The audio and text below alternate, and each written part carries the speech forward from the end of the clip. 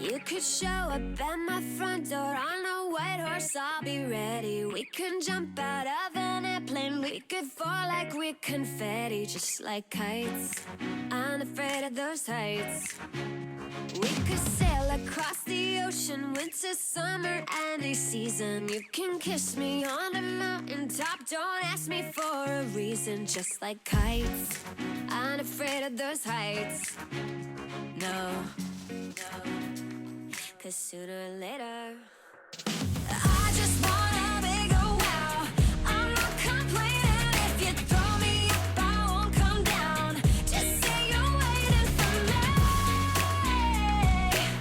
I'll meet you in the clouds. I just want a big oh wow. Ba ba ba ba ba big oh wow. Big oh wow.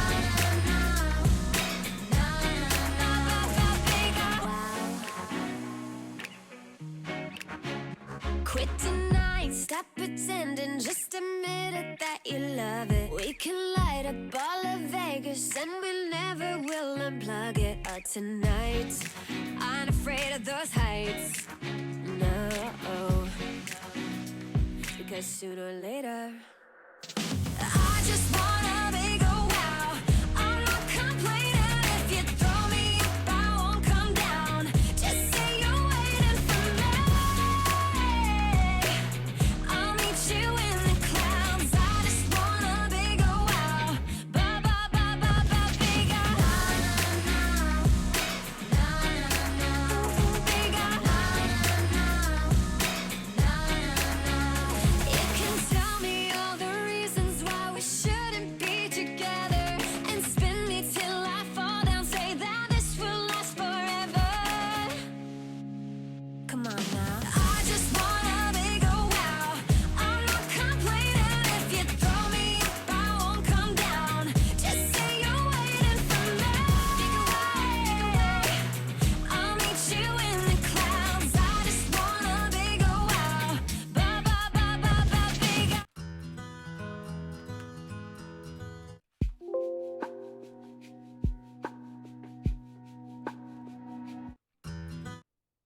Na na na.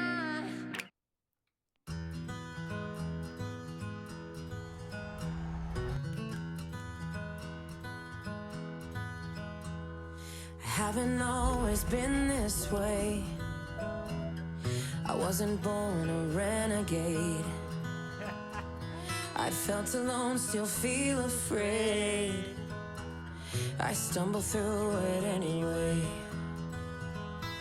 I wish someone would have told me that this life is ours to choose. No one's handing you the keys or a book with all the rules. The little that I know, I'll tell you. When they dress you up in lies and you're left naked with the truth, you throw your head back and you spin in the wind. Let the walls crack, cause it lets the light in. Let them drag you through hell, they can't tell you to change who you are. That's all I know so far.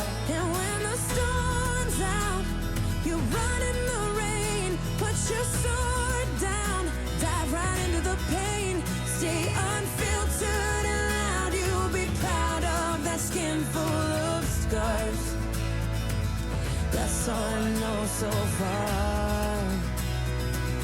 That's all I know so far. So you might give yourself away, yeah, and pay full price for each mistake. But when the candy coating hides the razor blade, you can cut yourself loose and use that rage. I wish someone would have told me that this darkness comes and goes. People will pretend, but baby girl, nobody knows. And even I can't teach you how to fly, but I can show you how to live like your life is on the line. You throw your head back and you spin in the wind. Let the walls crack, cause it lets the light in. Let them drag you through hell, they can't tell you to change who you are. That's all I know so far. And when the storm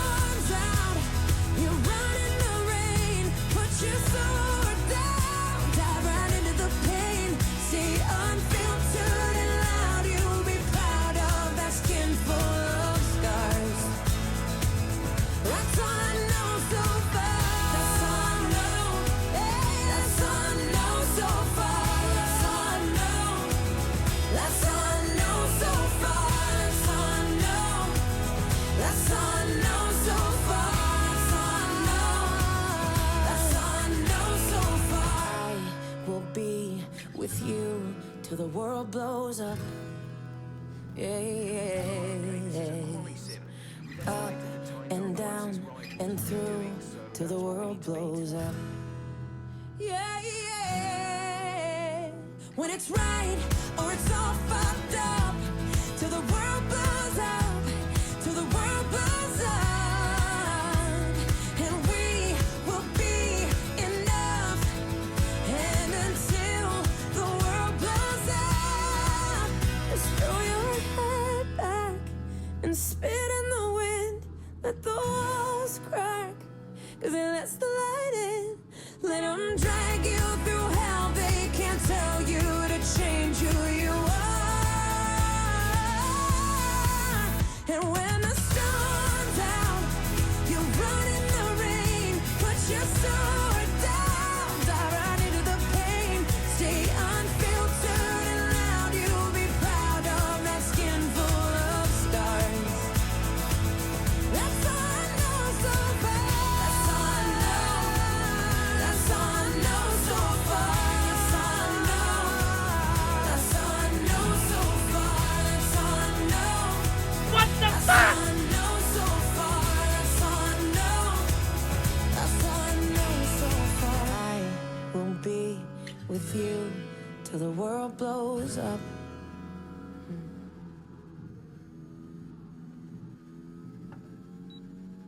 This is Ice-T. Stone Cold Steve Austin and Matty Ice. this is a cold call. I convinced NFL teams to turn to cold water washing with Tide. The NFL, your uniforms get dirty. Tide can handle it, even in cold. Plus, if fans join in, they can save up to $150 on their energy bill. Looks like you just made the team, rookie. Turn to cold with Tide. And that's the bottom line. It's got to be Tide. Energy savings based on average when switching from hot to cold and non-HE machines. The holidays are doubly important this year, so make your celebrations doubly special. At Kroger, we've got a huge selection of high-quality meats on top of fresh, natural produce, like fresh, never frozen. You do not lose half a second in that third sector. That's fucking bullshit. We didn't really get the data we needed on that run. You might want to give it another go.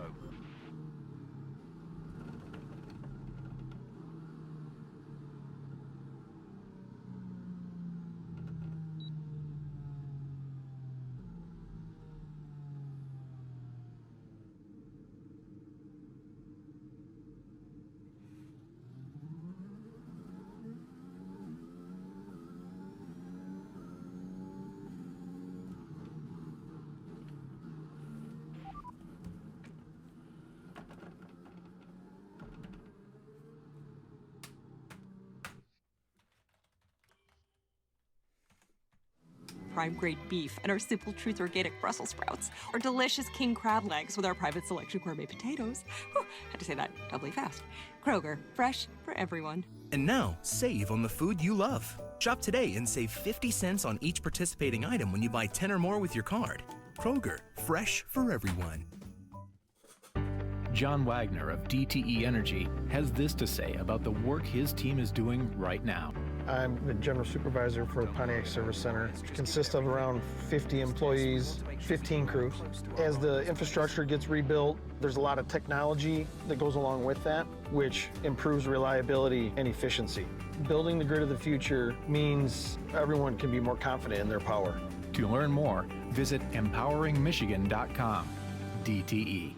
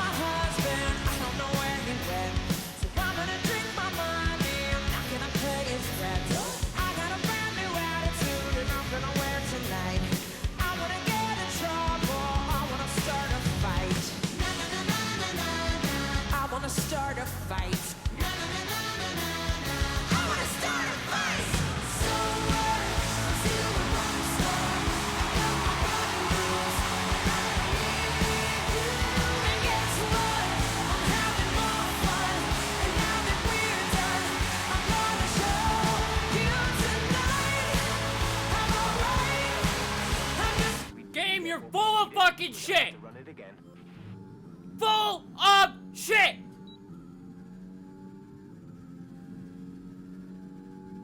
You do not lose half a second in that third sector. That is so bullshit. You show them a half a second down now, but in the race I'll be 2.5 seconds up because of the same section. There's only one What lap the of fuel fuck remaining. is broken there?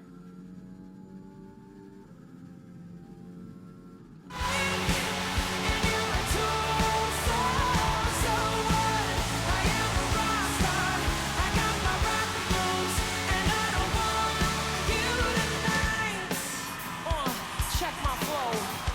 The waiter just took my table and gave it to Jessica Sid. I guess I'm a sick with John Boy and links on a Robinhood. What if it says on the radio that somebody's gonna die? I'm gonna get in trouble. My ex is starting a fight. He's gonna start a fight. We're all gonna get in a fight. So what? I'm still a rock star. I got my rock rules and I don't. And guess what? I'm having more fun. And now that we're done, I'm gonna show you tonight. I'm alright. I'm just fine. And you're a tool. So what? I am a rock star. I got my rock rules and I don't want you tonight. You weren't there, you never were. You wanted all, but that's not fair. I gave you life, I gave my all. You let me fall. So what? I'm still a rock star. I got my rock moves. And guess what? And now that we're done, I'm gonna show you tonight. I'm alright, I'm just fine. And you're a tool, so what? I am a rock star. I got my rock moves, and I don't want you tonight.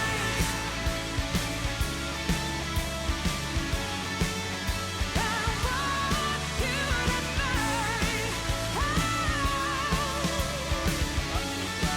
I'm gonna show you tonight.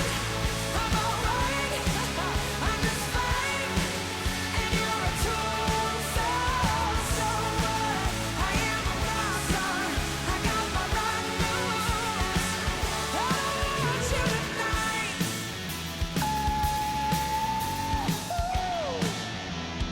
Ba-da-da-da-da-da.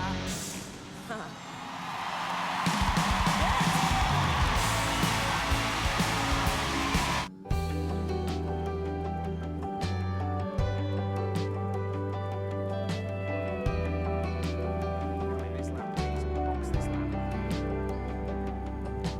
8 years old, couple cane posts sitting down by the creek. Lines in the water, watching those bobbers, seeing that red sun sink. Mama's on the porch yelling supper's hot. Y'all come and get it. We yelled 5 more minutes. At 16 it was 12:03, standing at her front door. And Katie's dad said midnight, but we needed just a little more.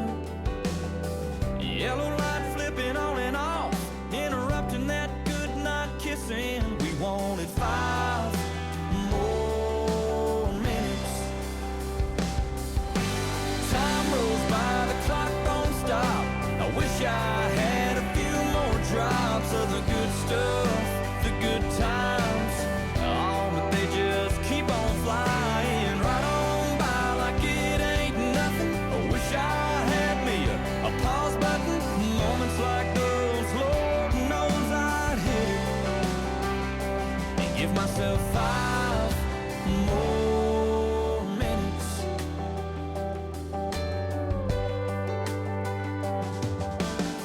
18, turned my helmet in, walk to the 50-yard line. Just the coach and me after we lost 8-10 to 9. And I cried, man, next time to get in here, I'll have to buy a ticket. Can't you give me 5 more minutes? Time rolls by, the clock don't stop. I wish I had a few more drops of the good stuff, the good times. Oh, but they just keep on flying right on by like it ain't nothing.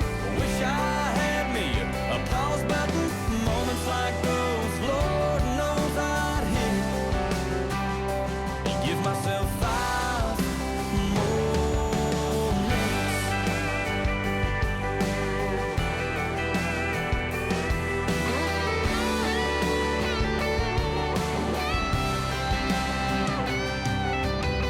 In '86, my grandpa said there's angels in the room.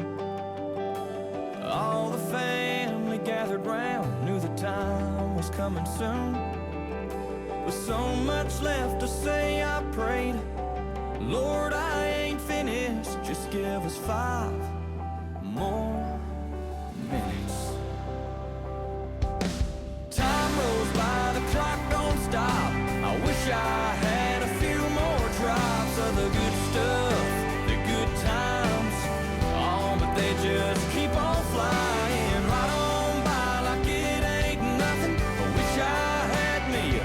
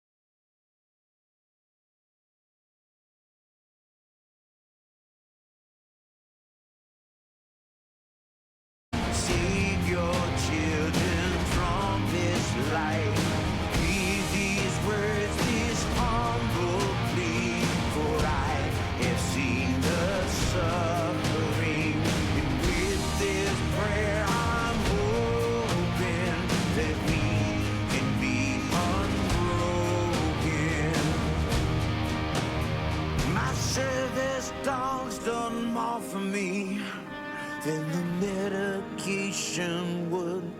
There ain't no angel that's coming to save me. But even if they could, today, 22 will die from suicide. Just like yesterday, they're gone. I live my life for each tomorrow, so their memories will live on. Once we were boys and we were strangers. Now we're brothers and we're men. Someday you'll ask me, was it worth it to be of service in the end? Well, the blessing and the curses, yeah, I'd do it all again.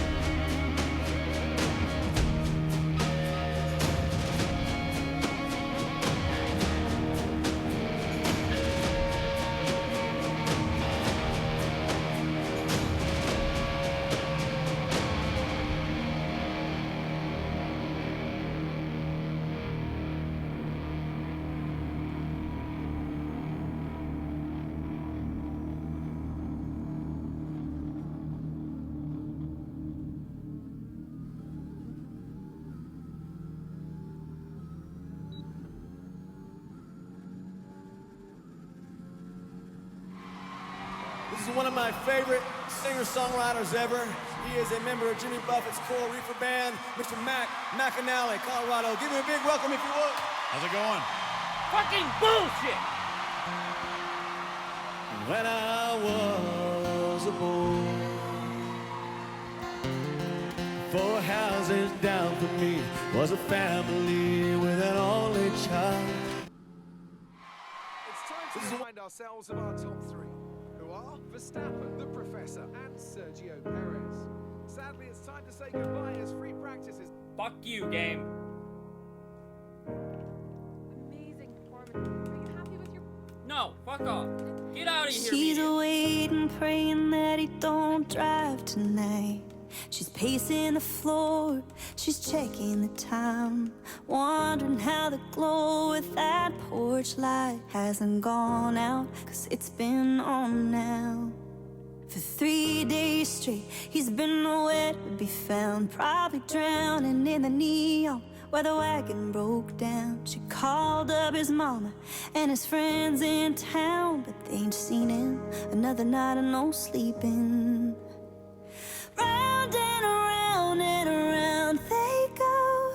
Well, it ain't nobody knows. She's all cried out on the kitchen floor, spinning rooms, spinning wheels, spinning out of control, spinning bottles, spinning bottles.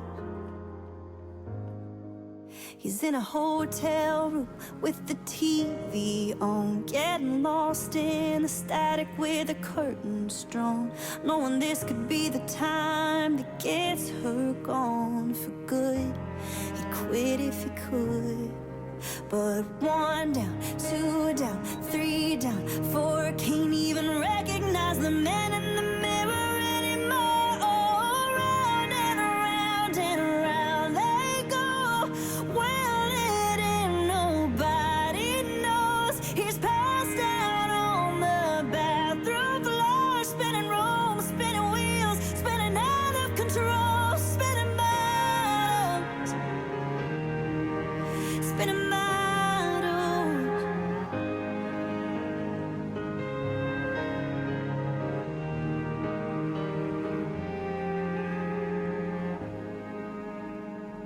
This ain't a game.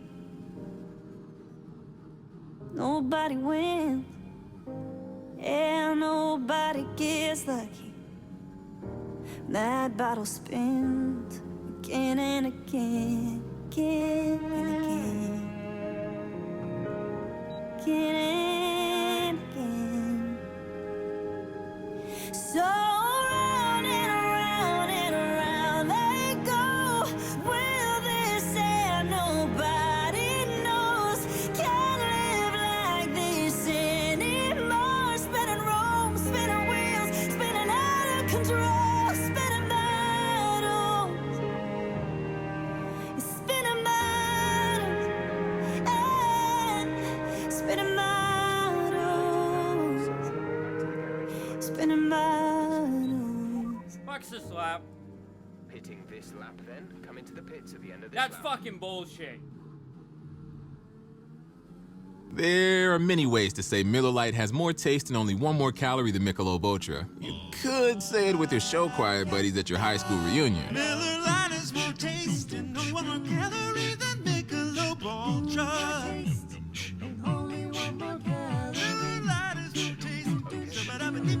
However you say it, it's Miller time. Celebrate responsibly. 2021 Miller Brewing Company, Milwaukee, Wisconsin. Beer per 12 full ounces. Miller Lite, 96 calories, 3.2 carbs. Michelob Ultra, 95 calories, 2.6 carbs. Taste test performed by Institute for Perception, February 2018.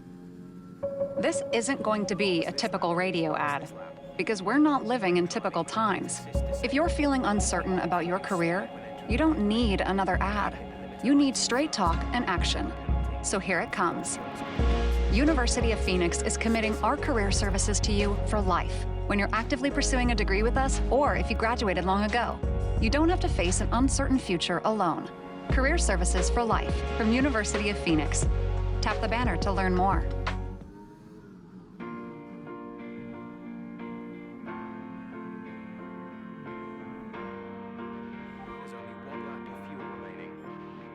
Let's say we're sorry, for it's too late. Give forgiveness a chance. Turn the anger into water. Let it slip through our hands. We all bleed red. We all taste rain. All fall down, lose our way. We all say words we regret. We all cry tears. We all bleed red.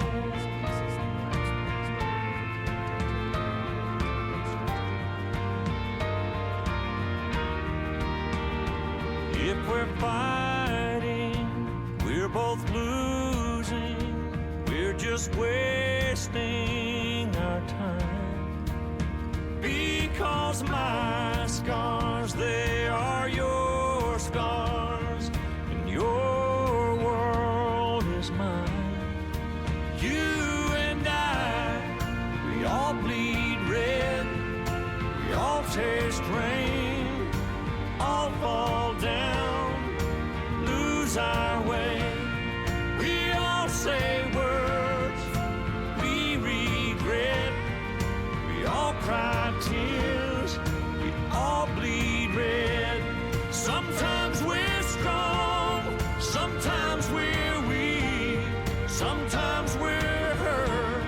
And it cuts deep. We live this life, breath to breath. We're all the same. We all bleed red.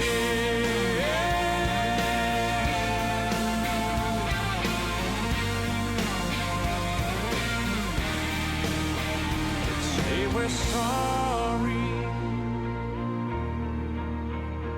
for it's too late.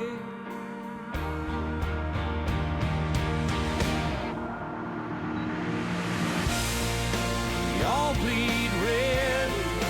All taste rain, all fall down, lose our way. We all say words we regret. We all cry tears, all bleed red. Some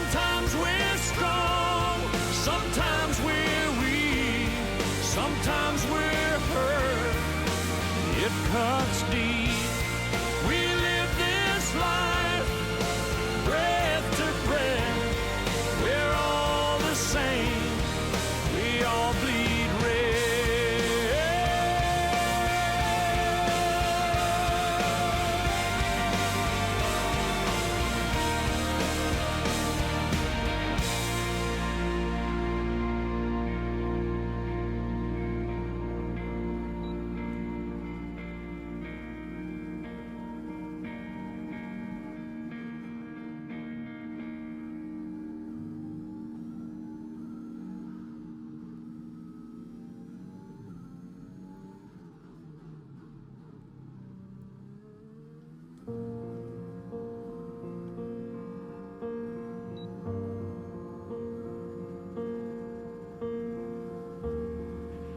Great lab. You've nailed what we asked for. Keep it up. There goes my heart beating, 'cause you are the reason I'm losing my sleep. Please come back now. And there goes my mind racing, and you are the reason that I'm still breathing. I'm hopeless now. I'd climb every mountain and swim every ocean just to be with you and fix what I broke. Oh, 'cause I need you to see that you are the reason.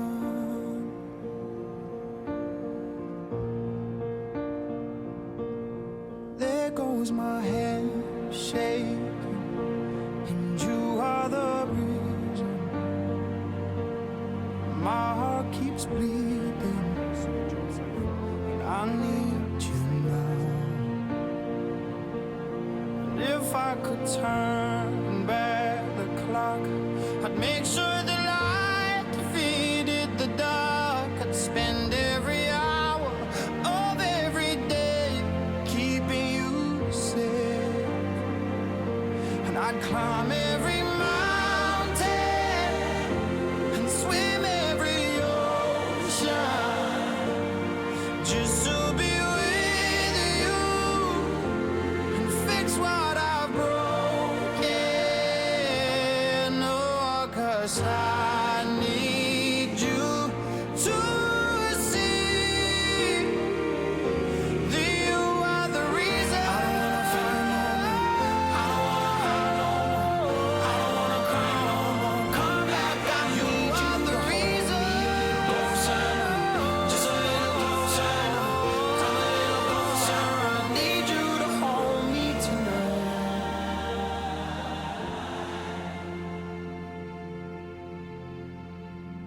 I'd climb every mountain and swim every ocean just to be with you You've nailed what we asked for. and fix what I've broken.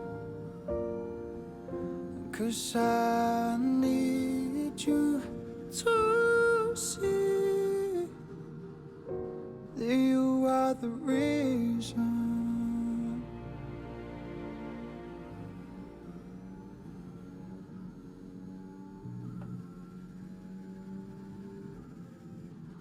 There are many ways to say Miller Lite has more taste and only one more calorie than Michelob Ultra. You could say it with your show choir buddies at your high school reunion. Miller Lite is more tasty, no one more calorie than Michelob Ultra.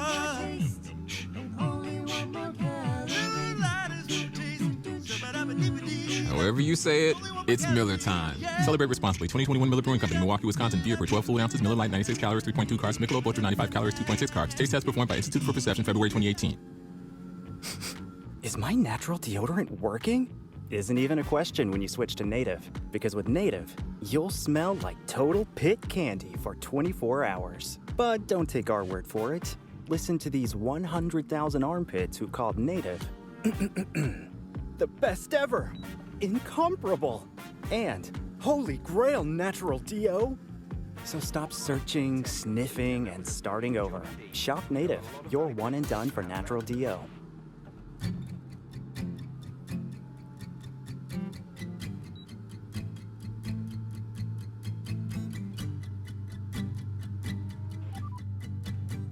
Confirmed, we'll receive you at the end of this lap.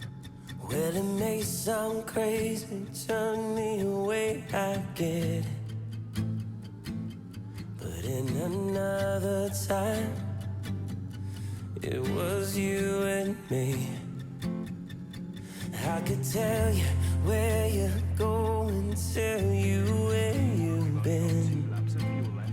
I can't get enough. Let me tell you, let me tell you, tell you.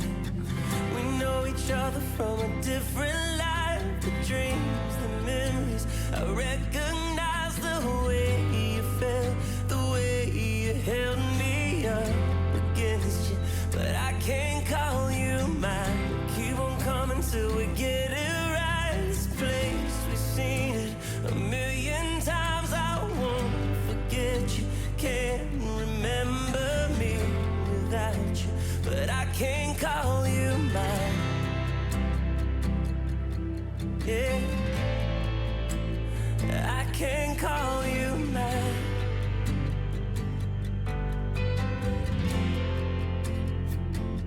I can't ignore the way you looked at me when I called you by your name. If I could make you see, you stop hiding. That's bullshit, though. Seriously. I should not have to fucking change the difficulty every time I'm at Hungary, this track, that track, this track, when every fucking time I've been at all of them, 60% was enough. You're telling me that I can't be competitive at 60% when I'm hitting every fucking quarter perfectly. You cannot be serious.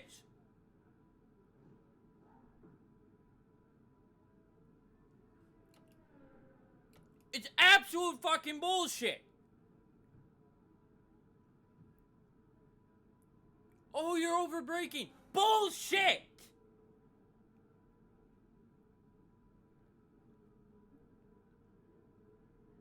You're braking too early. Bullshit again. I know these cars better than anybody in this fucking game. This is a game bug. This is the same shit that pisses me off at Hungary, Singapore, Imola. Nearly had the same issue. But you're telling me I can't compete. And then we'll go to Abu Dhabi. I'll throw it back onto 60%. I'll run everybody over. That doesn't make sense!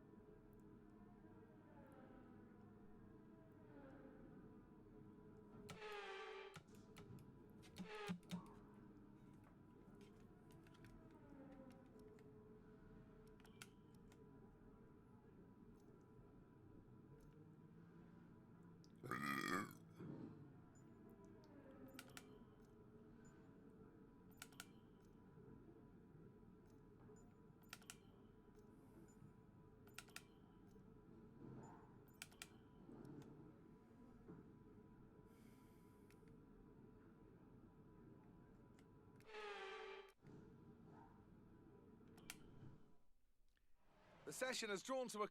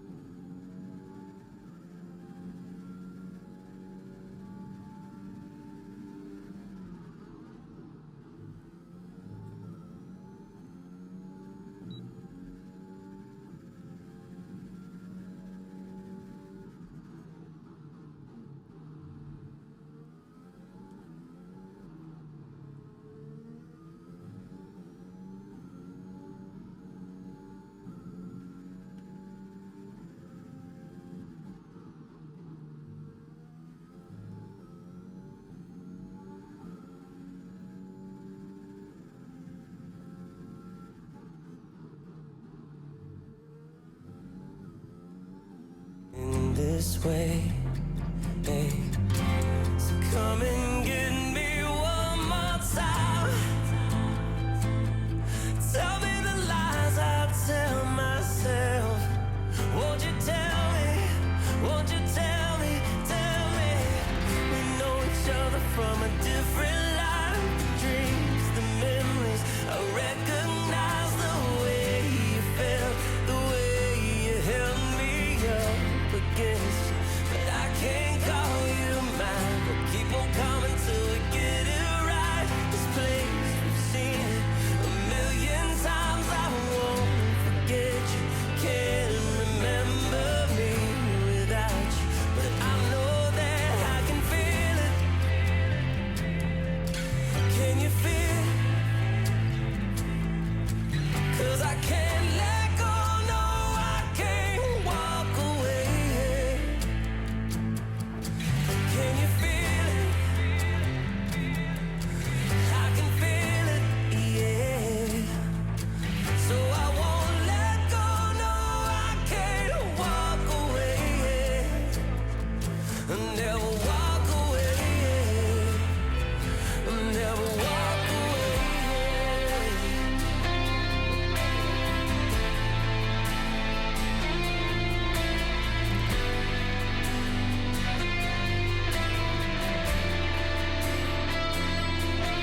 Yeah, we know each other from a different life. The dreams, the memories, I recognize the way. That's bullshit. Suddenly I'm a second faster? That's broken.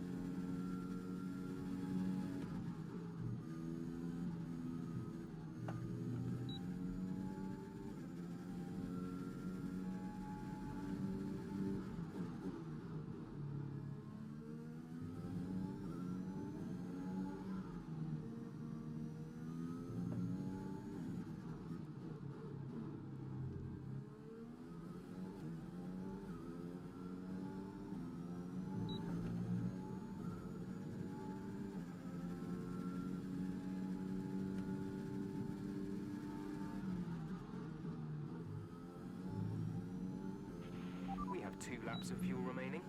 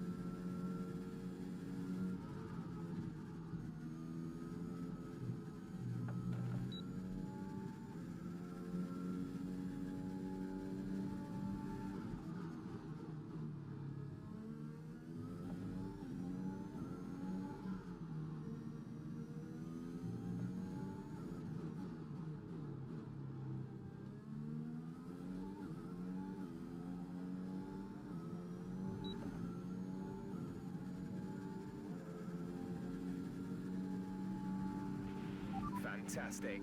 That was the fastest lap. Box this lap. Box this lap. Understood. Stopping this lap.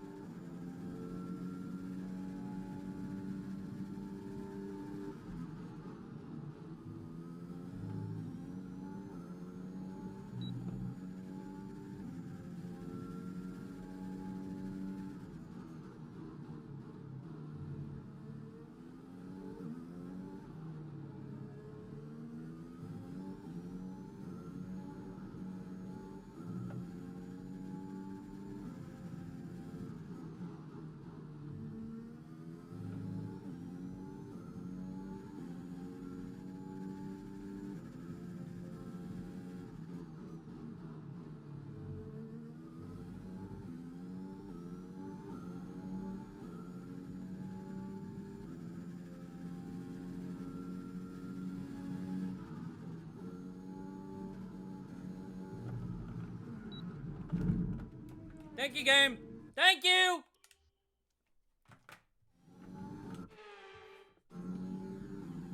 For not fucking turning.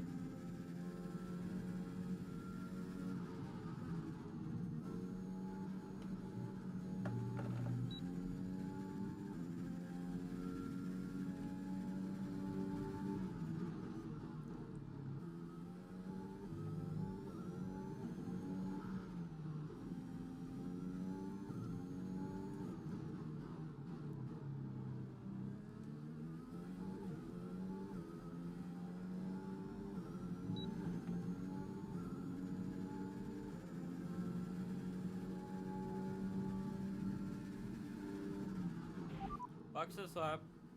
Okay, we can take you this lap.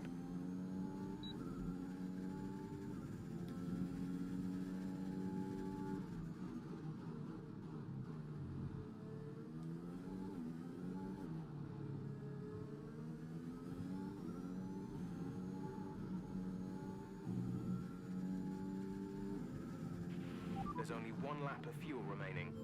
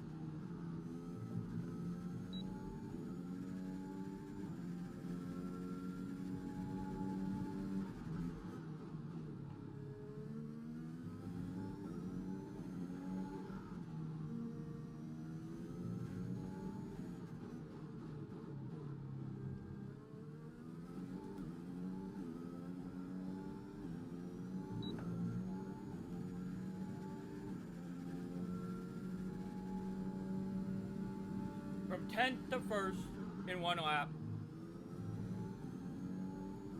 Because I knew, the fucked up part is I knew that I was faster than everybody. Only barely over Verstappen because of bullshit of one corner. Nice. Real fucking nice game. One corner that's not gonna screw me over at all in the race.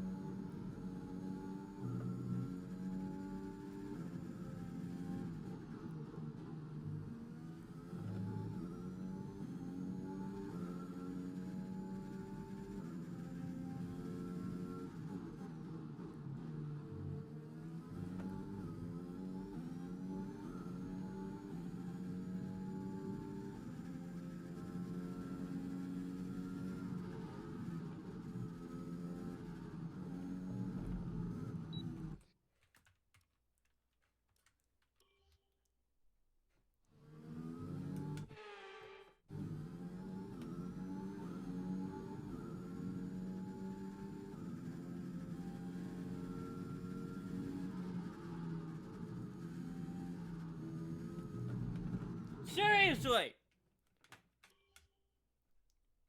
What the fuck?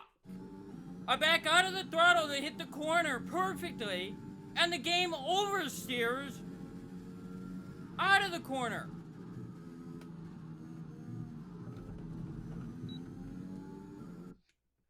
Like, what the fuck is it doing there? It pisses me off, man. The game is making no sense. I either come in too fast or run the corner fucking wide, or I do that every fucking time! Let me know you're okay. What the fuck?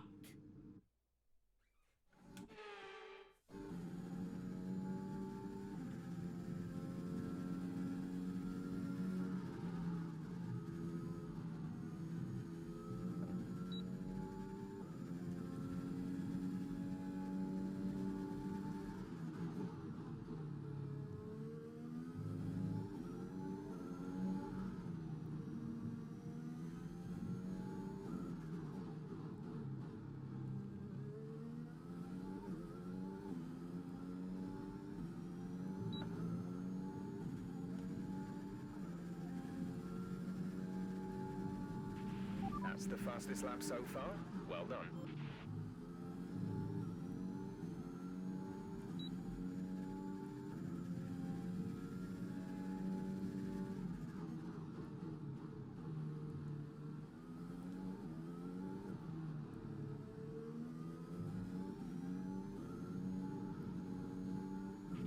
There's only one lap of fuel remaining.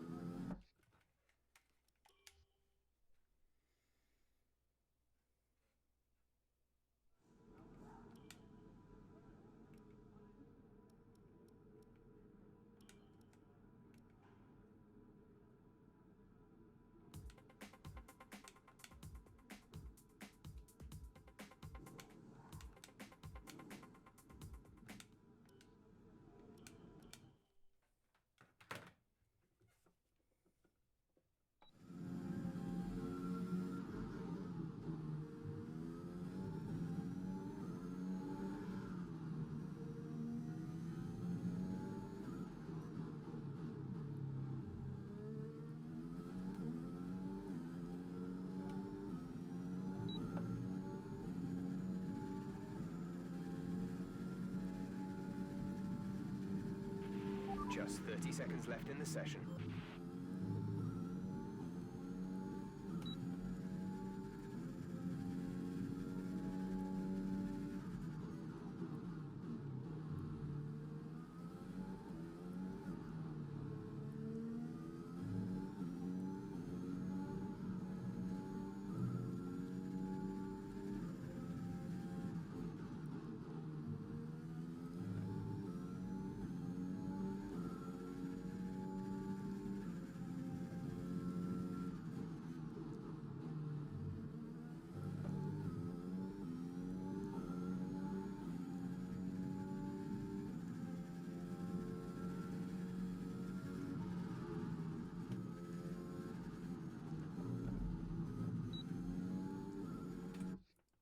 Thank you, game! Because here's the fucked up part. It overcorrects.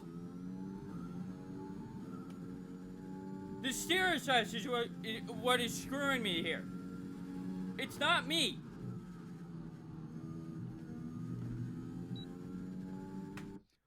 bullshit!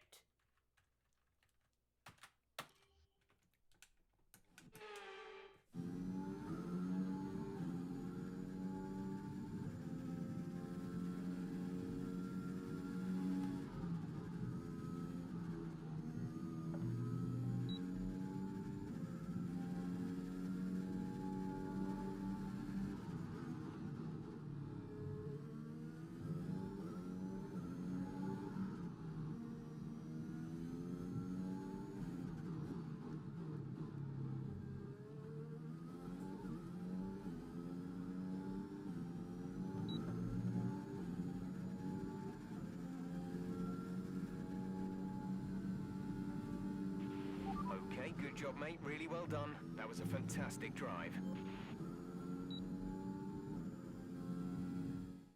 And with qualifying complete, let's review our top three today. The Professor, Verstappen, and Charles Leclerc. Goodbye for now then, but we're really just getting started. Make sure to...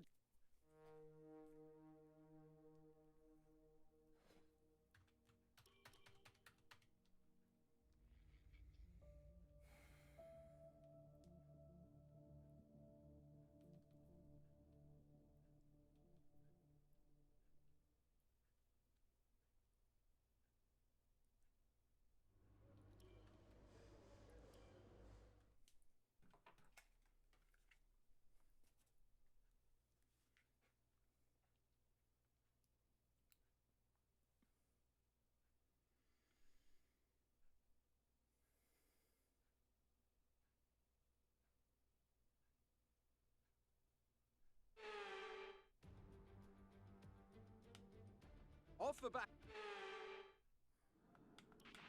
Okay, we've already won the championship, so relax and enjoy this race.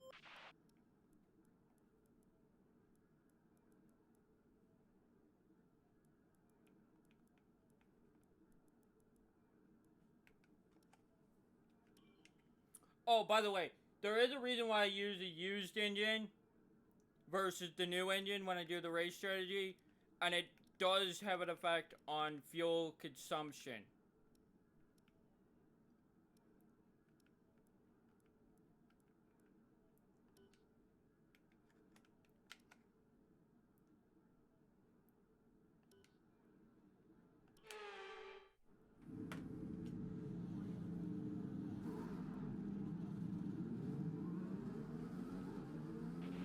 Right, let's get the car up to temperature on this lap. We're learning the gears, so go through them all if you can.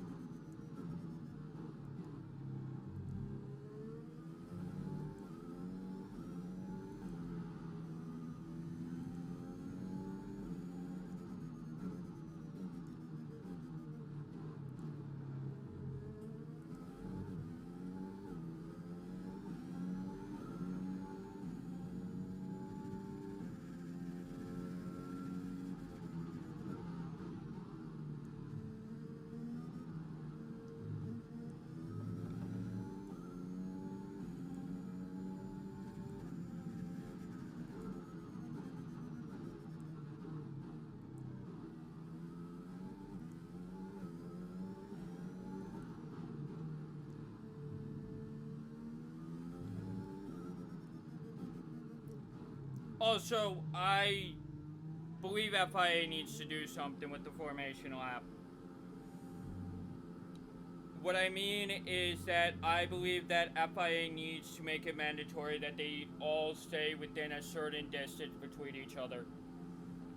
The reason why is what happened at Mexico was Bottas and Verstappen, or Bottas, Lewis, and Verstappen all got back to the line pretty quickly. It took the field nearly another minute before we were ready to race. That can't happen anymore. That needs to stop. Look, I understand that they give space so, you know, you don't do certain, you know, you don't damage each other. But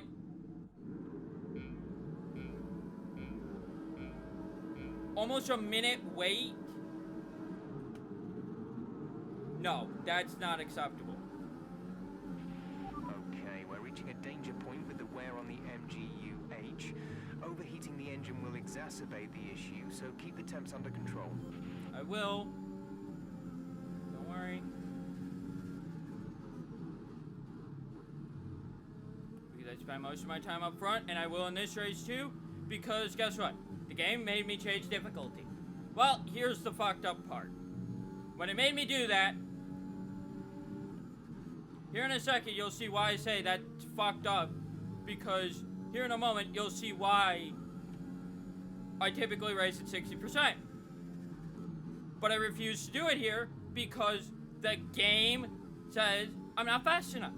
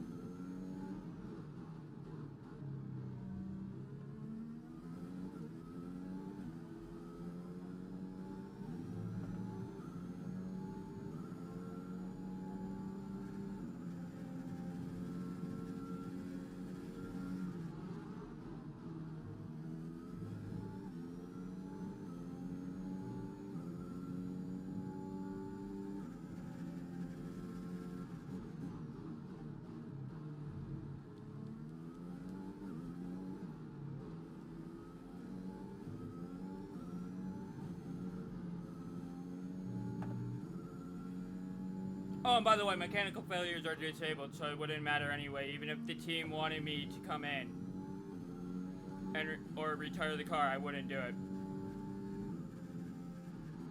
Because I already know for a fact that because I'm out in front, I'm not gonna wear the engine. The heat specifically. Like, I'm not gonna wear it. It's just not gonna happen.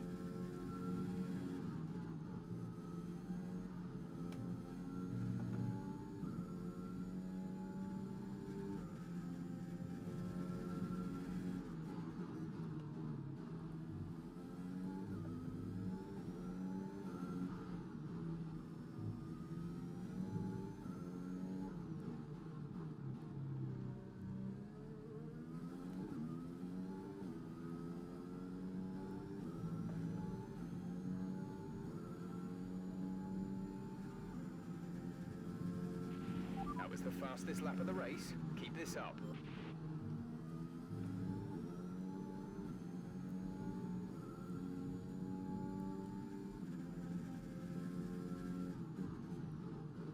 Because take a look at something. Remember how I said that I do the race strategy on a used engine for a reason? Take a look at my fuel. It's sitting right steady at half a lap of excess. Why? Because I'm on a newer engine. My fuel efficiency on this engine is better than that one.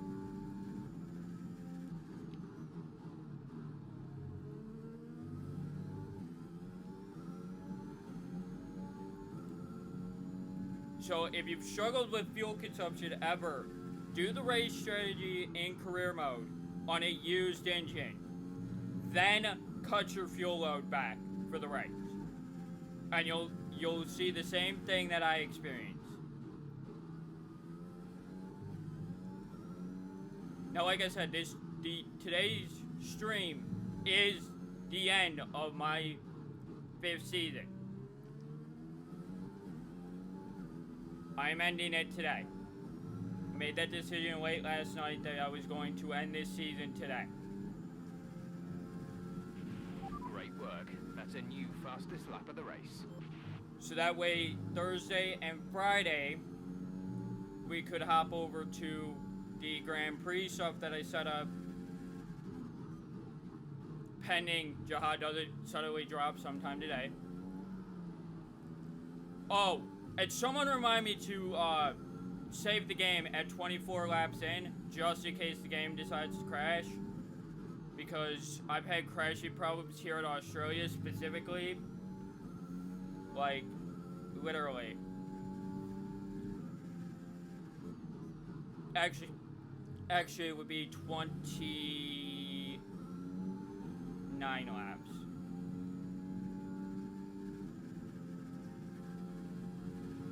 Actually, you know what? As long as my pit strategy doesn't change too much, what I'll do is I'll save on my pit stops. Just so we can have that buffer there.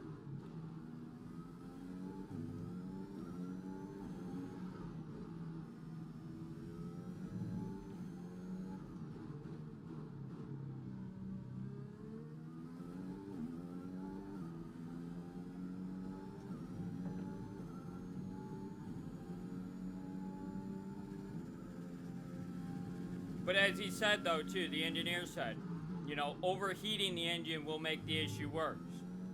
Well, overheating's not an issue when you're out in first. For the most part.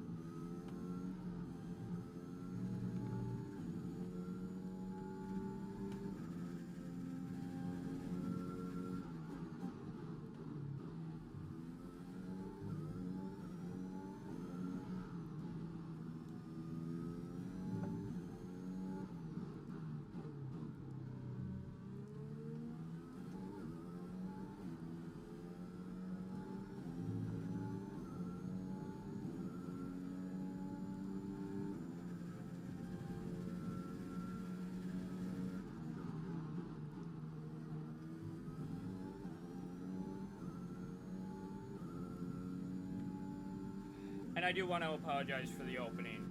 It just irritates me when the game does stupid shit for no reason. When I've been competitive at every race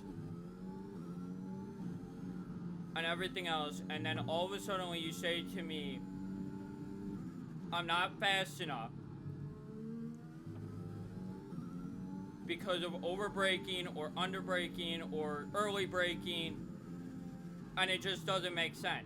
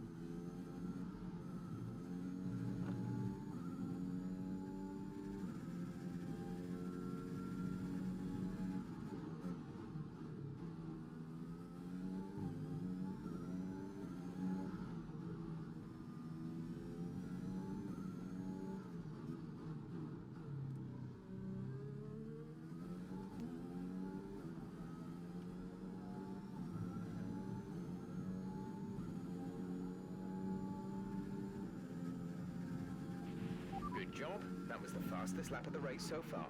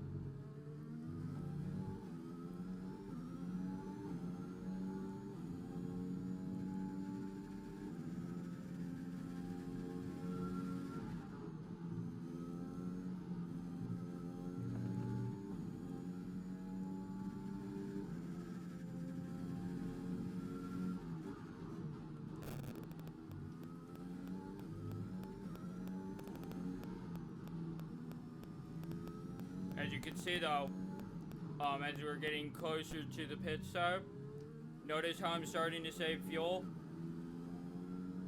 That's because tire wear is starting to lay in now. Check your MFD for a new strategy option. Confirm. Confirm changes. Confirmed. I'll move it 2 more laps. Yeah, sure.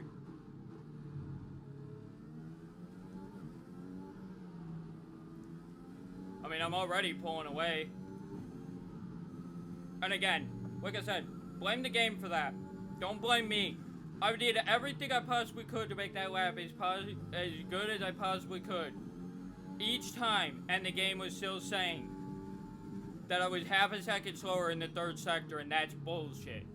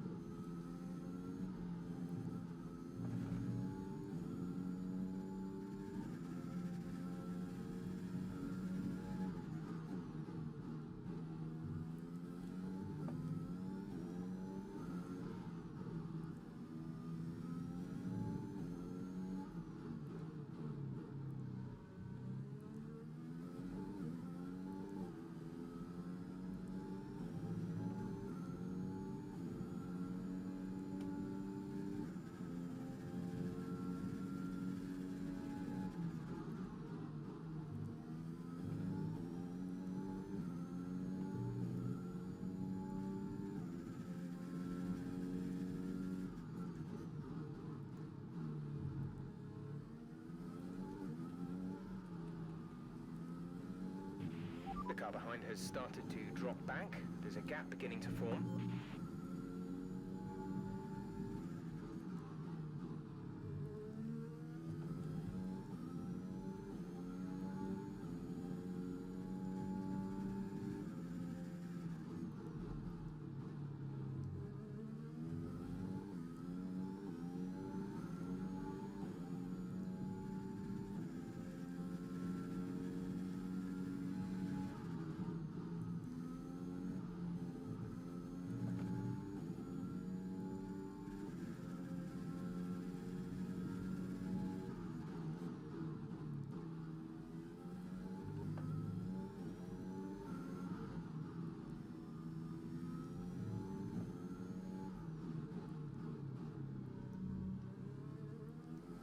Driver behind.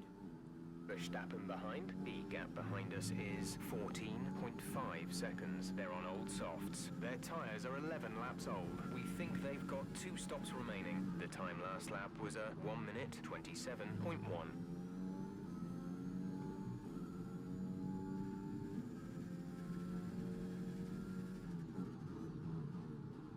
So I'm basically running 2 seconds faster than Verstappen. Or at least a second faster. On average.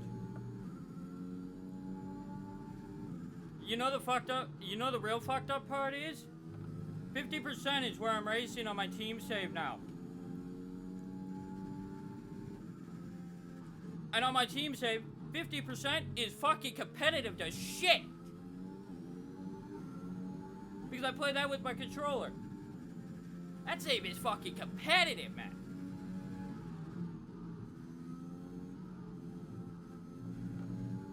Yes, in the end, you know, I still win the races by a wide margin. In most cases, at 50%, I still lap the field at least once. But it's not easy. And it's, you know, it is what it is. You know, the reason why I race at 60, sometimes, depending on the track, I would love to go up and race, you know, Abu Dhabi at 70%. But it depends on how, you know, the defaults work. Because that's what I'm using now. I'm using the default setups. I'm not, you know, the defaults with minor adjustments made to them. That's what I'm doing. Because clearly, for all the assists that I use and everything else, that is the only way that I can actually be competitive.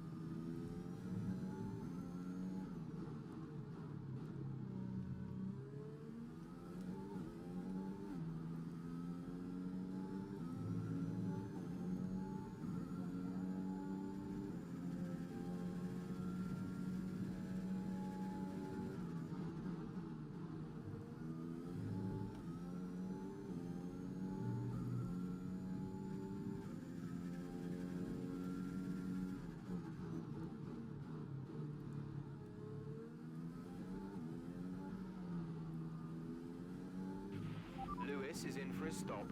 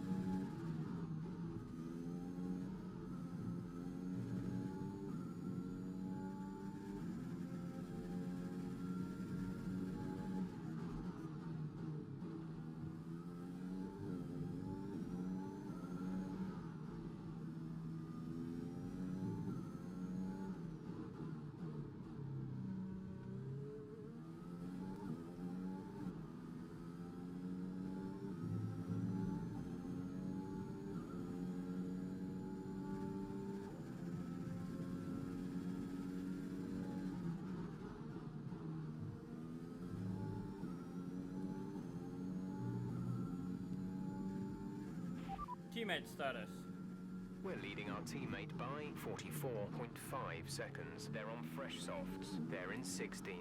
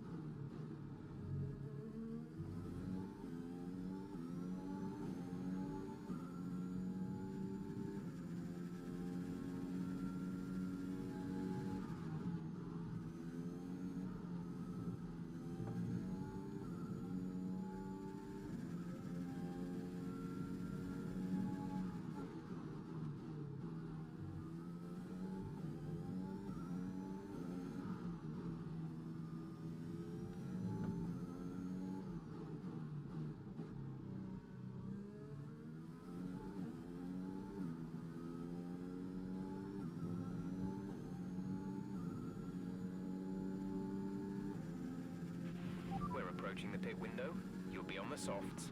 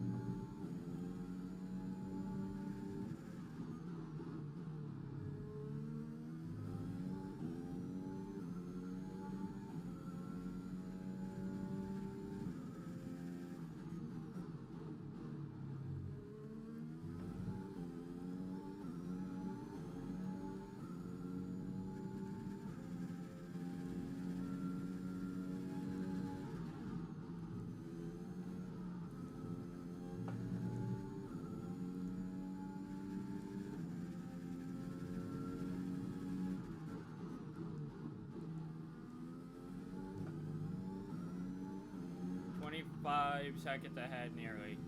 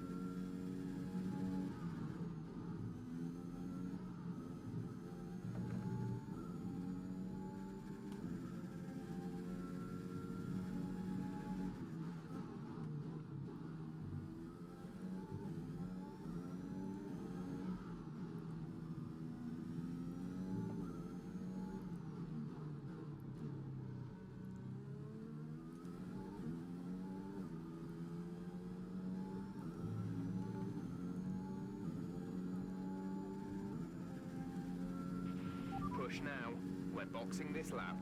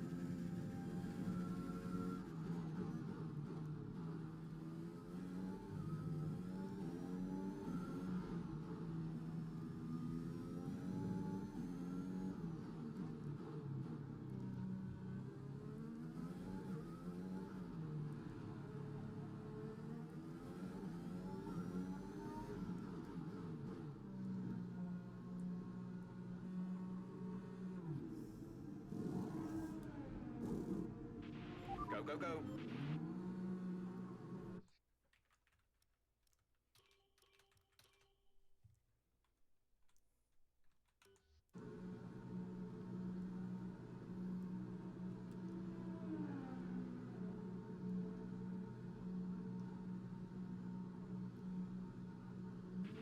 Okay, stay clear of the white line on the exit. We'll receive a penalty for dangerous driving if you cross over into the track.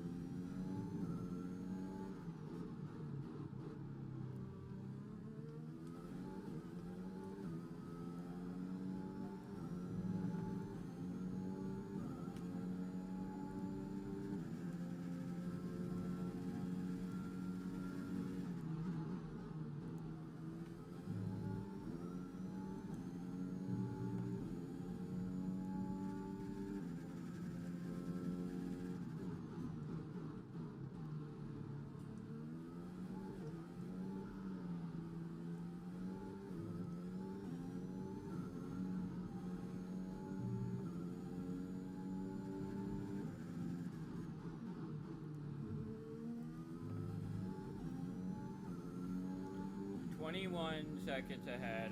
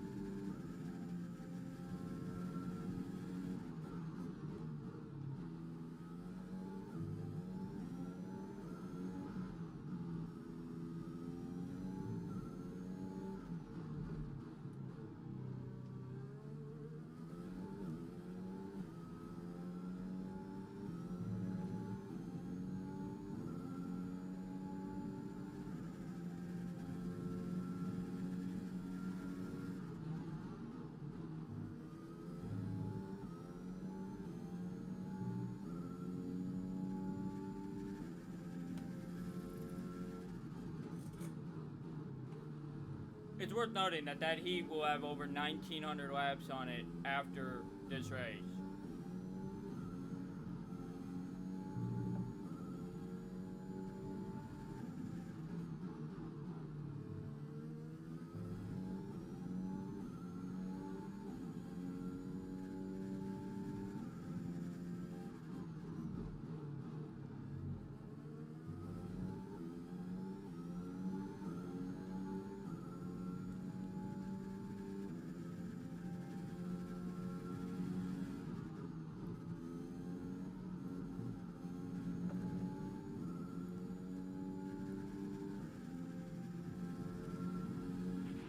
Yellow flag.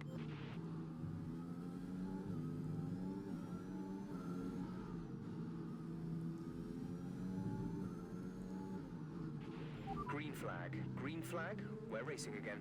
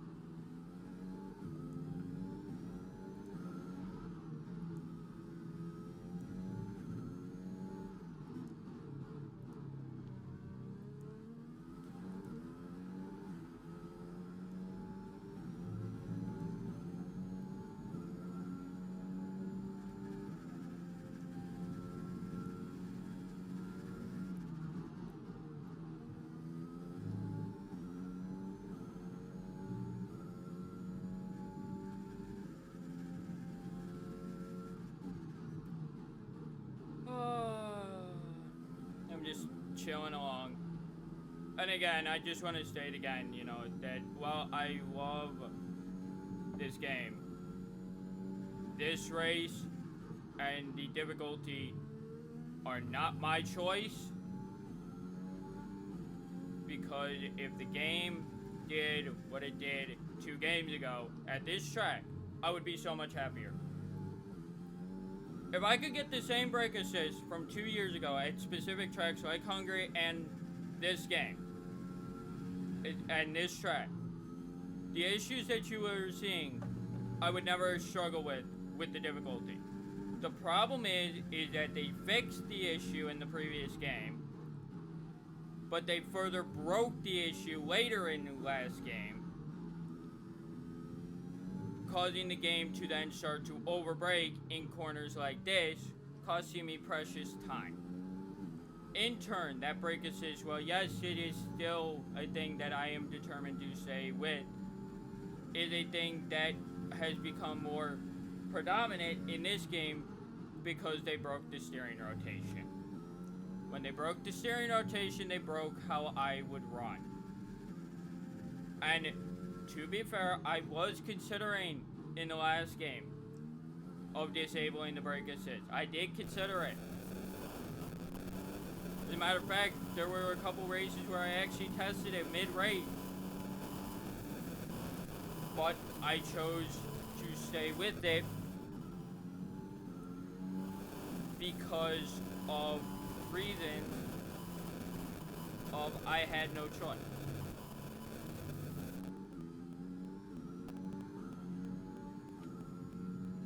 Because I have a huge tendency to overbrake if I'm manually braking.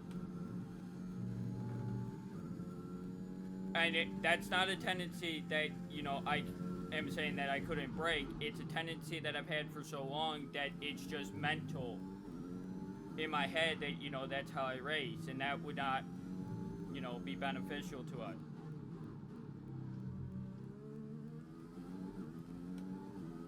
But basically the issue the game in 2019 had at this track, Hungary, and a couple others, Monaco was another one.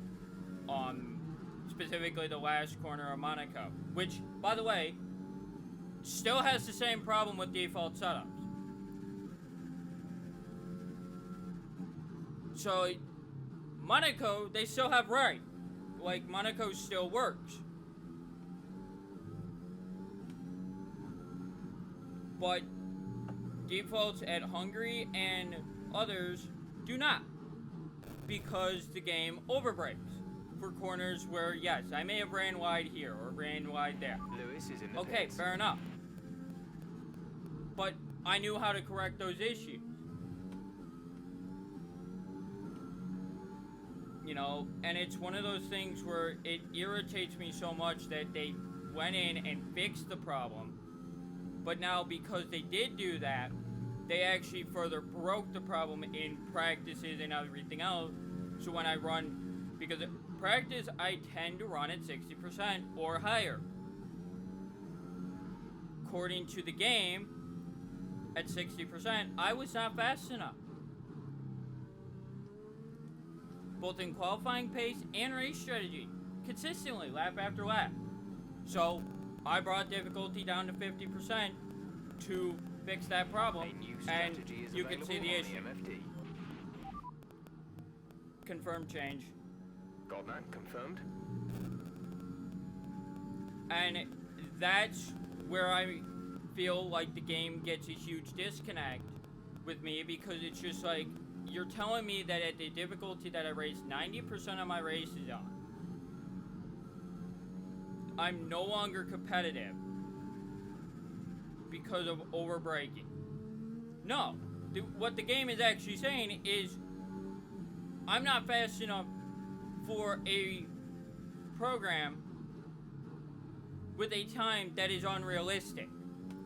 Take a look at my race time right now. My average fast lap right now is not a minute 24 or a minute 25. The game was expecting me to be hitting a 1:23.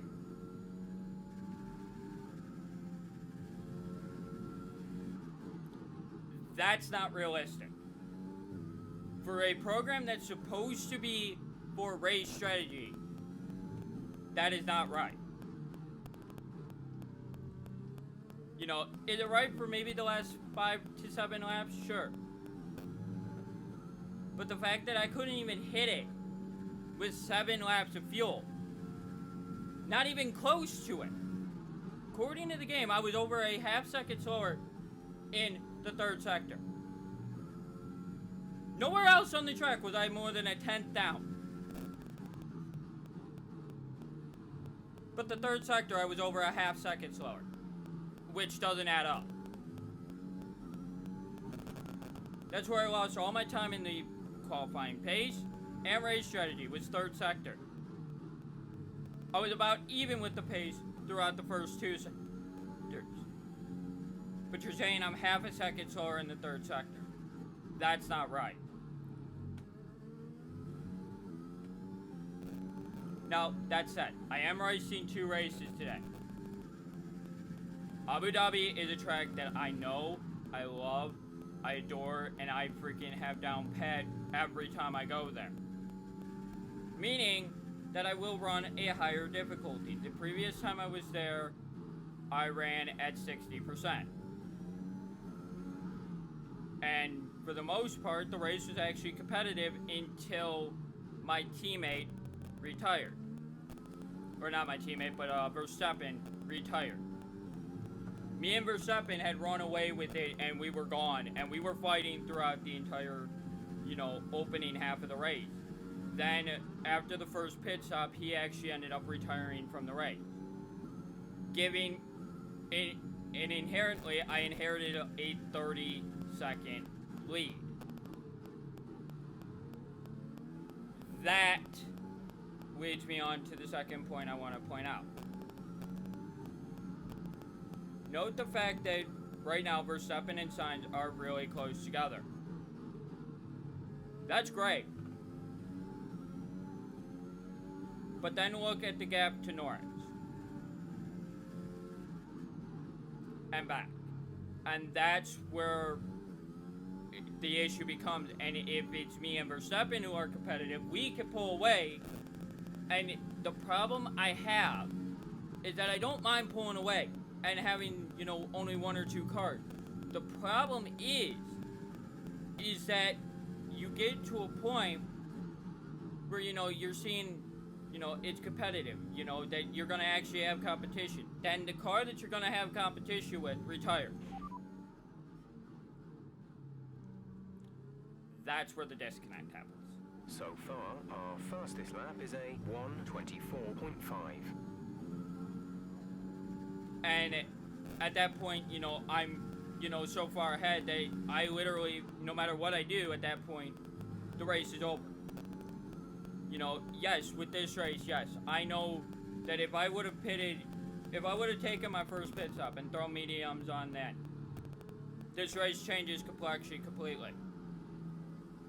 Because mediums, for some reason, are over a second slower than softs.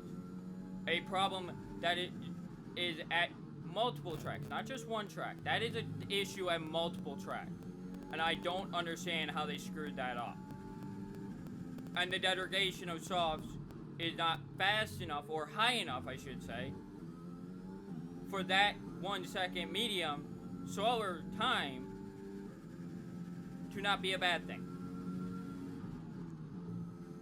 As a matter of fact, in qualifying, I looked at my mediums when I had my used softs on, and it showed that they were 9/10 down, which was exactly 1/10, and that was on a set of softs that I ran 2 laps on. 2 laps on those softs. And it was showing me 9/10 was how slower the mediums were. That's not right. It's seriously, ask an F1 driver. There is a reason why softs do not get used in the race. Now, let me go on and explain. I understand this is a game. I understand that the game wants you to be able to go the fastest around the tracks. I understand the reason why the game wants to do that. Do I agree with that? No. Because it doesn't do a justice to F1. It's the biggest flaw in the game. The second biggest flaw, this is the key one, is the tire compound limitation from practice sessions. What I mean is, yes, do the teams have to give sets back to FIA? Yes. But does that mean that the other allocation that they have for the entire weekend, the one thing the game does wrong is you have a weekend tire allocation, not a session to session to session allocation. You have a weekend allocation. Meaning that all those tires should be available to you from the start of the weekend. Which is how it is in real life. The game doesn't let you have all those tires. That's a problem. I have a huge problem with that. The problem is not that mediums are slower. No. The mediums being slower than the softs, that's correct. The problem is the softs not degrading at the rate that they should be to allow for you to run a tire that is a second slower than the softs. What I'm getting at is the soft tire, okay? My mediums were wearing at less than 8% a lap. These softs were at roughly 1.5%. I will tell you, the previous game had better tire wear than that. Because the softs on average at every single track, from Monaco to Abu Dhabi, softs always wore at 2 to 2.5%. Mediums were between 1% to 1.5% at most, to the lowest being less than that. That, when you compare that to a 2% tire wear degradation on softs, okay, makes up the difference of that second pace.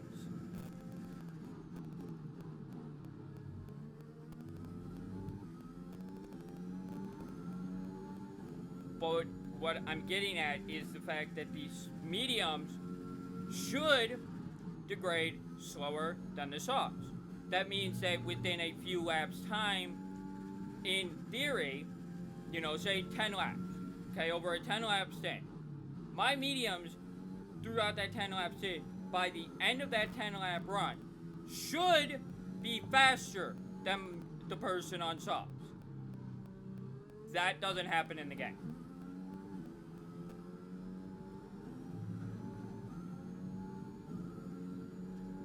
And I've run the race strategy with all three compounds over and over again at several tracks, both with my controller and on this save here. And the tire wear of softs is way too low to be, for mediums to be useful to you. The reason why I don't differ on my pitch strategy anymore when it comes to a two-stop strategy is because there's no benefit to a one-stop. I'm going to lose more time to the car behind me than I'm going to gain overall. That's not right.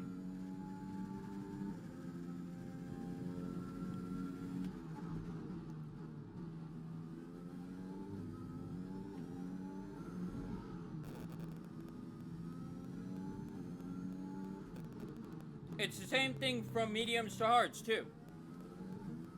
There's no benefit to running hards over mediums. And, oh boy, is that completely contradict F1 entirely. We're approaching the pit window. You'll be on the mediums. Because that does have an effect.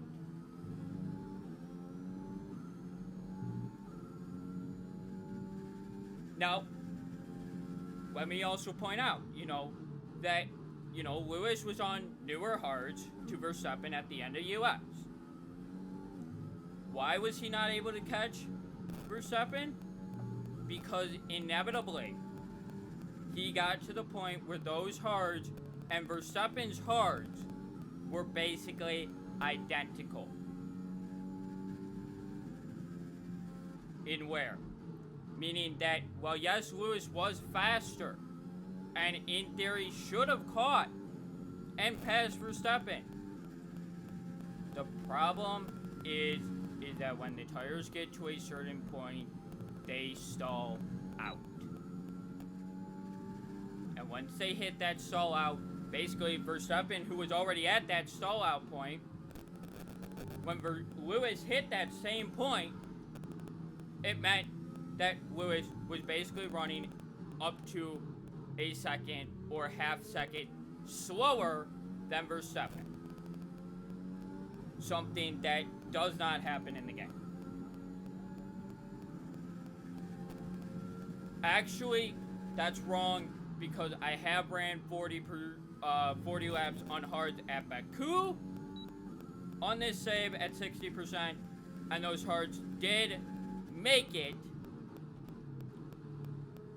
but only because the mediums that the guys behind me were on hit their stall out point, which gave me the pace at the end of the race.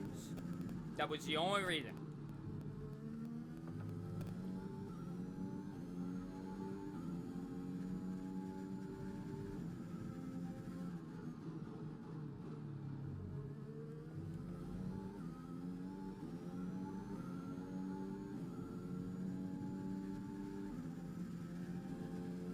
So what I'm getting at is that there is an issue between tire wear and the degradations not being correct.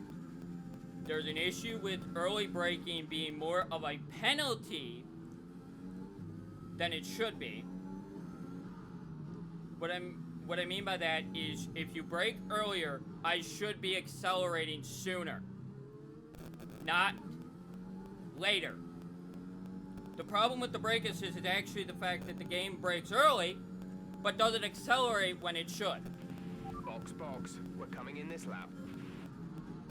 And that's where tracks like this, Singapore, and Hungary have huge issues with the brake assist, which require the difficulty change. Tracks like Abu Dhabi, Bahrain, Belgium, all of them, yeah, the game breaks early, but it doesn't have the same toll because you don't have the same long points on the track where you're having that issue. Because this entire third sector at this track, Dutch is another one that has the same problem. Because you have whole sections where this occurs at certain tracks, that half a second slower in this third sector specifically can be the difference between winning a race and losing a race. Even if I'm 3 or 4 tenths up in the first sector, second sector, I could still lose more than that. And I looked at it, and I looked at all my times. The only sector where I was slower was the third sector. Complete, go now. I was about average between Verstappen and that in practice in the first 2 sectors. Meaning that I was within a tenth of them through those first 2 sectors.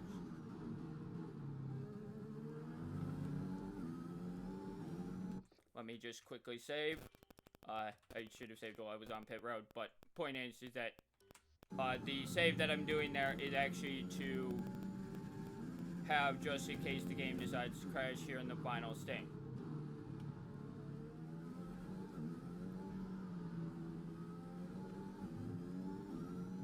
And again, the last save will be on the final lap on the front straightaway. Just for that extra guard. But I've had crashing problems at this track specifically. Like I said, it's not the fact that I shy away from competition. It's the fact that when you give me data and say that I don't have pace to run a race pace lap, okay? In practice, I change my difficulty so I have pace. It's worth noting that through that race strategy program, okay? Here's the real screwed up part. It was only showing that I was half a second faster. Half a second. At 50%. Yet, I'm 24 seconds ahead.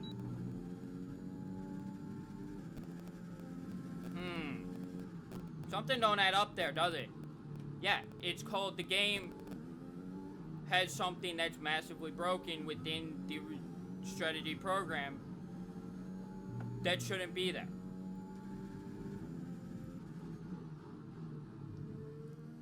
And what I'm getting at is basically the game is saying that the pace that I should be running by the end of the race should be a 123, roughly. And the game is right. Because of, you know, your fuel load being lower and everything else. What the game doesn't factor is the fact that when you're doing that program, okay? So, for example, lap 42, I'm still running with 17 laps of fuel. The game puts 7 laps of fuel in your car for the race strategy program. 7 laps.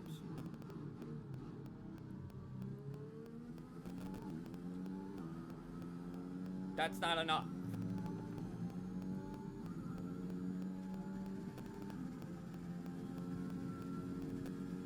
To justify me being as slow as what I was, according to the game. Now, is it very possible that the 3rd, 4th, and 5th lap of that program I would have ran faster? No. The reason why is because the first lap was a 123, I think it was like 123.8. The second lap was a 123.4. The third lap was a 122.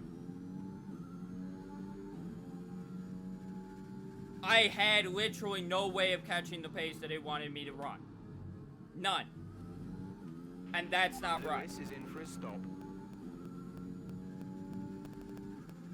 I could understand that, you know, you want me to run a 10th faster per lap. We're seeing a gap form. Or I should be running a 10th faster, a 10th faster, a 10th faster. Which is what, oddly enough, at 50%, the game was doing correctly. But yet, at 60%, it wasn't. So there's clearly something wrong there. But what it also doesn't represent is, check this out. Driver behind. Verstappen is behind you. The gap to the car behind is 34.8 seconds. They're on fresh mediums. Their tyres are 8 laps old. The time last lap was a 1 minute 25.4. Mine was a 124.3.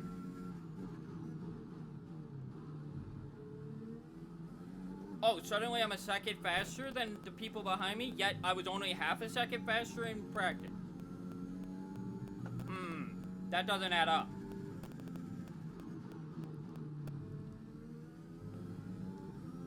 Fresh tires, used tires, doesn't matter.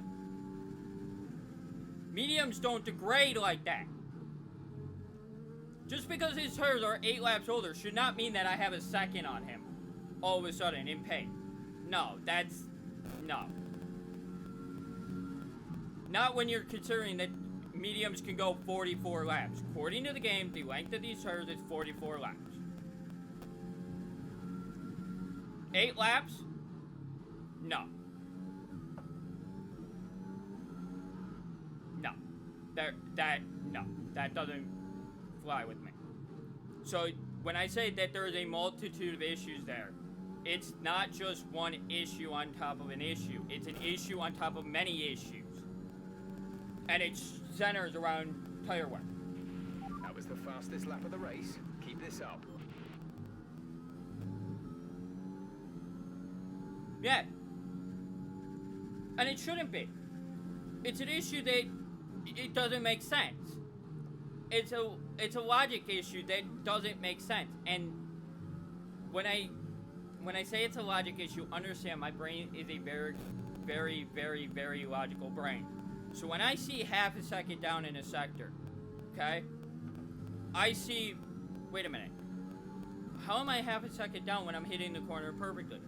In order for me to be that far down, I should only be that far down if I'm losing grip, or I'm losing traction, or I'm just, not accelerating soon enough, or something. There's something there that's not right. But here's the thing. The only time I ever see a car half a second down, okay? Perfect example, Mercedes. We're 6 tenths down in qualifying at Mexico in the first session, after the first lap. The fastest lap of the race so far. But suddenly, Lewis sets a faster lap than Verstappen by the end of that session. Was it Bottas? I can't remember. One of them set a faster lap than Verstappen by the end of that session. Meaning that their first lap was not great. They ended up getting the pole because by the end of the qualifying, they were the better car.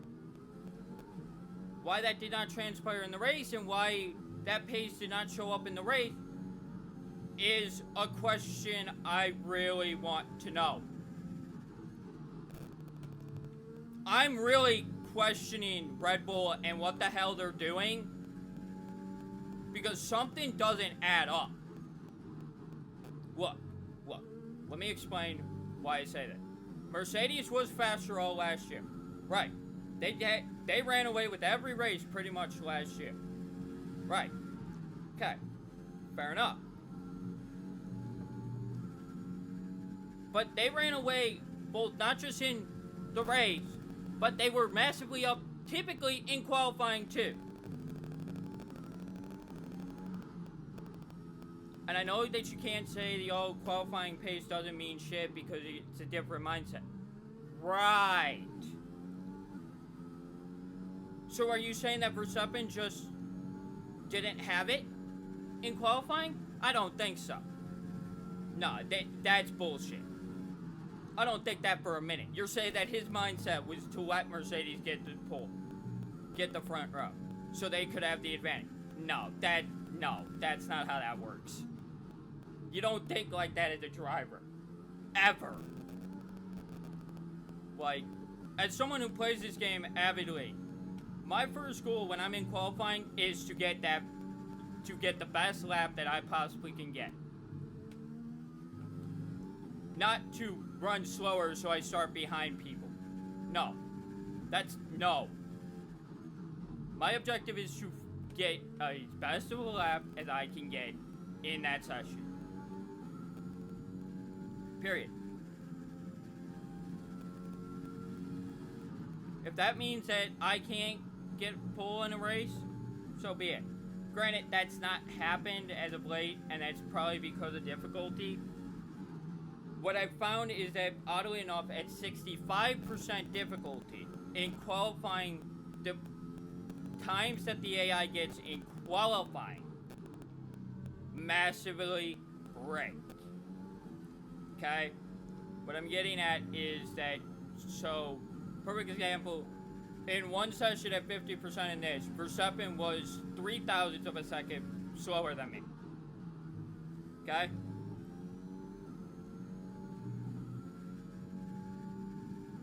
in that I'm consistently 3 to 4 tenths slower than half the field.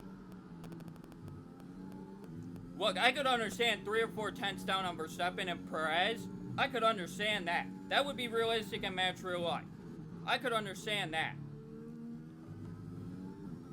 But we're talking 3 to 4 tenths down on over half the field. No. No.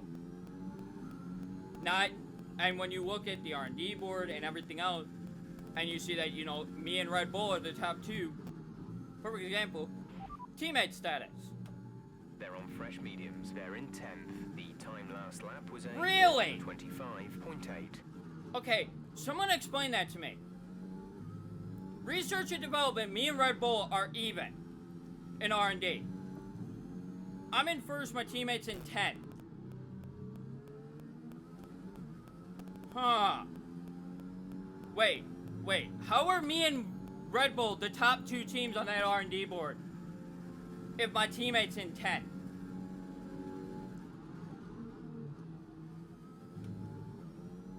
Something doesn't add up there.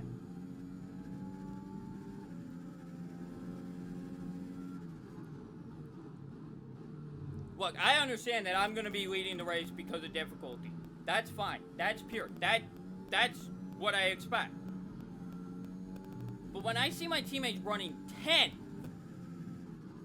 when I know his car is a top 5 car, something doesn't add up.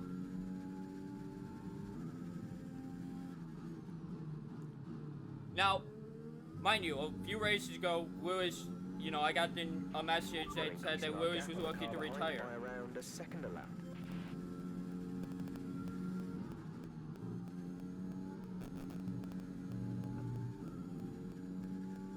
Driver behind? Driver behind. Verstappen behind. Our gap behind is 38.8 seconds. They're on fresh mediums. Their tyres are 14 laps old. The time last lap was a 1 minute 24.9.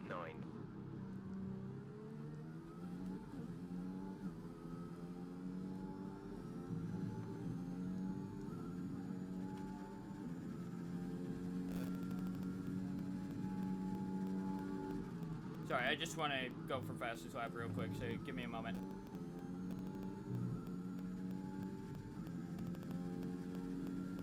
See, that's the other thing. That's one thing that they, if it is that, okay, if it's damage, why, if it's engine damage specifically, let's go with that, okay? If it's engine damage specifically, why can't I see his engine damage? Why am I never told what his car wear is at? Why am I never told how my teammate is? His car. Why is it all about me? You know, if we're a team, you would think that if I can run an engine as much as I have, with minimal wear that I have, I mean, seriously. I mean, I'm specifically actually running the Warn Kinetic just to keep my energy store wear lower. Okay, the incident has been cleared. Let's get back up to racing speed. Why, if that's the case, why do I still have massive pace? And if it is a wear issue, why is his wear roughly 2 to 3 times more than mine when we're in the same car? That would be my other question. Because I could understand, you know, if it was where, and he was, you know, he was down on engine power, but why does my team never tell me any of that? Why do I not get informed about, you know, the status of my actual teammate? You know, yeah, it's great to know that he's running in 10th place, but you know, is he fighting a car issue? Is there an issue with his car? Is the reason why he's in 10th because he doesn't have enough power because of engine wear? What is the source of the problem? I'm his teammate, for freak's sake. If he's having an issue, I need to know about it.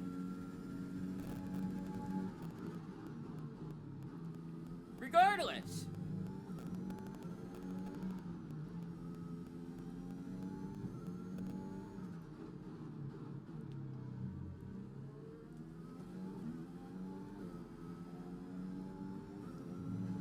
And here's where I want to also lead into the fact that, you know, is it something similar to what Red Bull does? Or Ferrari did for a little while, where one driver got the better parts before the other. Is my R&D like 4 times ahead of Lewis's?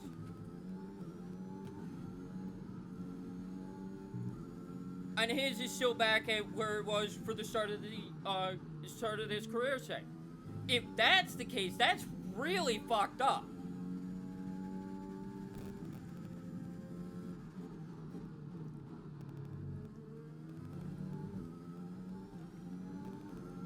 Now, I will say that, you know, Lewis, towards the end of my 10-year career in the previous game, Lewis did end up going to Ferrari. I ended up getting a teammate for I think it was my final season. That teammate was consistently second with me. Where Lewis was struggling to get into the top 10. Or top 5 even. Okay, that's fine, the game's playing at 8. That's fair. That's fair. I will gladly be okay with that.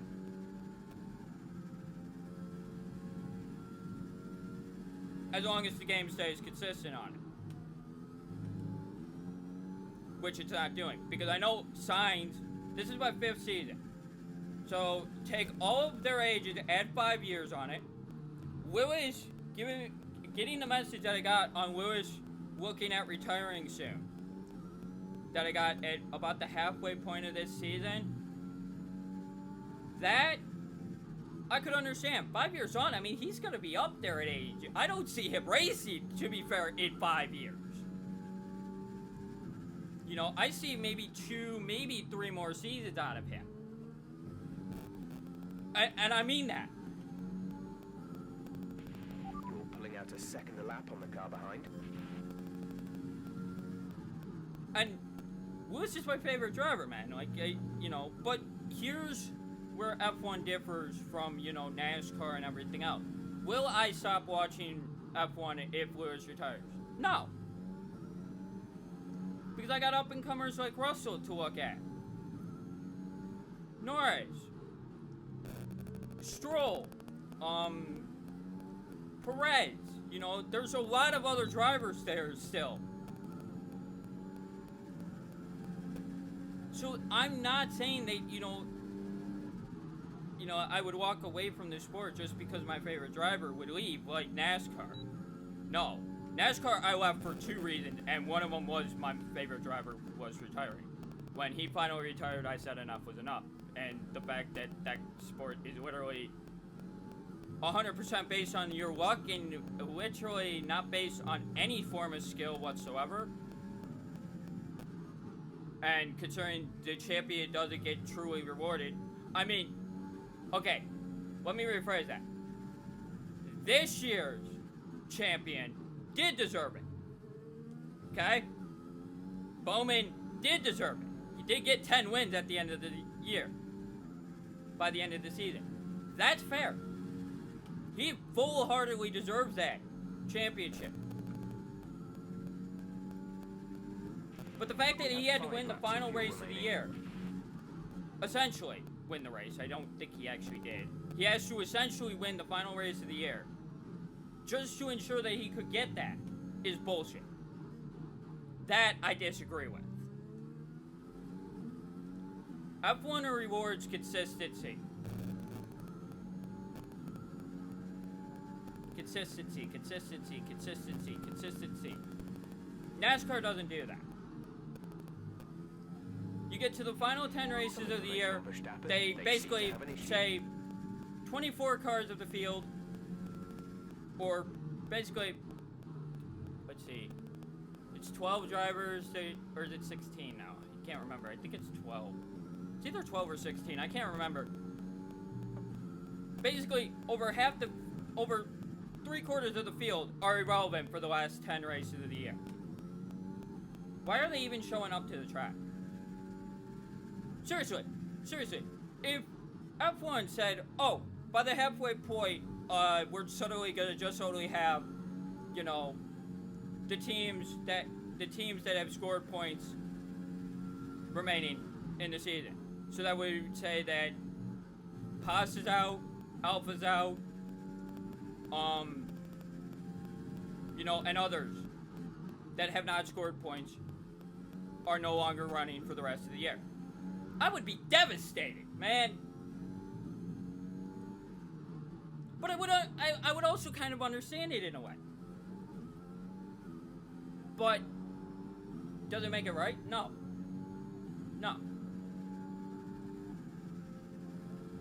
But perfect example. The reason why this championship is still a contention for Lewis, and he could still very well win the championship. The fucked up part that people are not realizing is we have Qatar and Jihad, 2 tracks we have never been to. Those could favor Mercedes. And if they do, Lewis is still in this fight.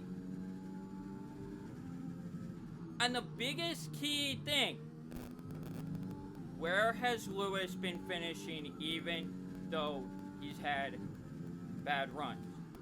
Within several cars of Verstappen. That is the difference maker. Damage control means a lot of things. But here's the thing too. I adore this sport. Yes, I've won every race up to this point, except one. And that was a Hungary stolen from me because of reasons I still can't figure out.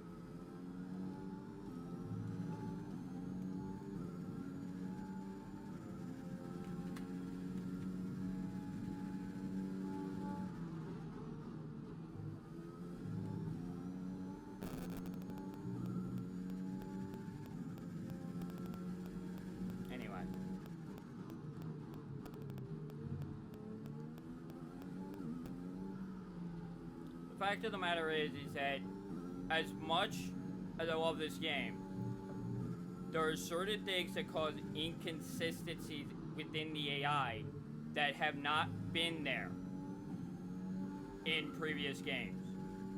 And that bugs me. These difficulty things I mentioned, the previous game, the lowest I would go on difficulty is 70%. The lowest. The highest I would go? Just below 90%.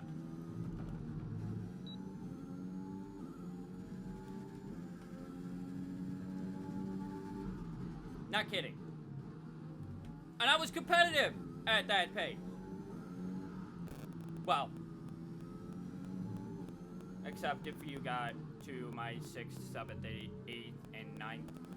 Well, actually, no, it would have been my 7th, 8th, 9th, and 10th season.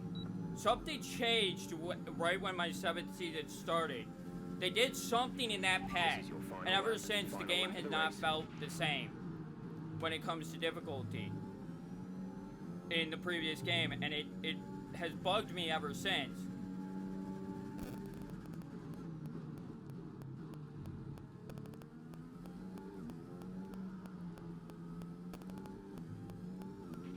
We've only got 2 laps of fuel left.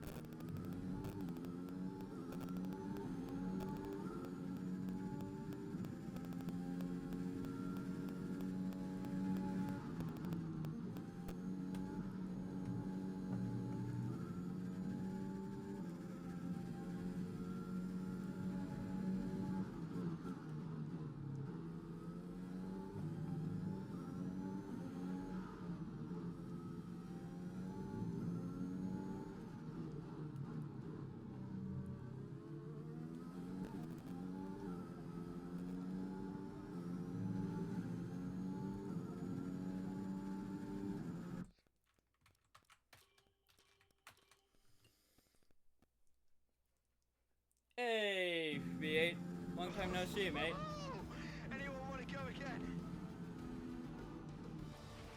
Fantastic drive. But again, Just you know what's funny? fantastic. You deserve that race win. We just ran at 50%. I didn't lap the field. I thought I was going to be honest with you.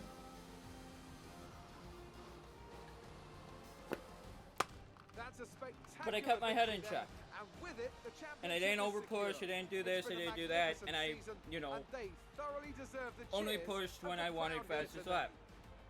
And, you know, inevitably I got Anthony, fastest tell lap. me, what was it that helped them achieve this success? I feel like consistency was probably the key today. There's being quick, and then there's being Yeah, quick definitely lap after lap consistency. after lap. If you can do that, you can capitalize on Ugh. other people's errors without Ugh. making many of your own. And that's an approach that can Man, push you a long I way don't up the envy field. you. Although, lately, you know, has the I time can change see the fucked with drivers anybody starting else to as much approach as the it has podium with for the me? victory Because I celebrations. swear, A real team like, victory today. my body literally Everybody since the played time their part. change, you know. Congratulations then to Mercedes, your race winners today. You know, I've been getting up at, like, literally, like, just after 7 o'clock. Which, prior to the time change, would have been 6 o'clock. Or, 8 o'clock. But now it's, you know, 7 o'clock, so it's like my whole day's been shifted back. So, like, right now it's, you know, 11:10, but it feels like it's, you know, so much later Anthony already. It feels like I'm Davidson, already which at you rank noon, as your driver to be of the honest day. with you. Yuki Tsunoda gets my vote Because today. I've been up It's for that another clear long. win for Mercedes as they managed to secure the constructors' title. Look at An that. A incredible one. performance Look for at the that, whole though. team. Meanwhile, Really, good work from see, Aston this Martin is what this I'm getting weekend, at, though. who This pushed is what I was themselves getting at. further up the order. Is look at my Well, best that's lap an there. end to another fantastic weekend of racing. Thanks to And everyone who joined then us, and in we'll see you for the practice, next one.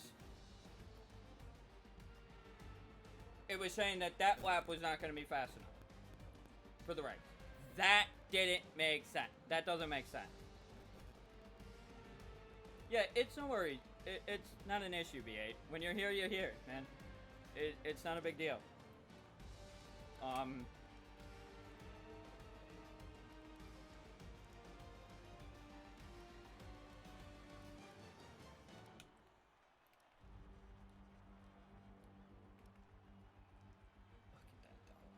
Teammate all the way down in 8th place. Somehow we won the constructor title this year. I still can't figure out how we'd managed to do that. Like, and I'm fearing, you know, my next season, which we will not be starting that season until, when I say that I'm double racing today, this is to finish this season. As of tomorrow, I will be switching over to Grand Prix mode and running at 65 to 70% without a care in the world of how I finish. The reason why I'm doing that is because the next season I create will be very specific in the way that it will be the season that I turn around and end up uploading to YouTube, which means throughout every race I will not have music in it at all, because that will be the full schedule running, my modified schedule slightly, because I'm actually going to take Singapore out as of my next season for good. I am no longer running Singapore anymore. I do not like running Singapore. I know people enjoy that track. I do not personally like it, for reasons of just it's always just way too grueling of a race.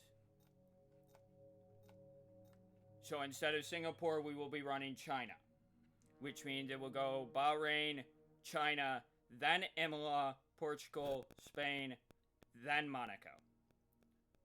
So Monaco will actually fall as the 6th race by me doing it this way,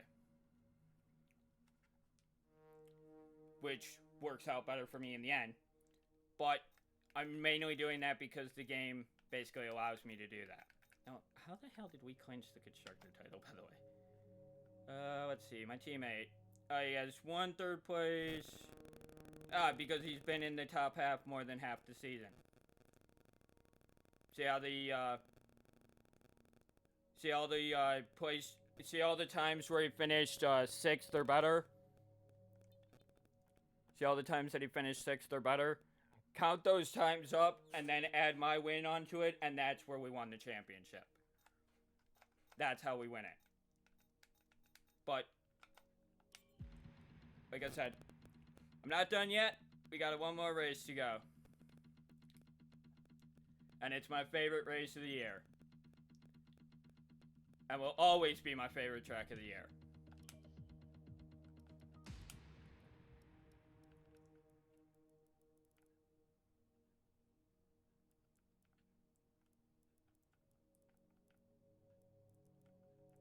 You know what? We'll set it to 65. We'll see how it goes. And I'm not gonna panic heavily right off the rip on it, because Abu Dhabi is one of my favorite tracks, and I think turn that back to regular. I'm only doing that for a very, very specific reason. The only reason why I did that is because of reading up the very last corner here. I always run wider than I should. I do everything in my power not to do it, but it just, the car naturally likes running really wide out of that last corner.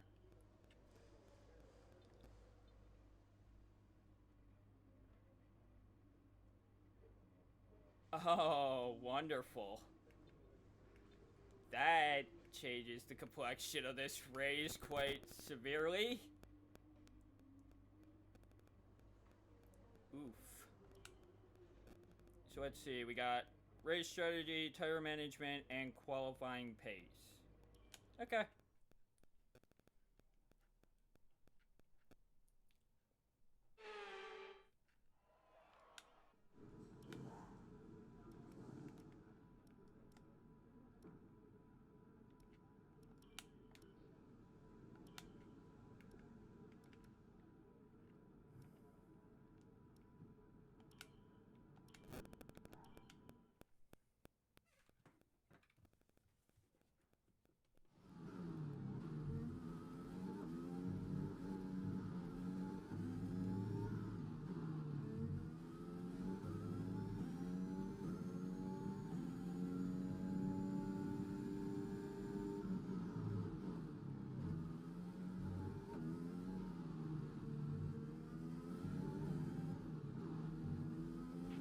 Don't worry about tyres, just give it everything. In this test, we want to make sure we can lap close to our rival's pace.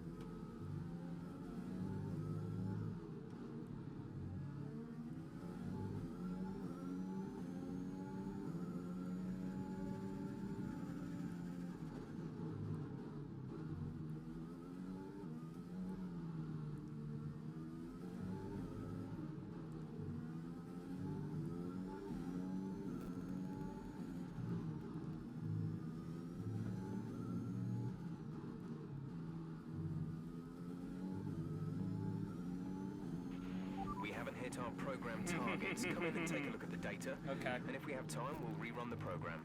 That was 2 tenths down. That's not the worst I've had. And again, that's on a track that's not been rubbered in yet. So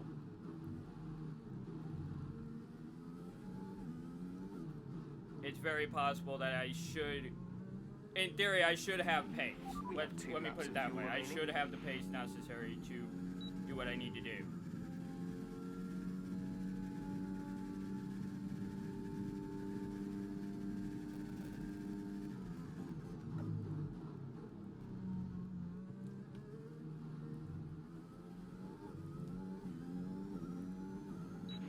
You're nearly out of fuel, almost out of fuel. You need to pit within the next 2 laps.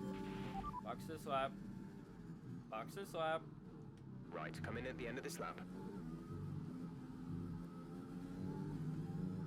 3% on the tires.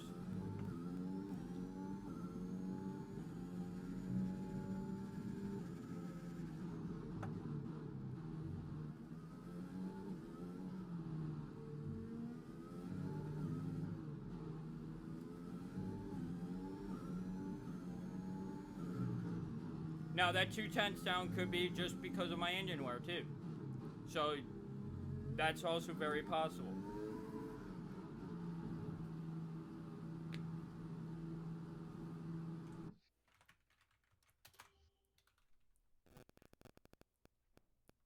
Now, what I'm gonna do here is we are gonna run the race strategy next on softs, same way.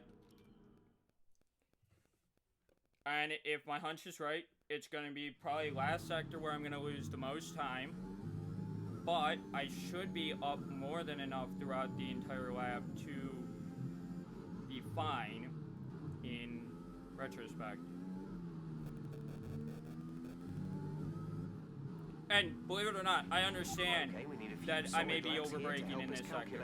That I can understand. You know, because this sector... Actually, there's 2 reasons why I lose time in the 3rd sector here. First reason is because acceleration of the Mercedes is just a lot worse than Red Bull, primarily.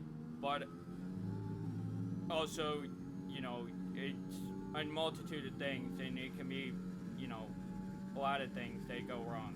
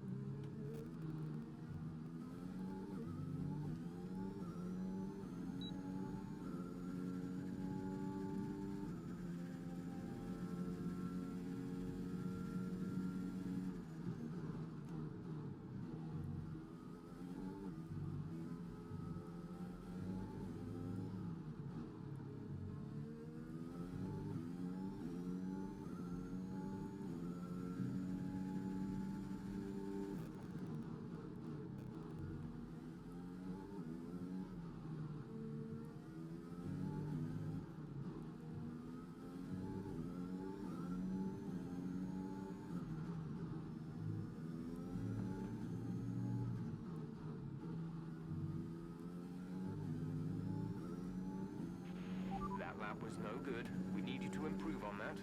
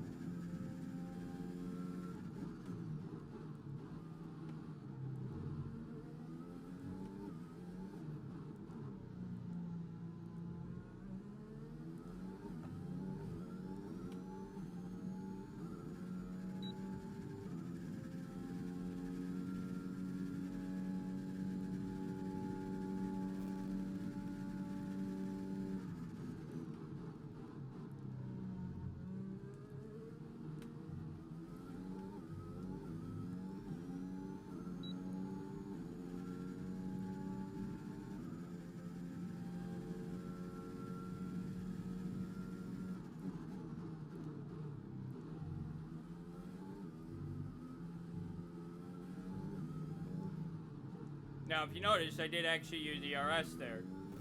And again, that's something you don't see me tend to use a lot of for the race strategy because I don't typically like using ERS if I can avoid it. but I only used it in that first straightaway. I didn't use it down the second straightaway. The reason why I did that is because I knew that basically what happened was I just wasn't fast enough down that straight. Because there we go. Super Just job beat so the time. far. We're getting great data. Stay focused. That's how you can adapt to it and fix the problem. The problem with Australia is it's not that simple to fix that problem.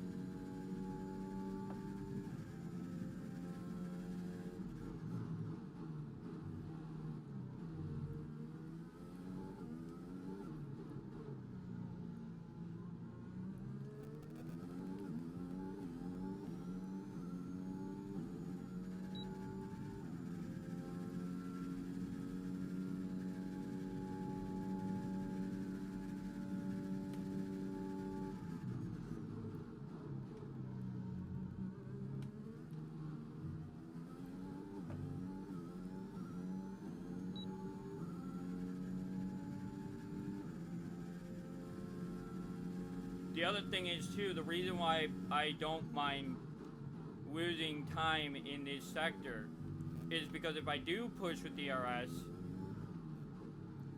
down those two straights, the amount of time I will actually gain in those straights is so drastic that no matter what the AI would do to me in this third sector, I could still maintain.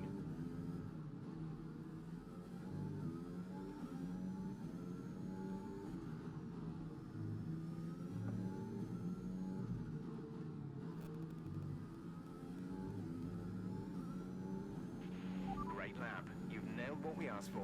Keep it up.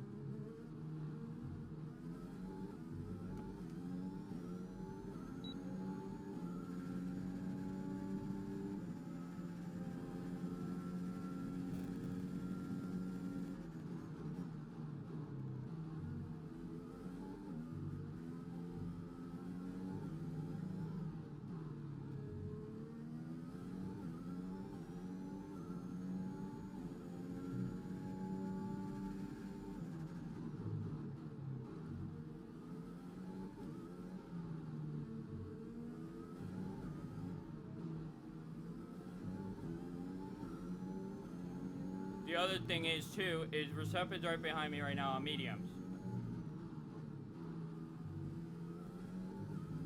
Where's that Perez behind me? Okay, super job so far. We're getting great data. Stay focused. One of them is behind me. As you saw through that sector, he didn't really close on me. That is the other thing that the game doesn't represent correctly, is the fact that, yeah, my lap time may be slower, but the upside is that even if my lap time is slower, I can still be faster throughout a lap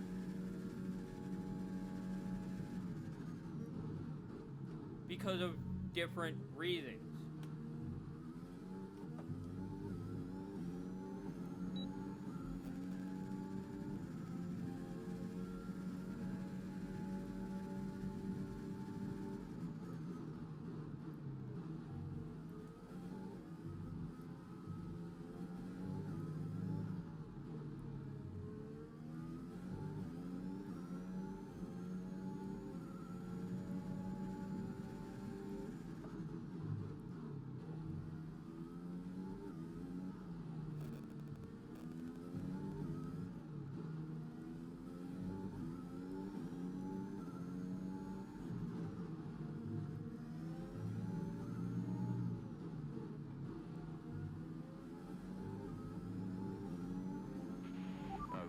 Yes, complete, and that was a very good job indeed. We got a lot of valuable information out of that.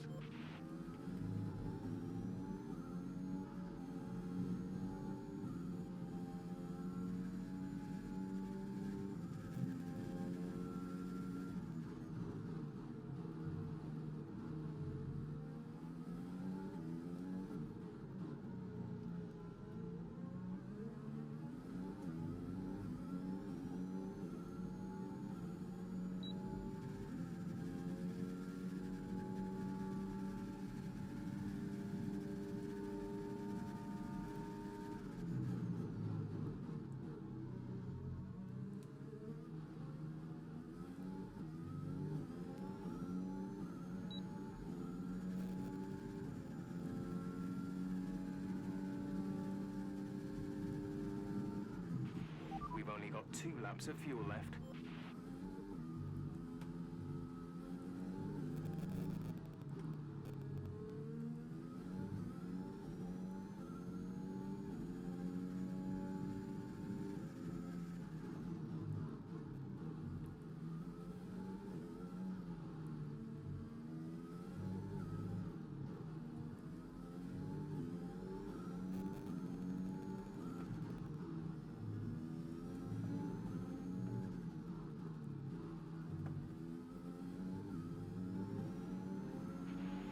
Okay, the time last lap was a 1:35.3.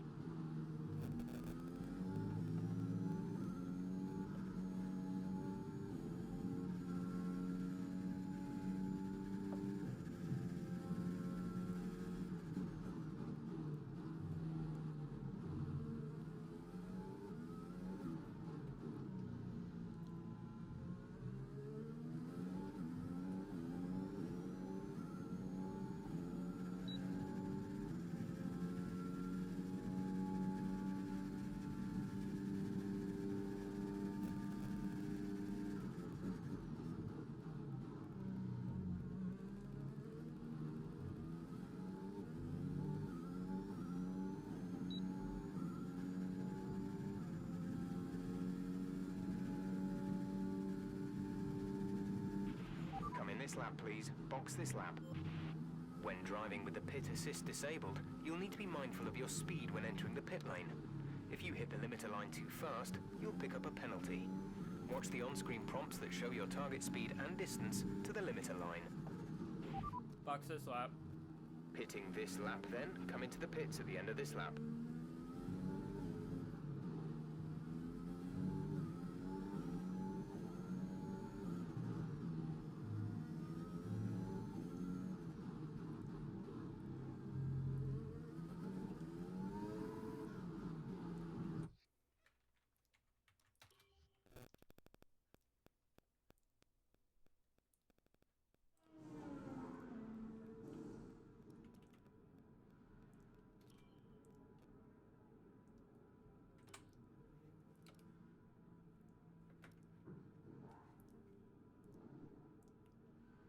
Ooh, it's actually middle sector I'm down. Ooh.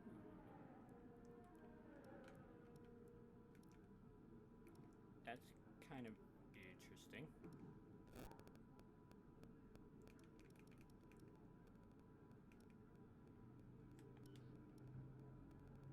Okay. Again, though, I could be down because of engine wear, too. That's very possible. But we'll go out and run this again with the small adjustments I've made.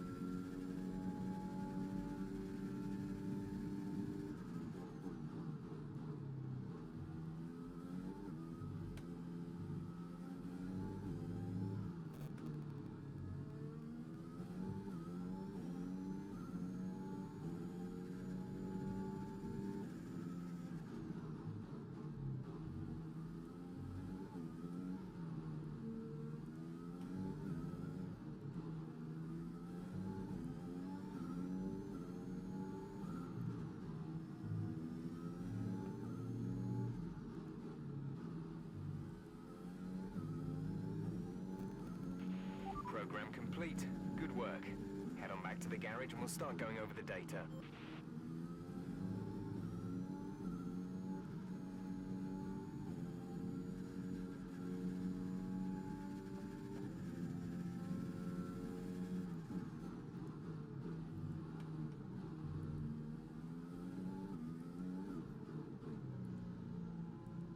Box this lap.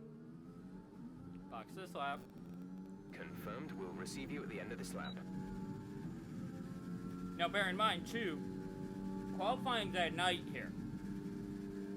So bear that in mind too, that, you know, right now, what I'm succumbing the tires to is heat that they may not have when night falls. Okay, just want to remind you to keep an eye on your tire temperatures, which you can do on the temperature panel of the MFD. We monitor carcass temperature and surface temperature, and you'll get the best performance when they're both inside a normal operating window. It's just that right now, because the sun is out and the track is warm, and get a feel for how to control them. Come in this lap, please. Box this lap. Very likelihood chance that I'm actually overheating one of the tires.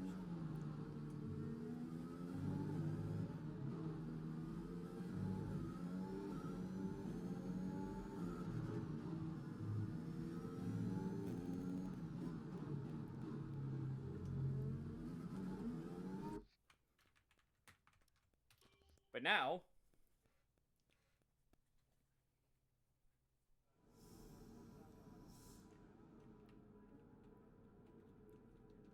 we go ahead and run this one with the mediums now. And then we'll do tires management after that.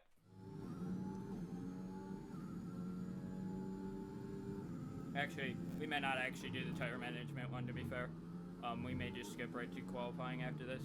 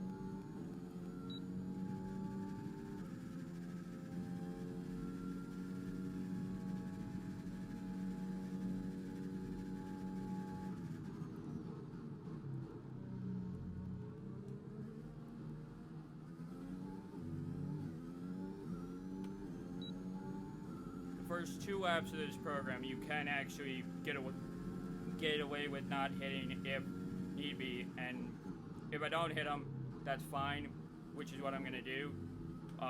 If I can't hit the pace without ERS or DRS the first 2 laps of this, that's fine, because I do know that I should be able to hit it by the end of it, the 3 laps at the, you know, by using ERS down those straights.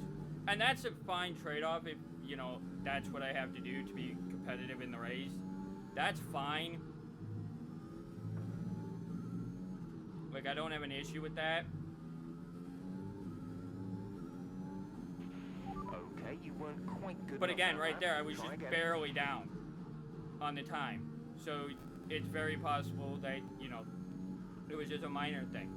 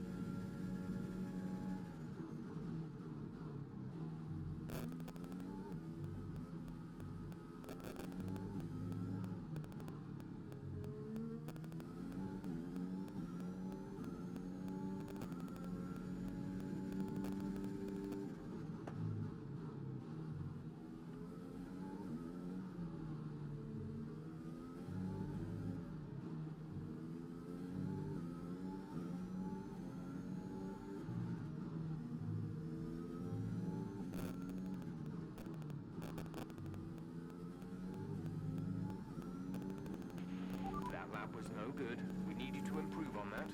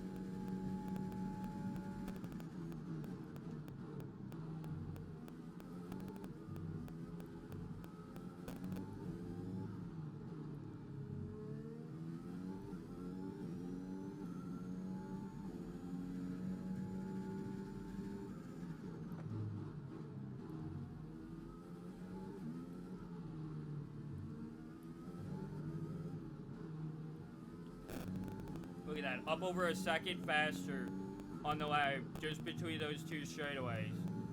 And it's gonna come all the way down to 6/10.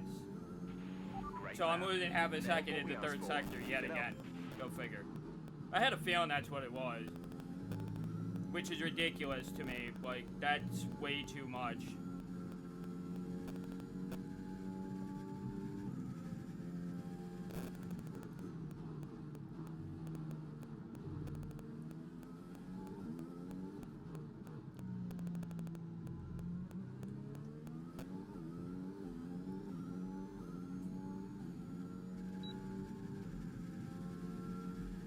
And if I happen to have both, we might as well do one lap where we actually do both ERS and DRS, since you can really see how skewed the lap time gets if I have both of them.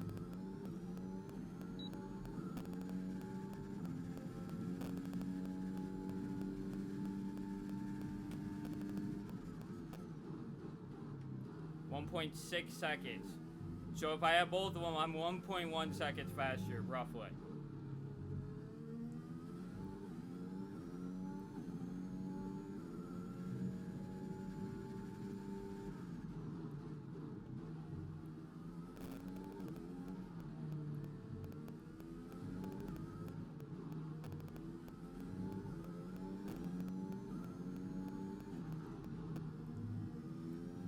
Actually, I'm pretty sure I'm actually 2 seconds up.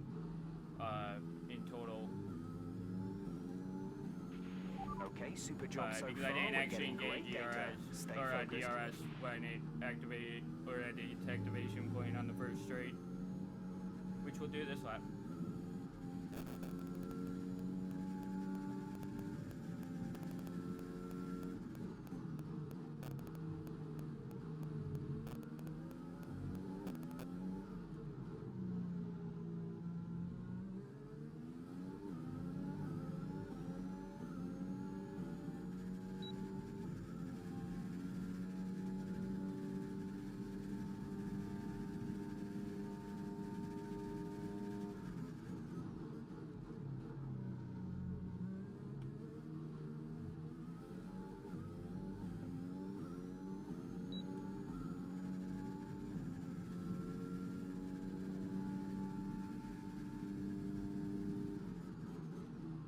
Yeah, look at that, 1.6 seconds up.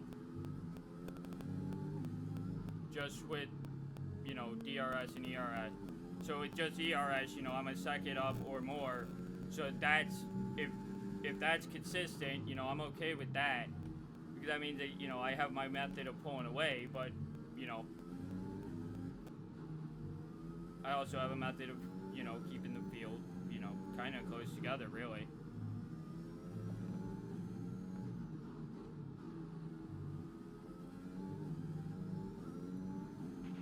Program complete and a job well done. We got some excellent data with that run, so come on back to the garage and I can talk you through the numbers.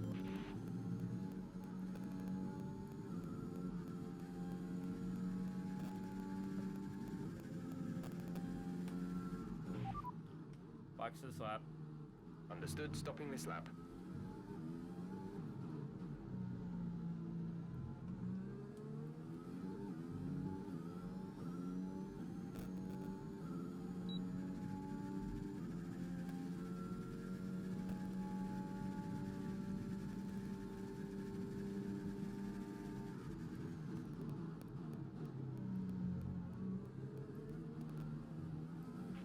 We have 2 laps of fuel remaining.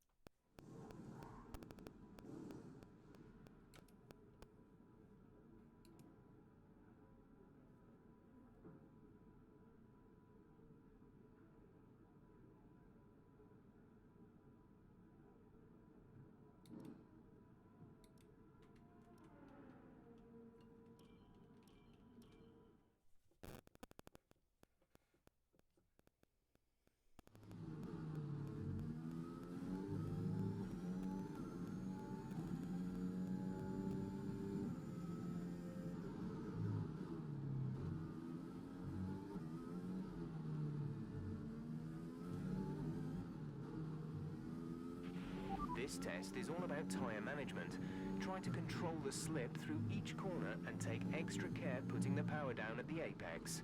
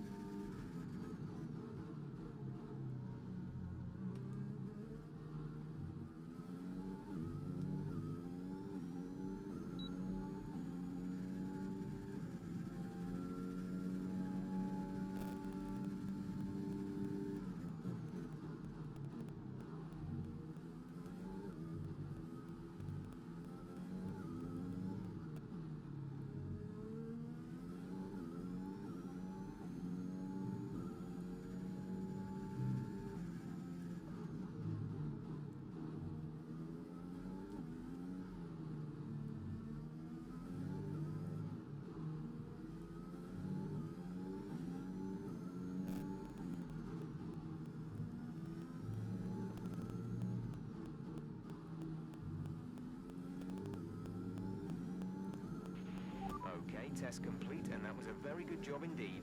We got a lot of valuable information out of that.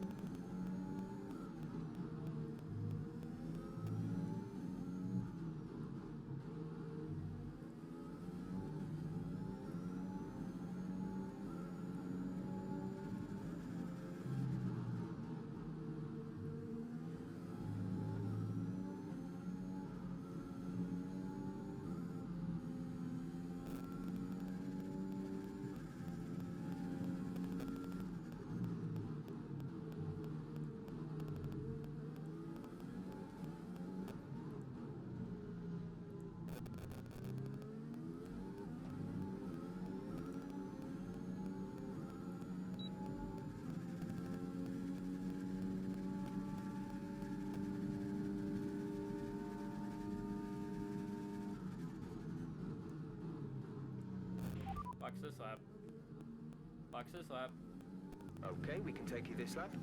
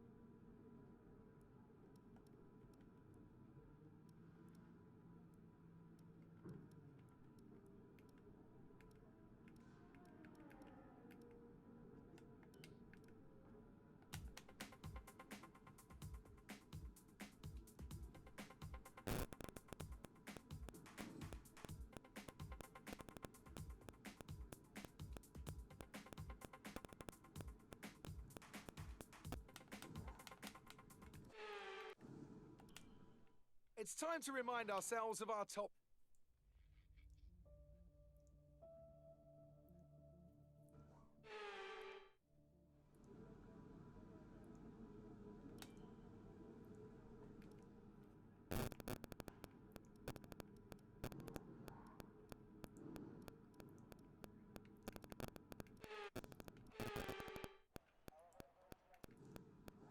Alright.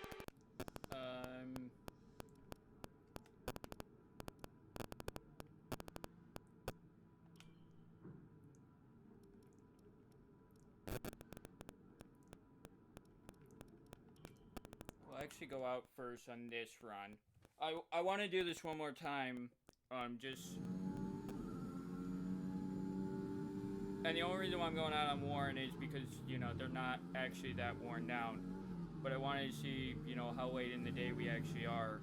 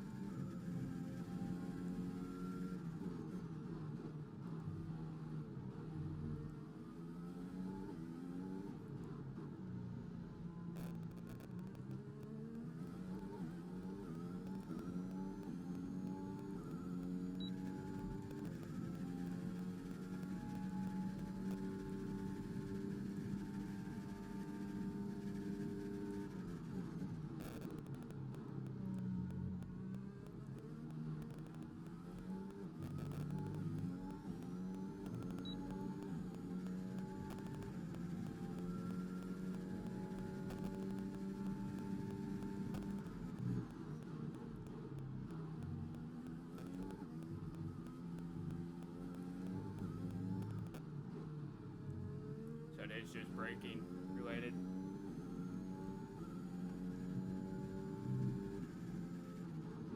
Yeah.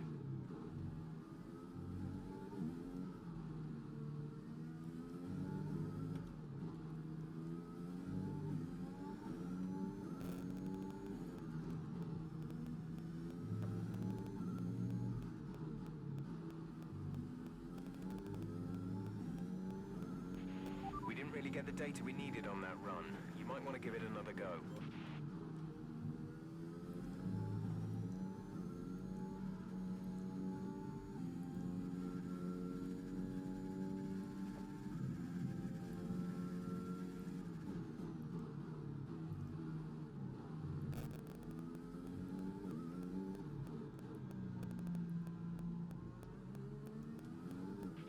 We're low on fuel. Box in the next 2 laps, please.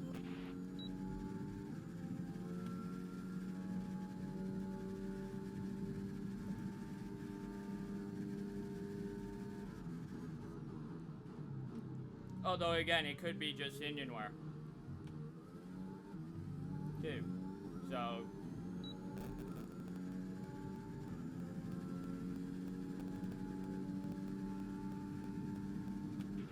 box this lap, please. Box this lap.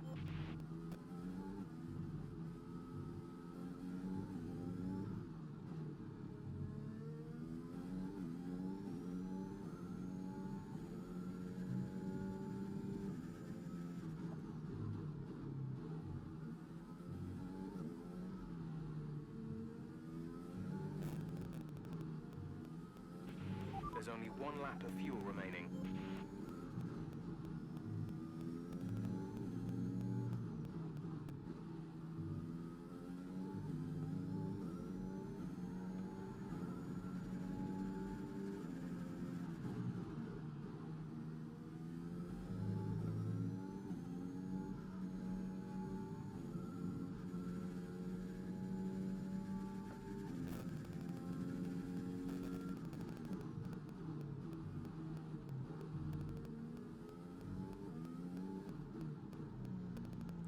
box this lap. Box this lap. Right, come in at the end of this lap.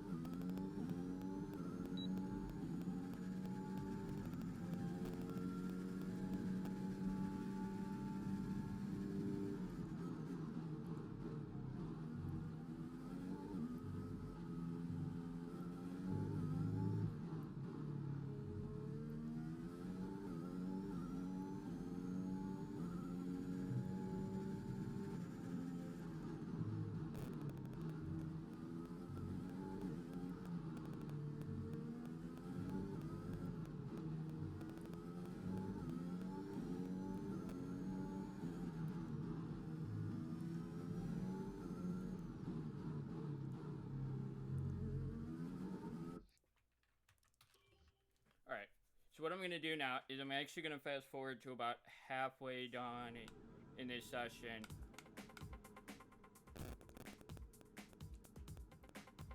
Let night fully kind of settle in.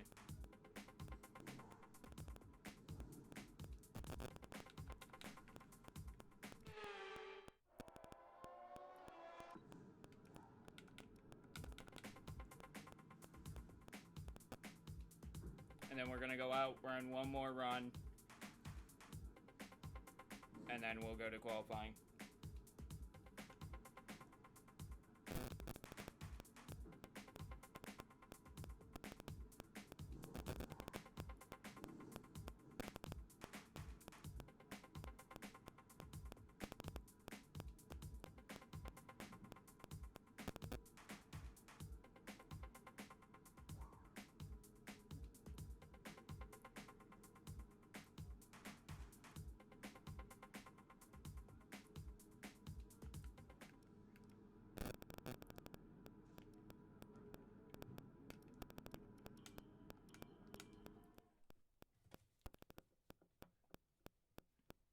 Ready.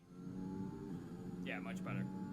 This is about the same time set that the qualifying session will be under, so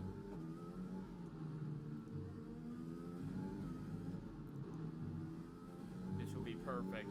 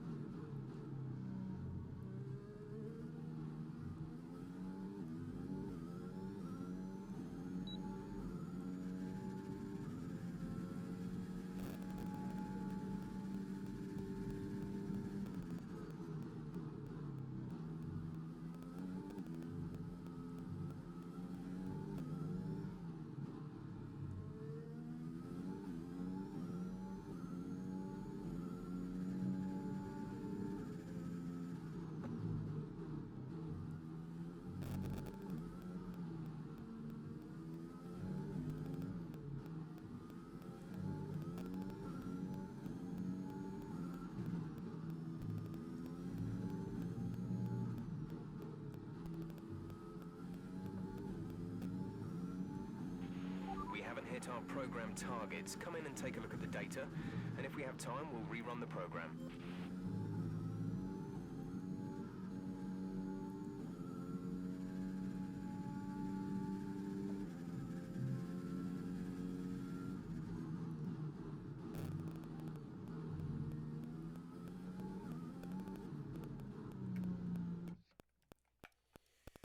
Okay. Turn that assist on because I'm getting ready to go into qualifying. Clearly, the amount I'm down could purely just be the engine.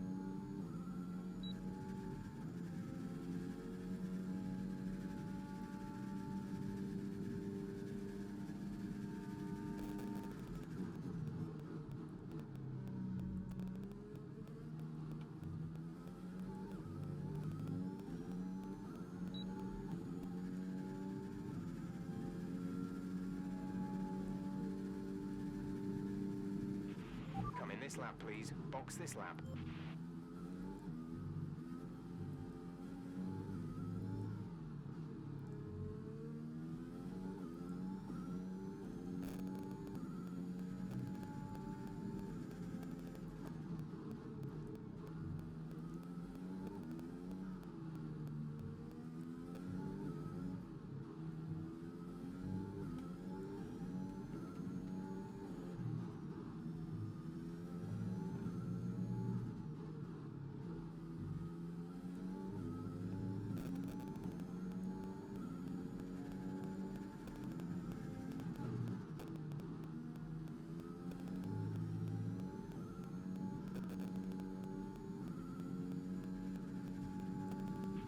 There's only one lap of fuel remaining.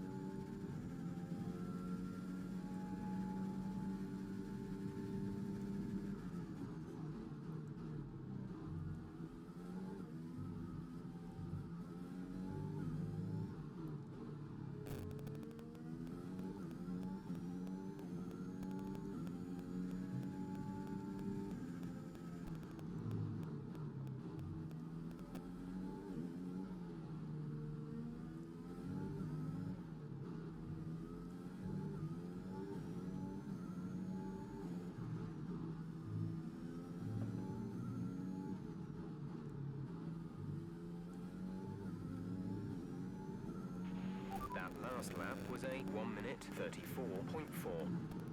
Okay. Interesting.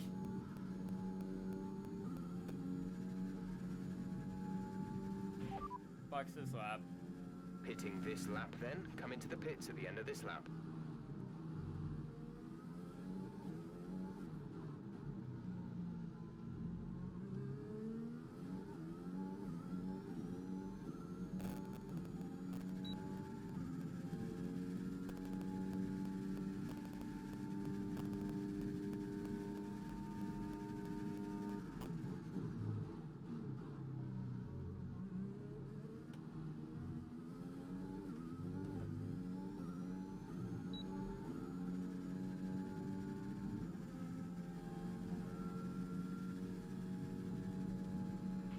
Box this lap, please. Box this lap.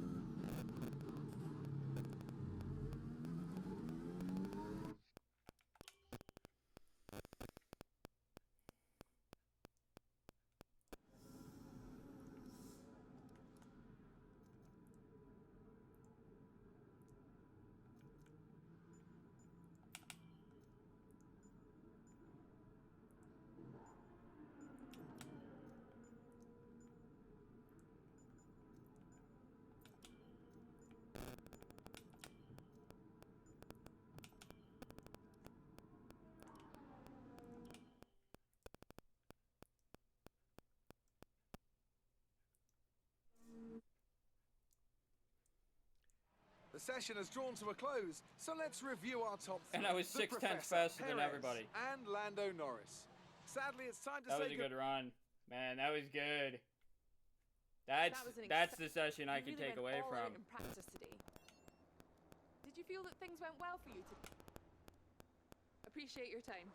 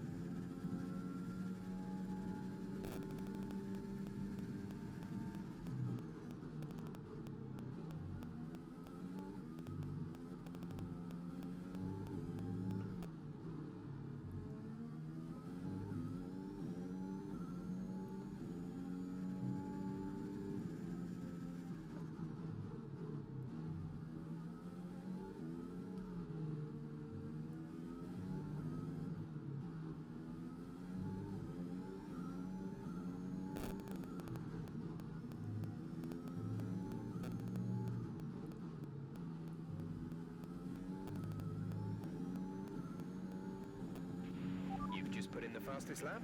Good job.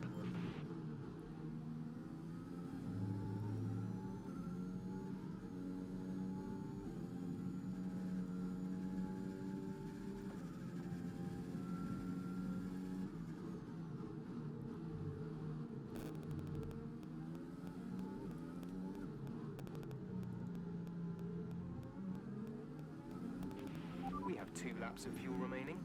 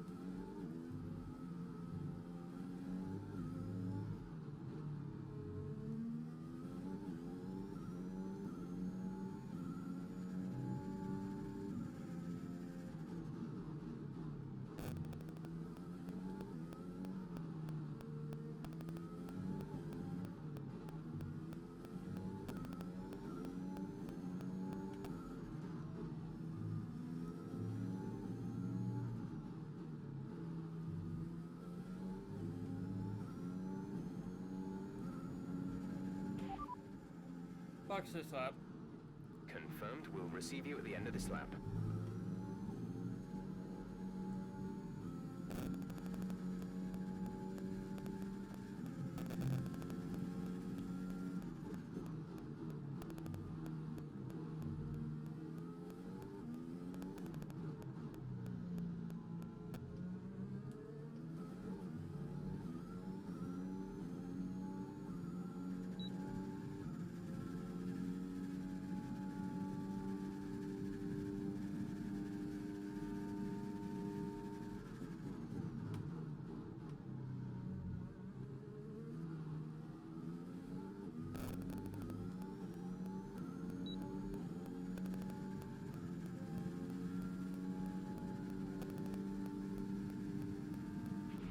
Less than a lap of fuel now. The tank is empty.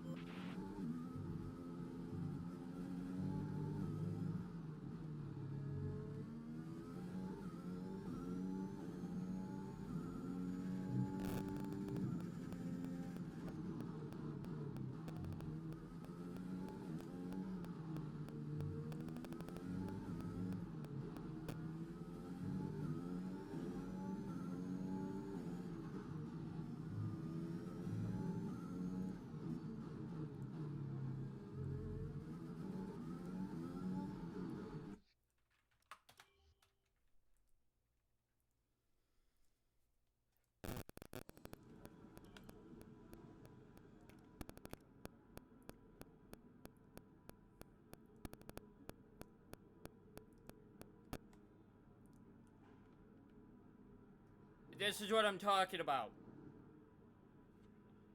There's no fucking way I'm losing 4/10 to Sainz.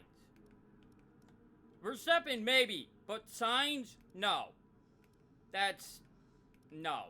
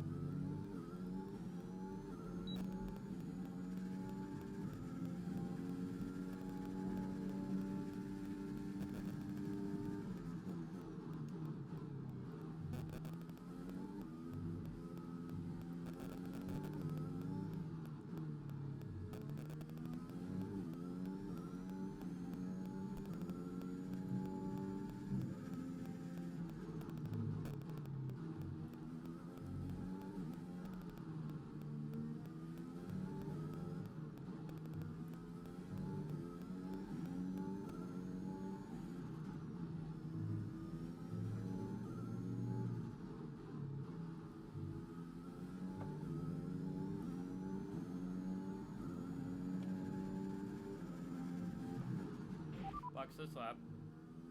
Box this lap. Understood. Stopping this lap.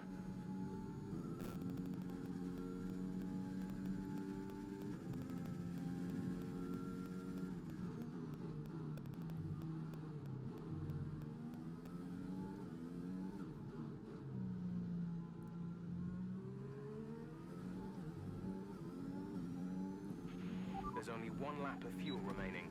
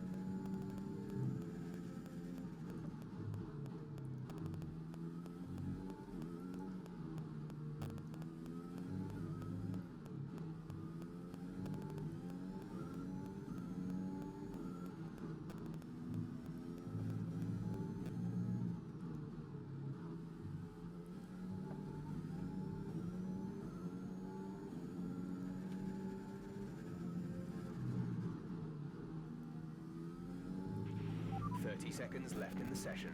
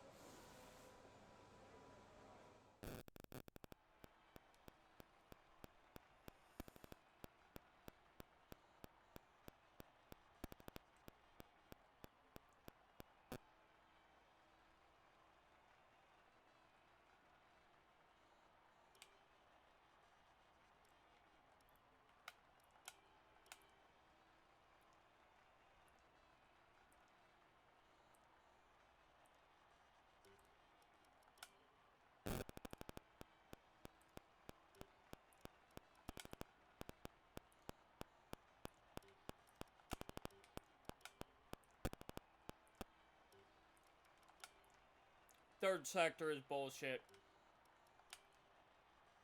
There's no fucking way, dude.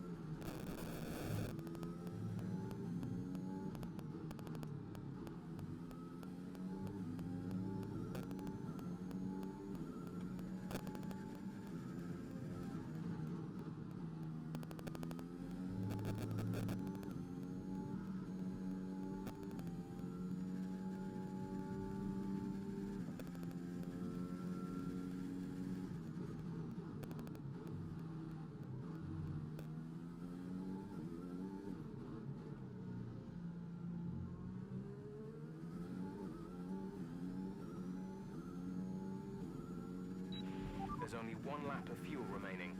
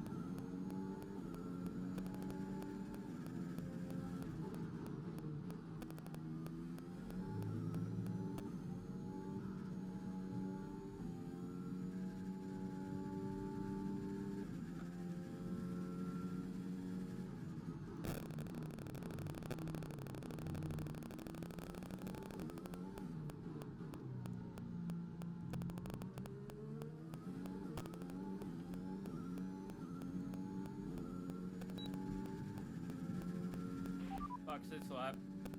Okay, we can take you this lap.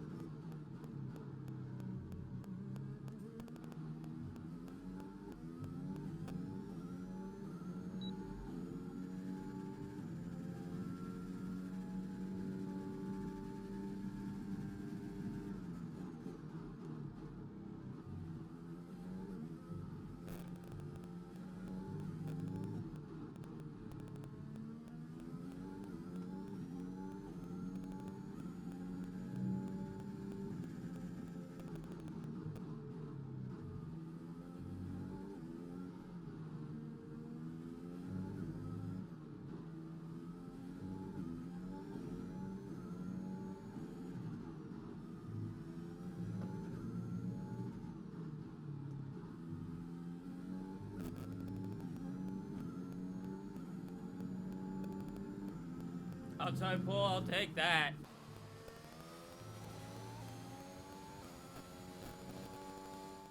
With qualifying finished, it's time to remind ourselves. Oh, I fucking closed and that Max fucking Verstappen. gap. Fuck With you, qualifying Leclerc. complete, So all that much. remains is the main event. We'll be That live and is uninterrupted competitive. for the Grand Prix tomorrow, so make sure you join us then. That was good. That was a good qualifying.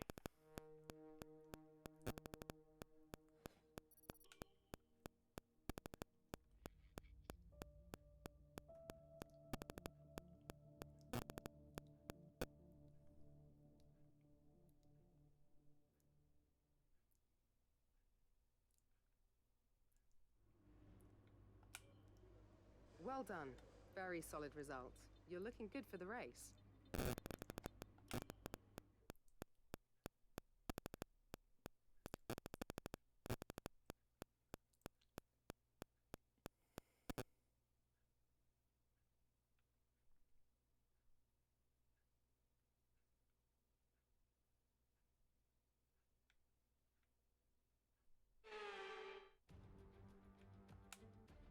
With the race minute. Okay, we've already won the championship, so relax and enjoy this race.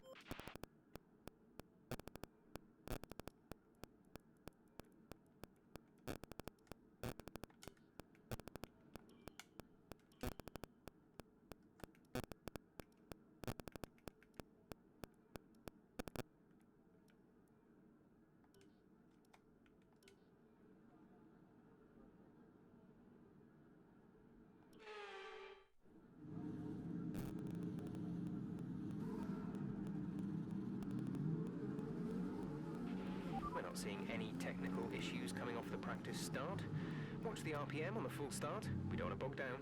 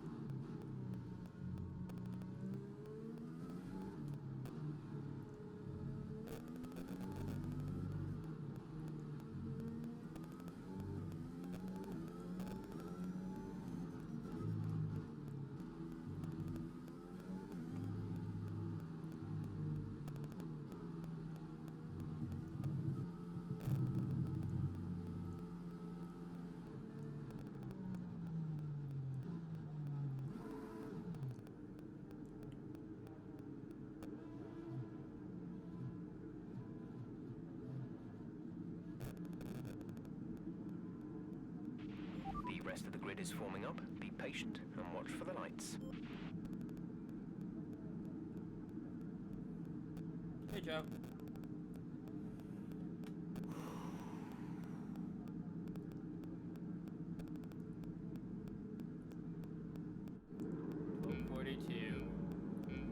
Restart.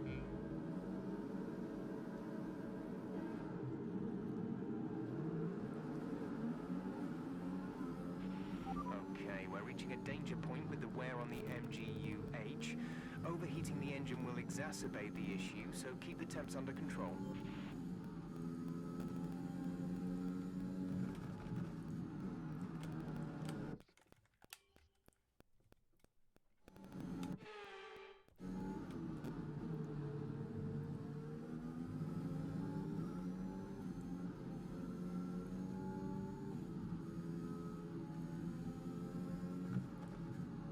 Game, what the fuck?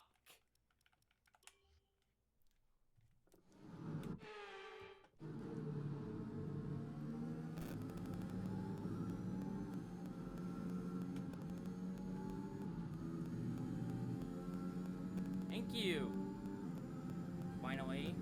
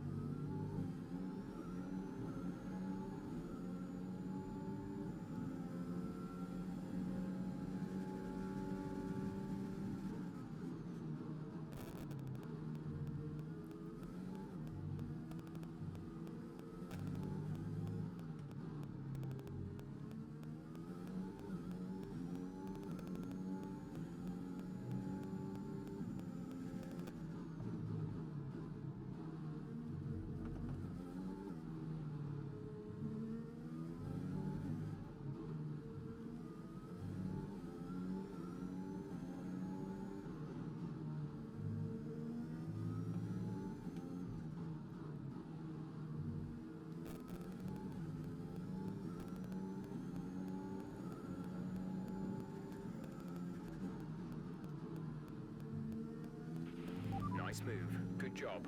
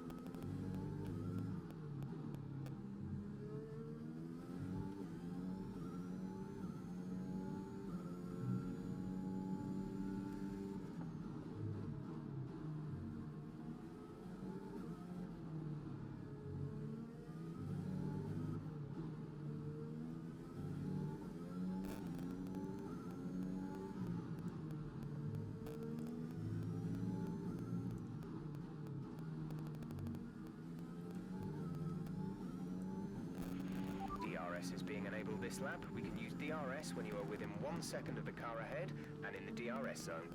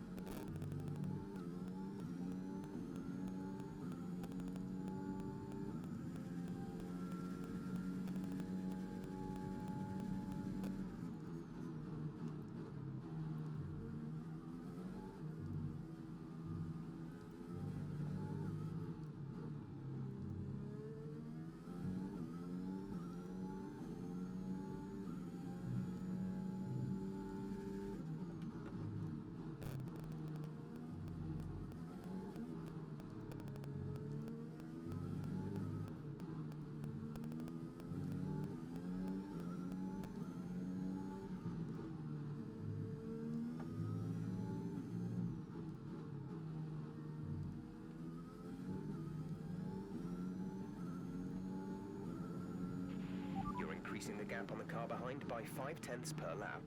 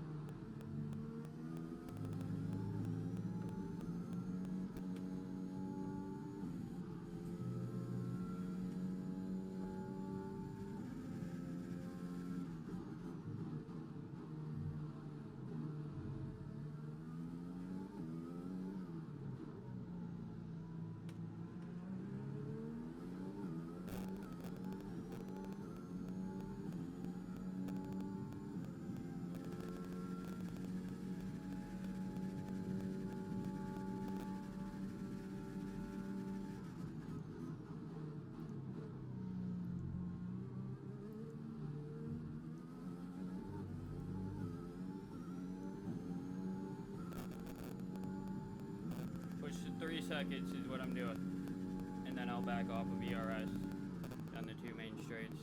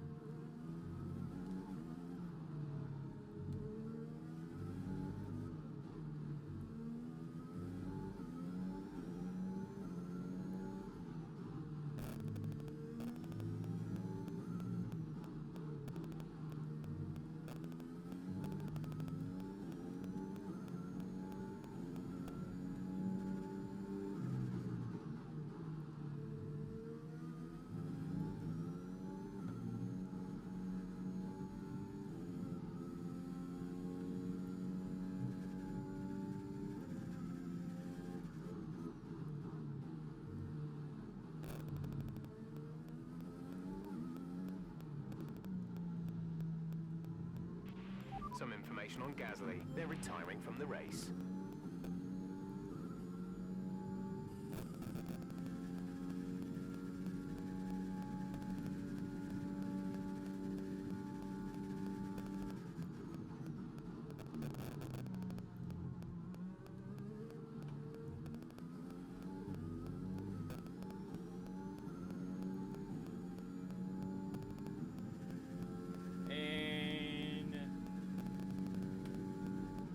Okay. I need to go grab my phone charger. We get to a spot where I can actually pause here. Right there. Okay. Give me a moment. I'll be right back.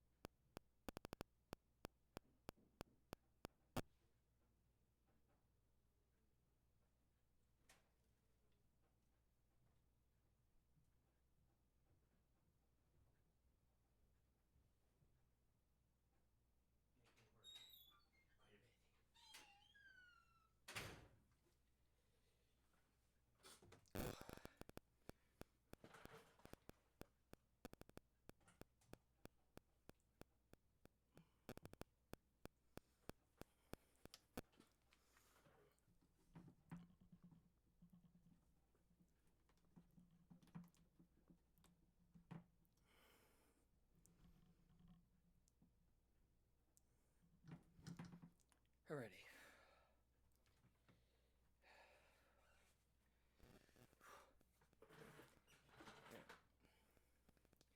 Let's get back into this now.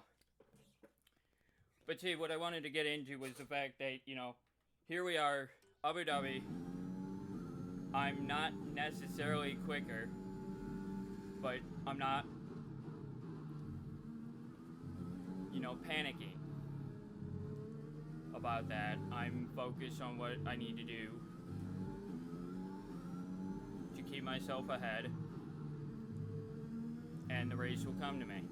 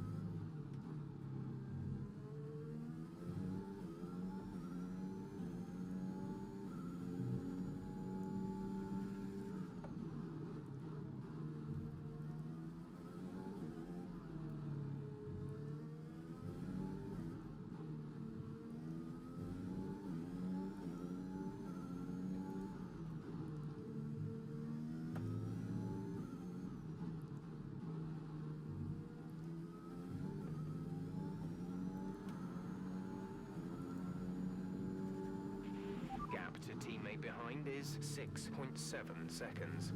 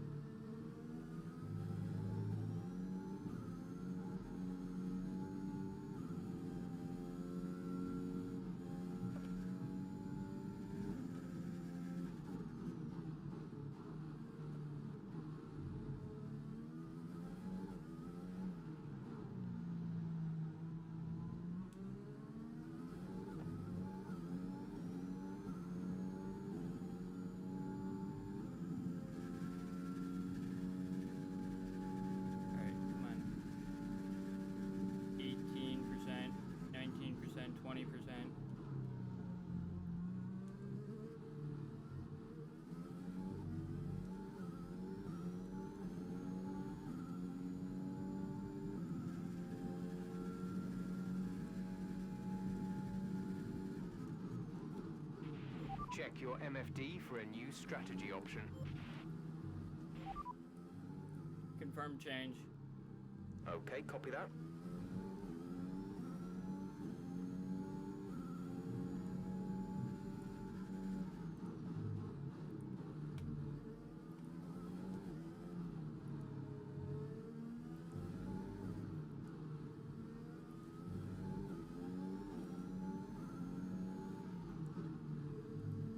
That will just move me on to a set of softs that are, you know, about the same age as what theirs are. That's why they're delaying it by 2 laps. Because basically all my softs have at least 2 laps on them.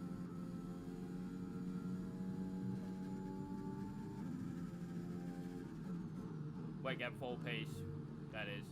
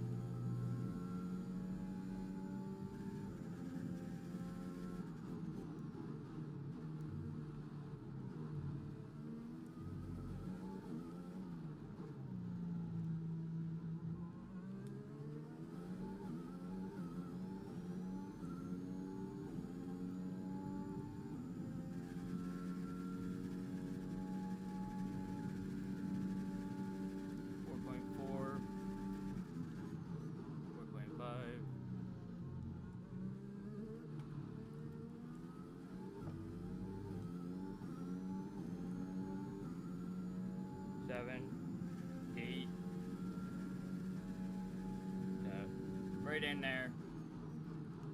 Right about 5 seconds, which is actually my bigger safety net.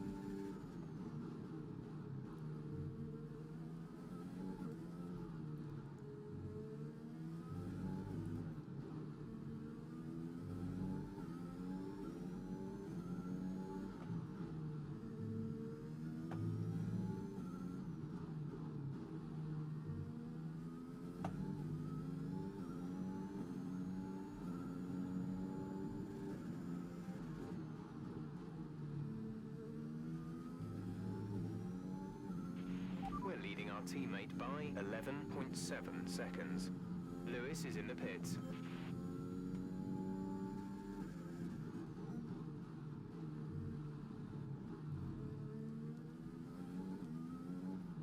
I'm confused on those early stops.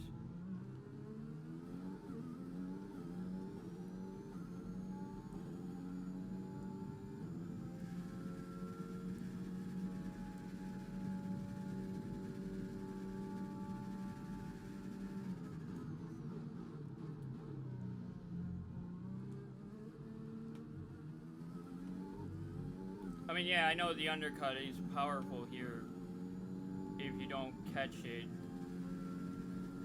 and control it, but the thing is that because of how early they're pitting,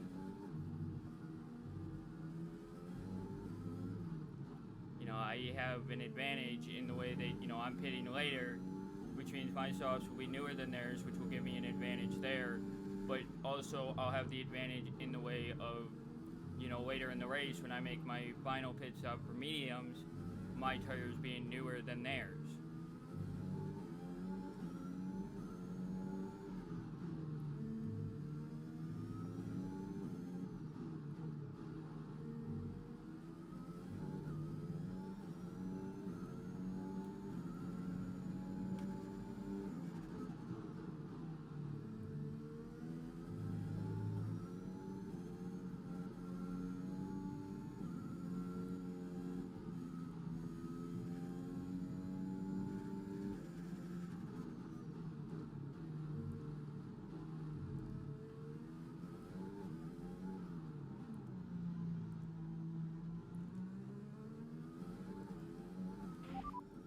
Best lap overall?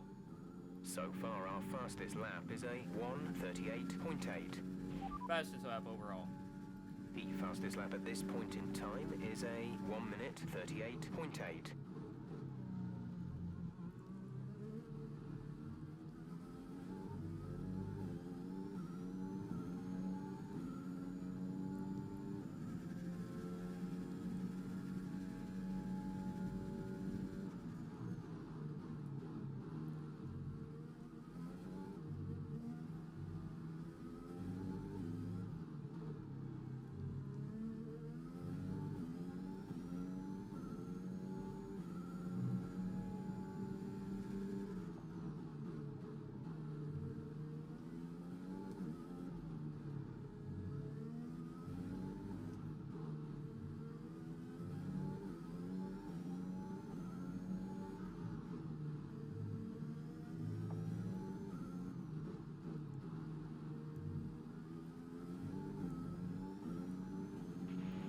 Approaching the pit window, you'll be on the softs.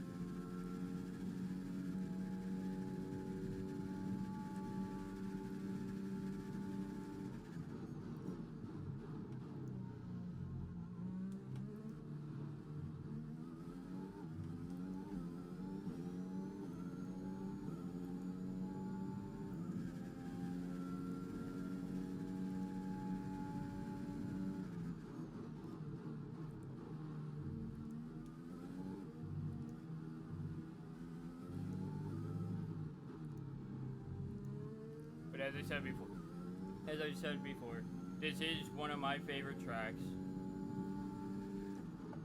on the list. And it is my favorite track. It's the only time I actually am open to the double race on a single day at this point.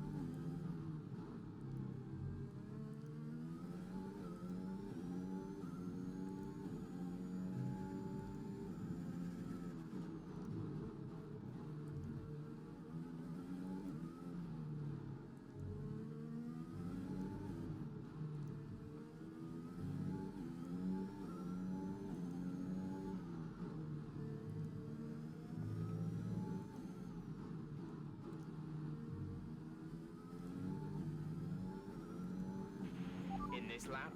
In this lap. Push now.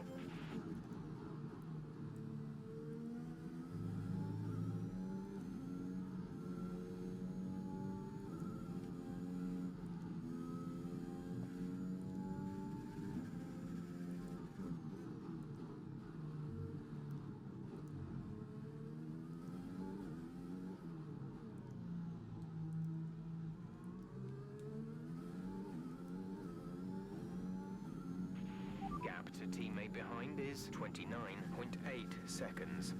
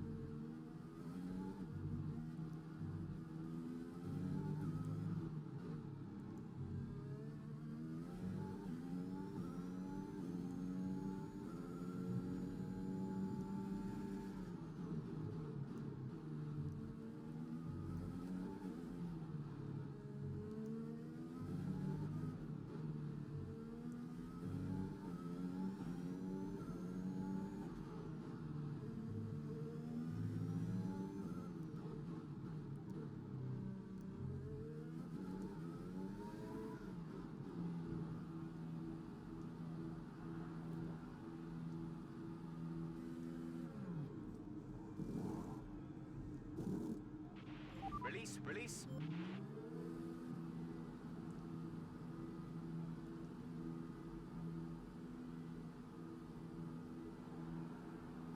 Only one stop to go. One stop left in this strategy.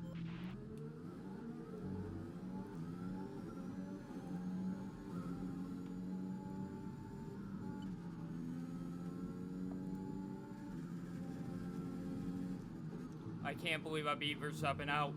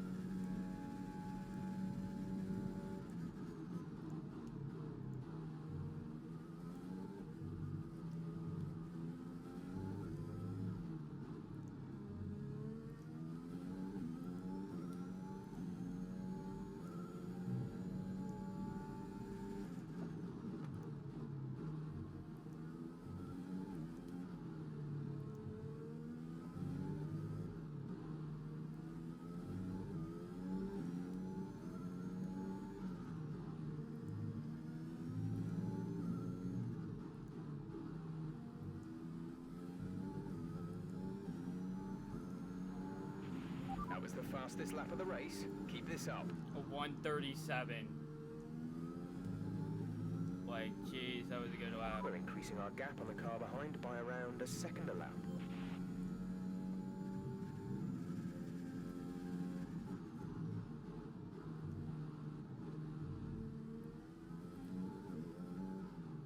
Driver behind. Driver behind.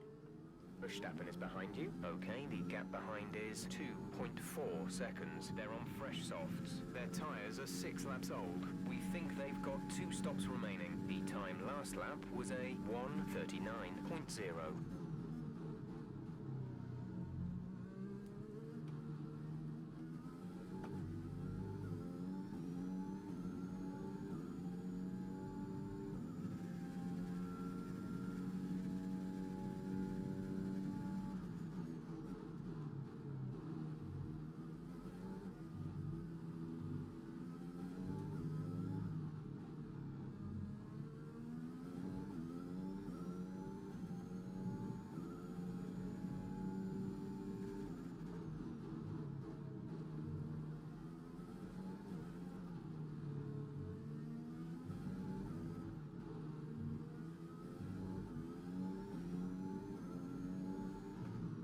But like I said, though, that undercut was very powerful there. They nearly got that. I just got very lucky and was able to maintain, you know, my lead and maintain the gap and gain just a little bit on the end of the lap.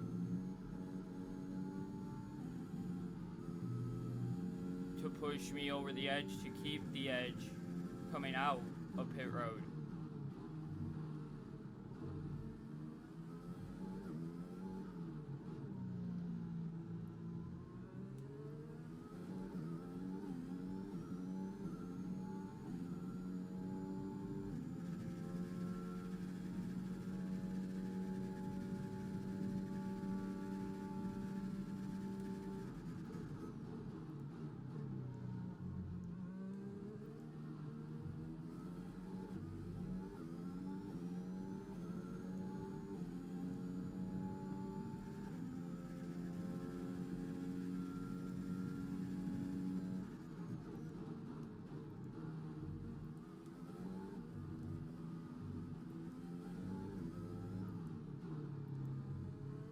But that 6 lap difference on their tires compared to mine, that's also having a huge factor on them.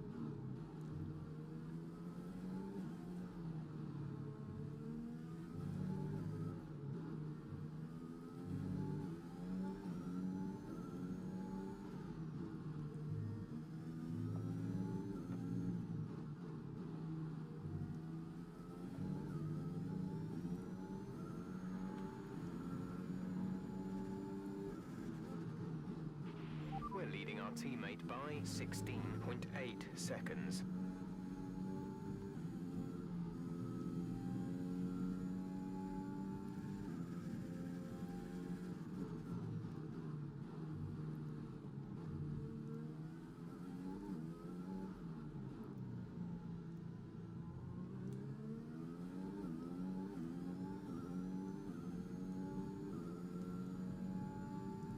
Driver behind.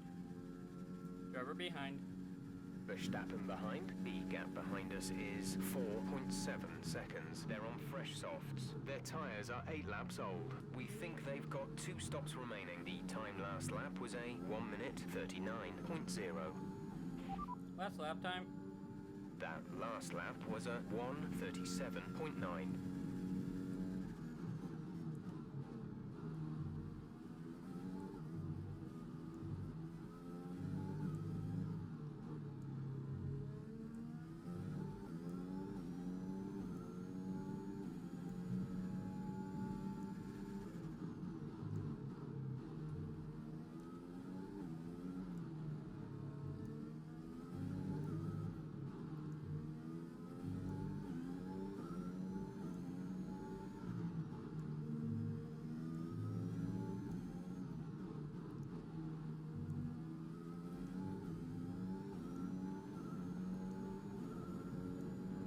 Halfway would be 28 completed laps.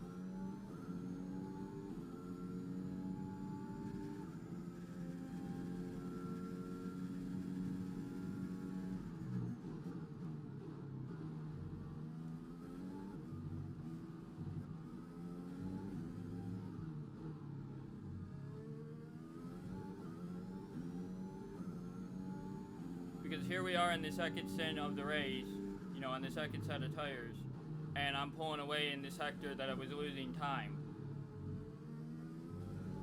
Because they pitted before I did.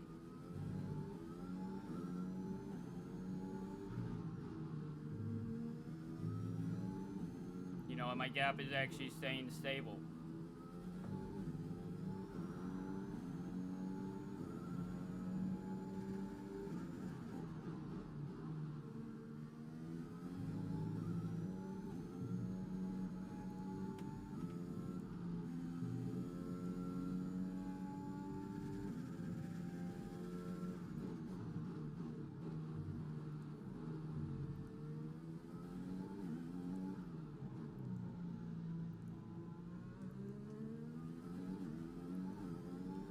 I mean, you're talking they're going 12 laps on each side. You know, which in my viewpoint is not enough laps.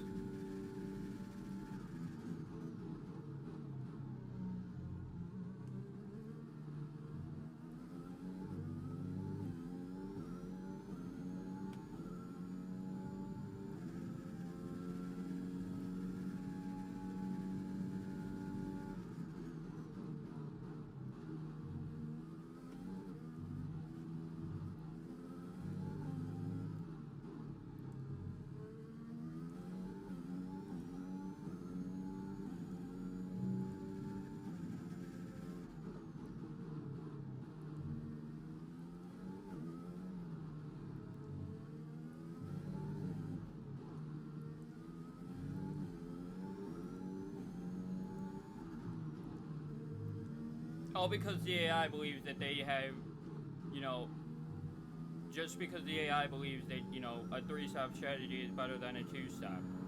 And in reality, of F1, no. 3-stop is worse than a 2-stop by a wide margin.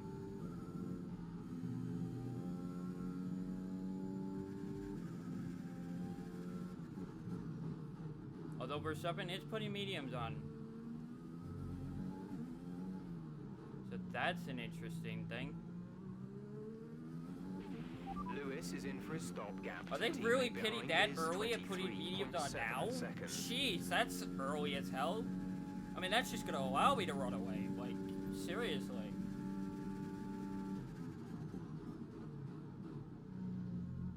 A new strategy is available on the MFD.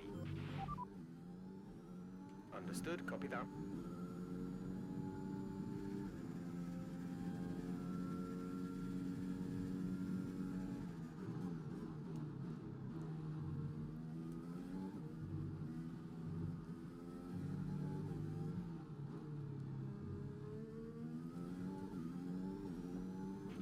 We think we may see some rain.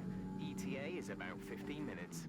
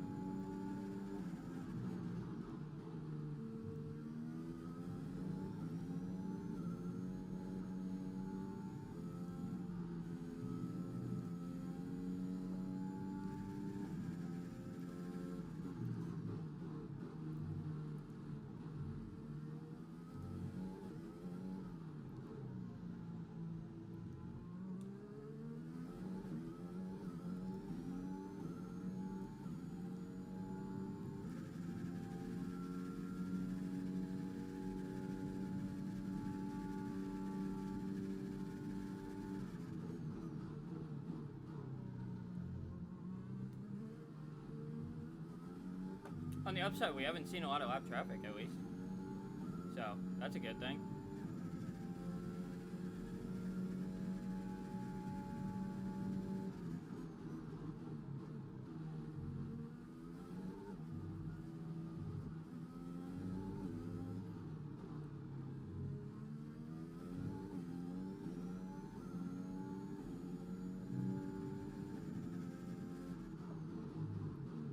Now, when the rain comes, this race may shift very quickly to my favor. I want to state this now because this is a thing that happens every time rain occurs. That no matter what difficulty I set it to, rain always ends up causing issues with the race being competitive. This race has been very, very good in the way that, you know, it's been a pretty competitive race between the front, you know, 3 drivers. You know, meaning me, Verstappen, and Leclerc.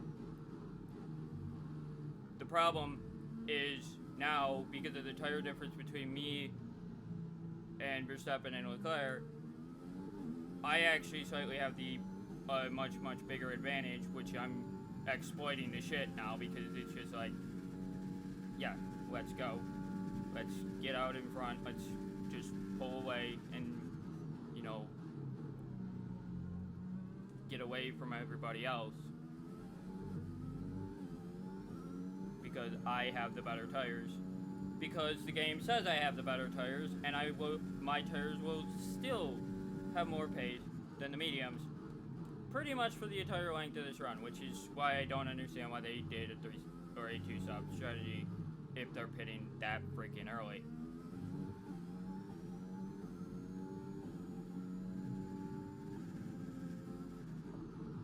I mean, at this point, I may not actually have to put the mediums on, to be fair.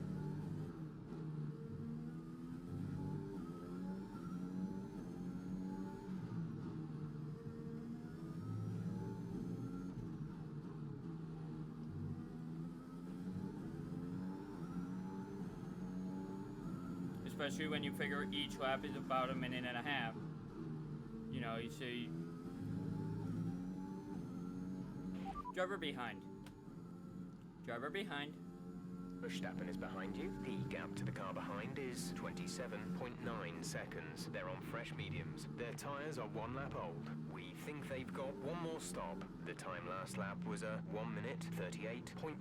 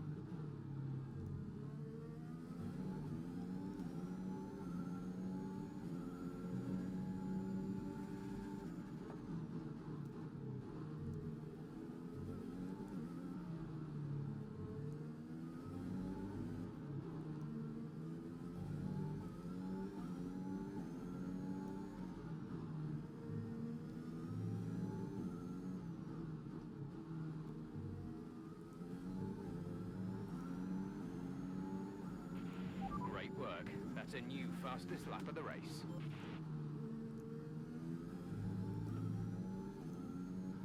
Thanks to DRS mainly, but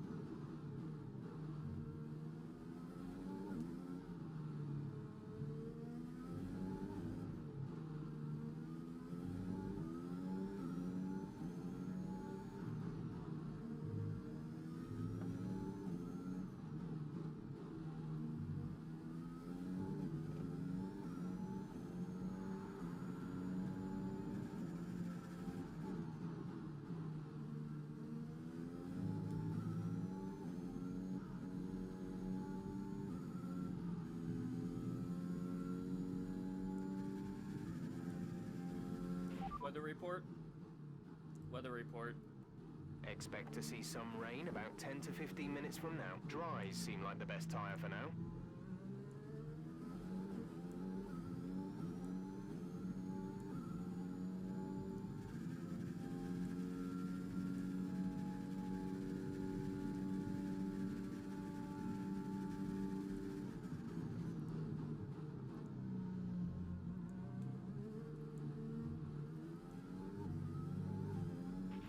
We're expecting rain in around 10 to 15 minutes.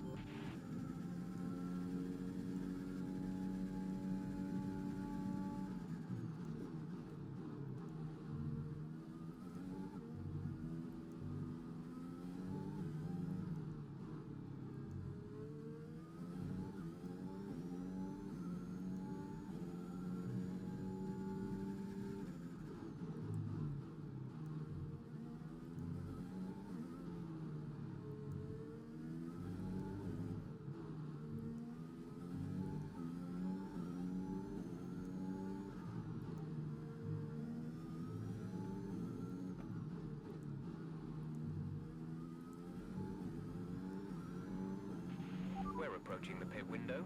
You'll be on the mediums.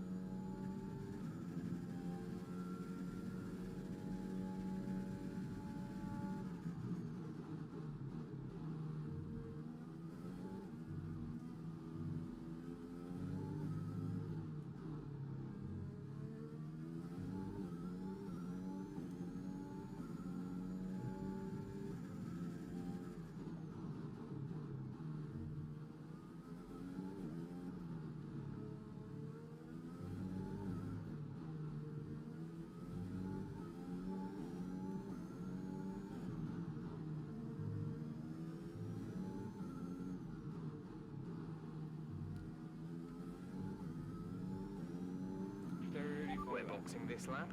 Give us the best in lap you can.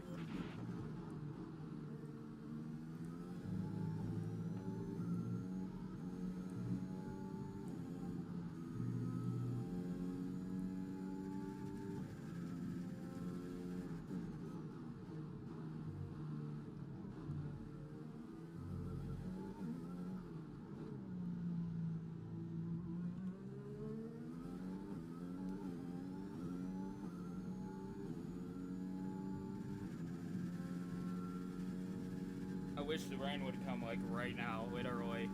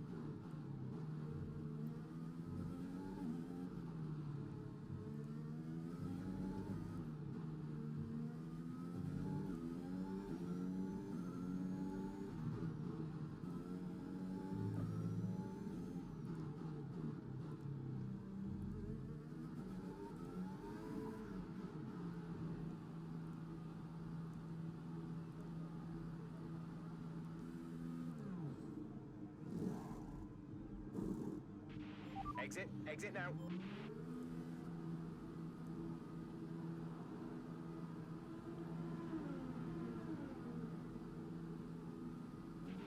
Okay, stay clear of the white line on the exit. We'll receive a penalty for dangerous driving if you cross over into the track.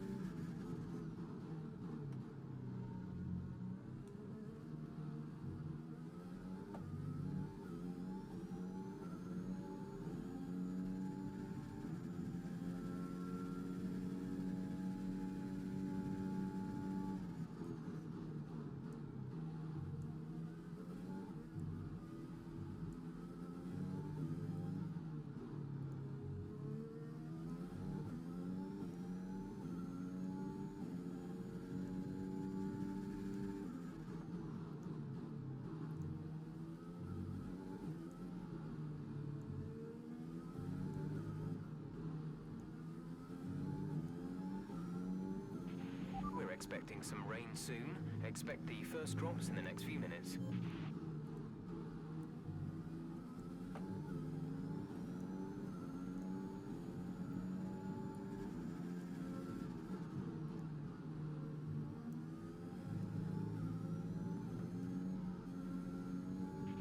We're leading our teammate by 33.1 seconds.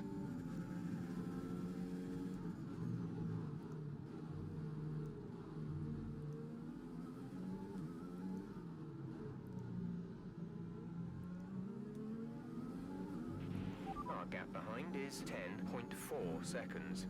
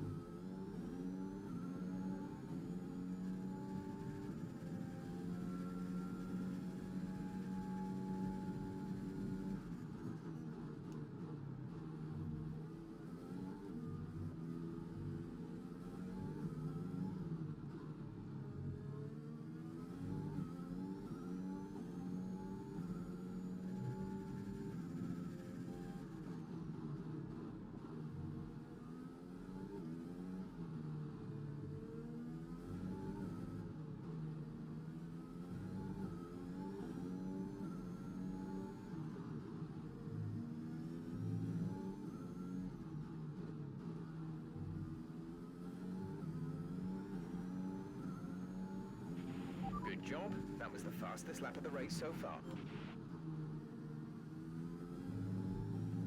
Just as the rain starts falling.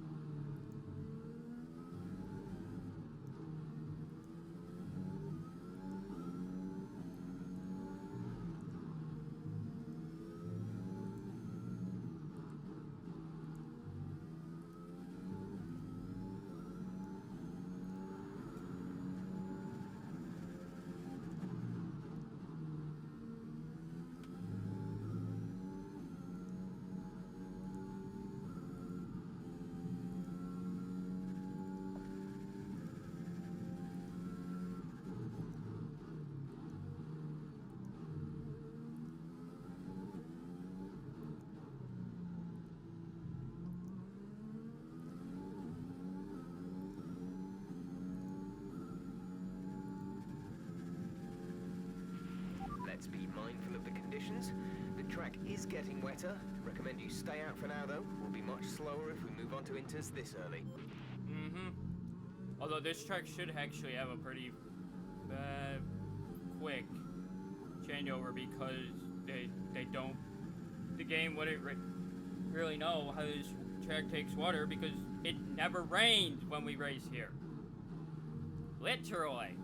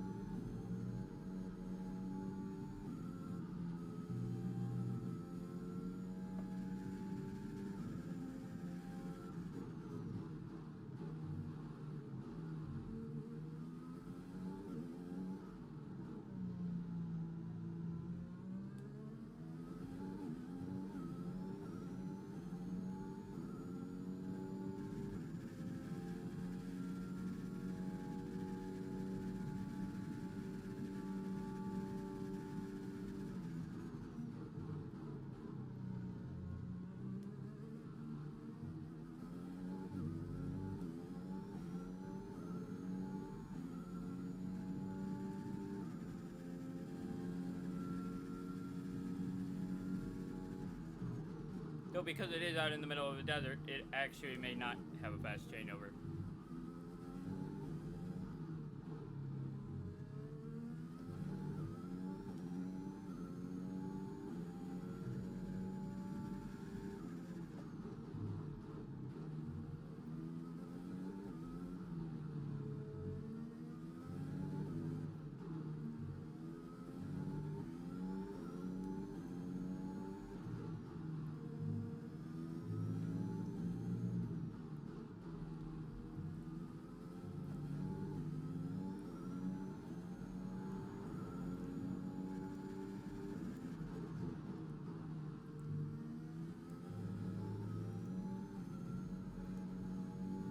All I know is now that we've got into this point where the rain is, the race is pretty much over at this point.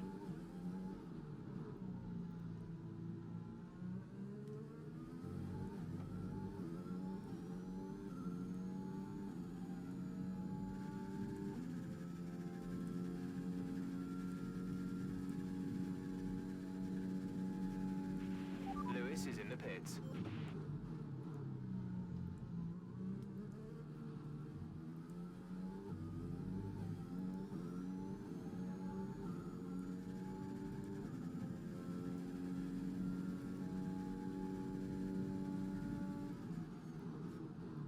But luckily, the upside is that we have managed to get away from Verstappen. Light rain will stay with us for at least 20 minutes, maybe more. Light rain is here to stay.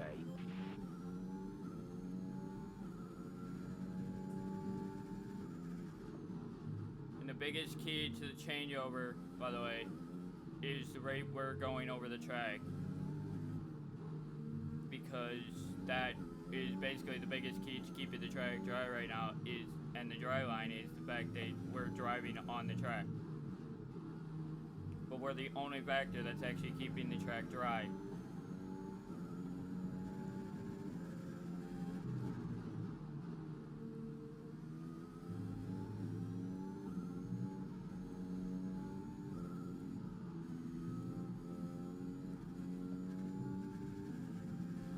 But you can see right there, I was starting to actually lose grip. I touched that rumble and immediately the car just literally reflexed off of it, basically.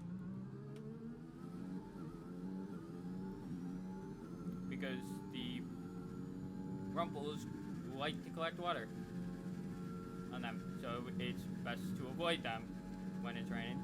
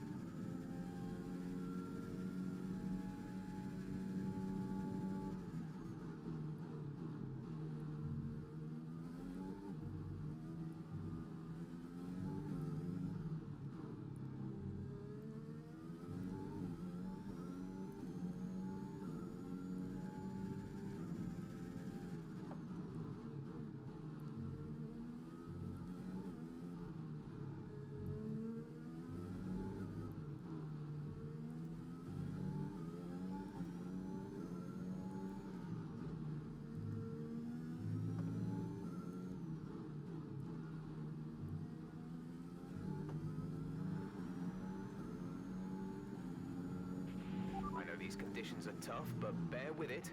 I don't think the track is ready for intermediates yet.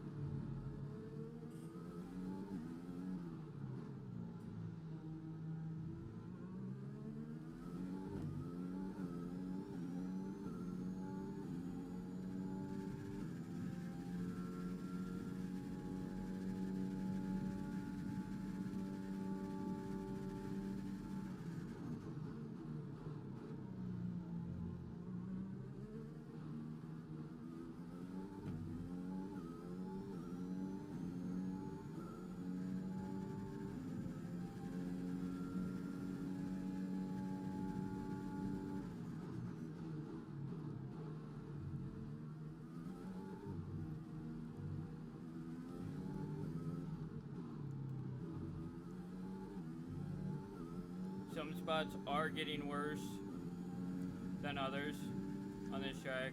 Ooh! Ooh, I didn't like that. That was the car just kicking because it literally lost traction. That's not pleasant.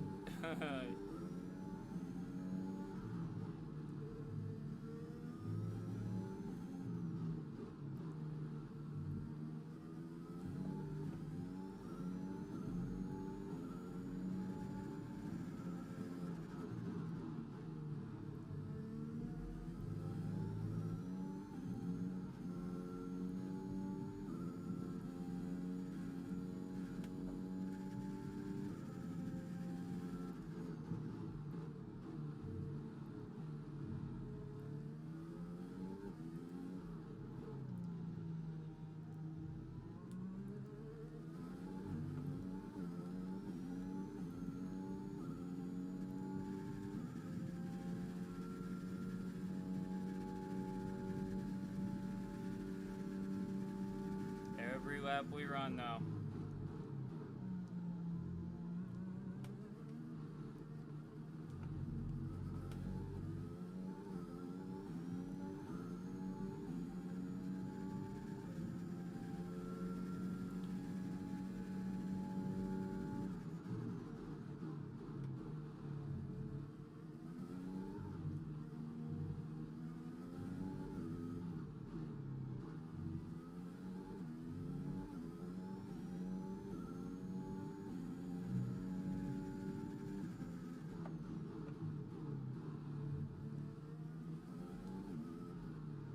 Closing in on the final, portion of the race.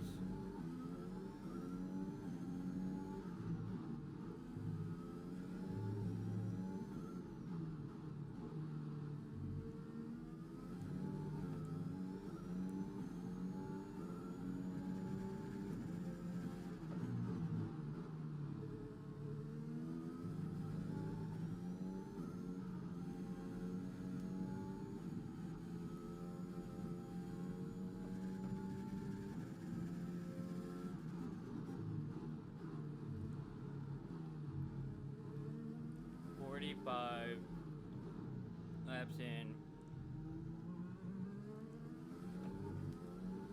Got rain coming down. We're out to a nice, comfortable lead.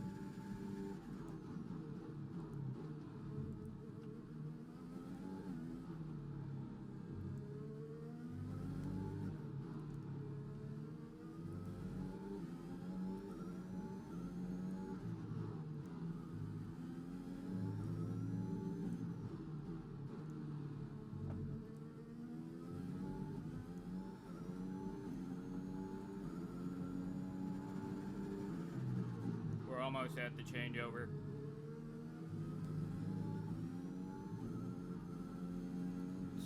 Roughly enters is 7 to 10 seconds slower, roughly.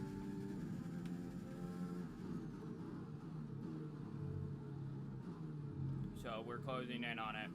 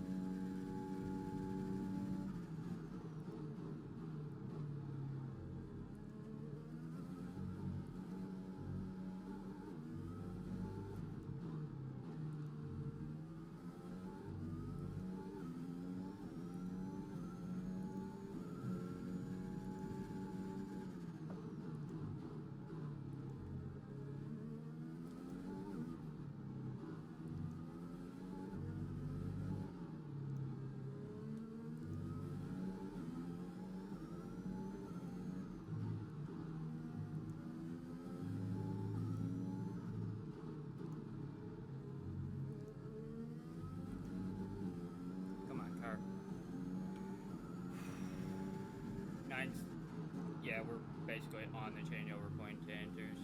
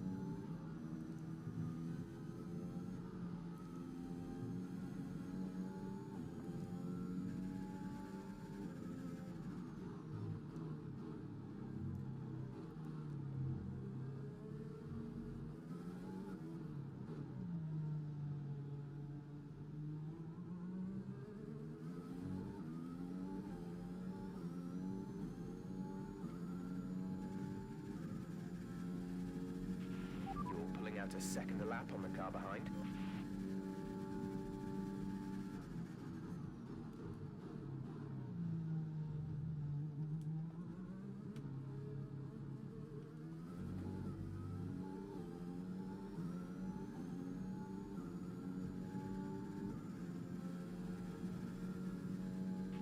The tyre situation is pretty touch and go right now. We think the slicks may still be quicker, but it's very close, and you're going to struggle to keep them in the temperature window. The inters are ready when you need them. Box this lap. Right, come in at the end of this lap.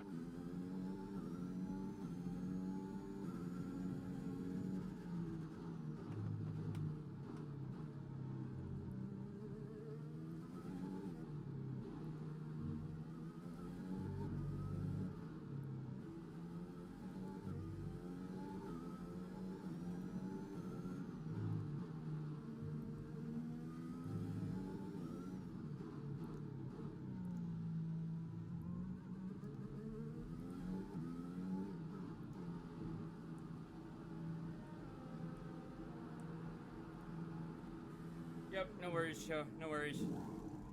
Nearly done anyway. Go now.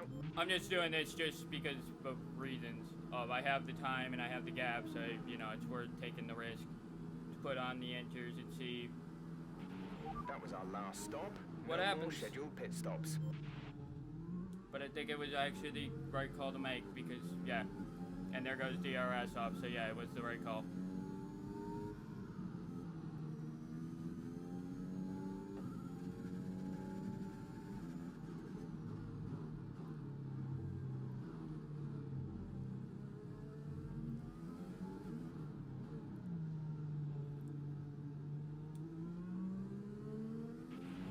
Okay, the stewards have now disabled DRS. DRS is now disabled.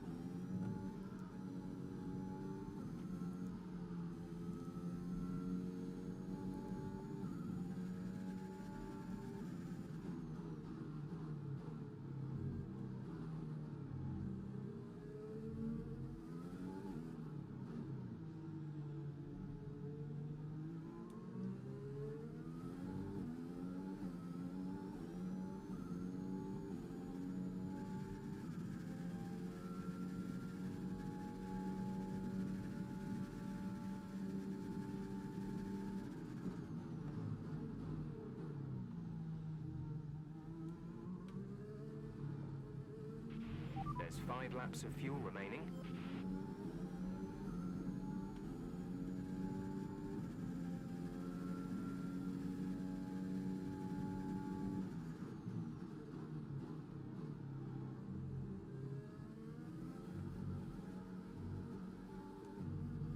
Quite clearly made the right call.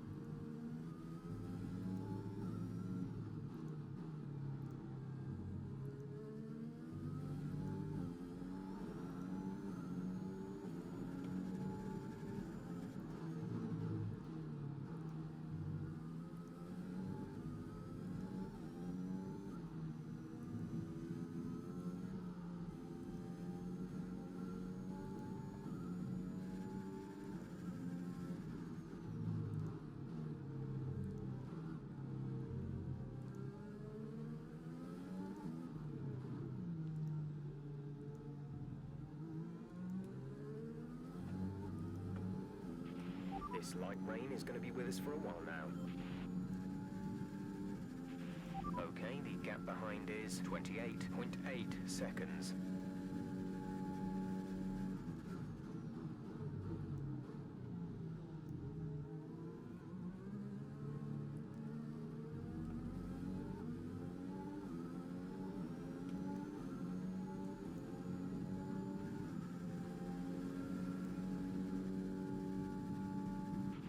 Lewis is in for a stop.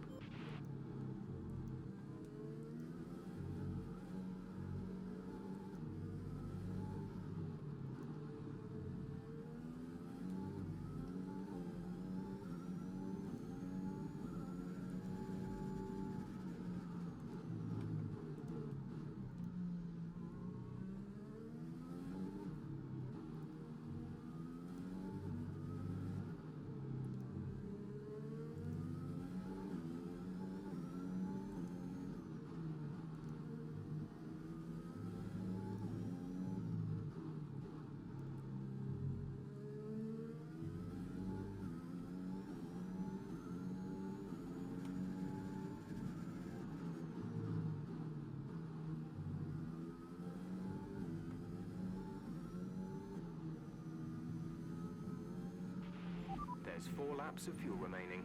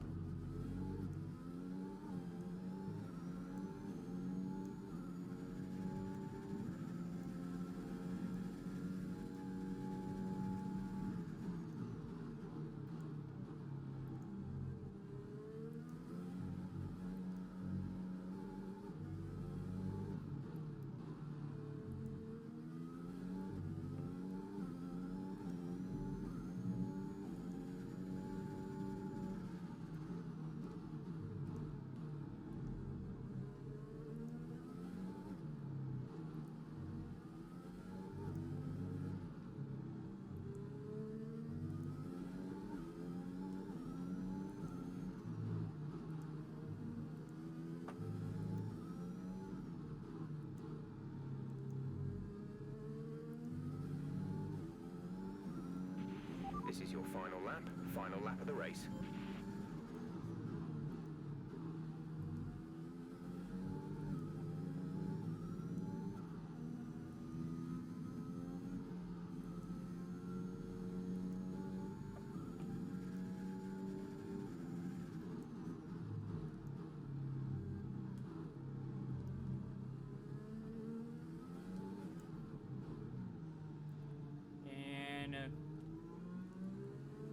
corner for the final time.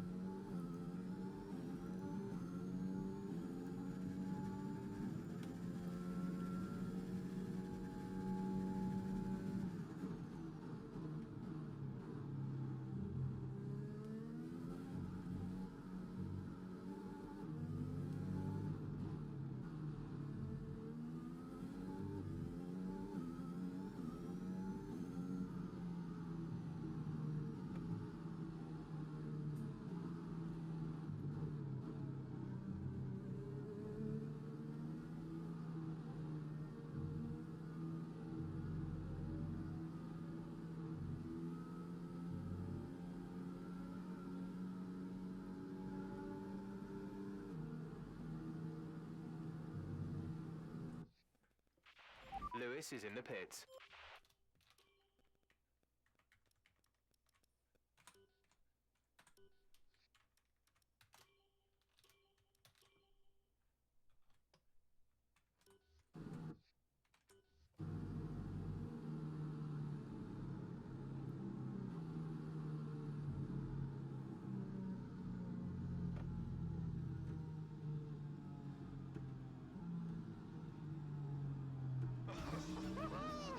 Anyone want to go again? Absolutely fantastic. It's a brilliant result. Well done.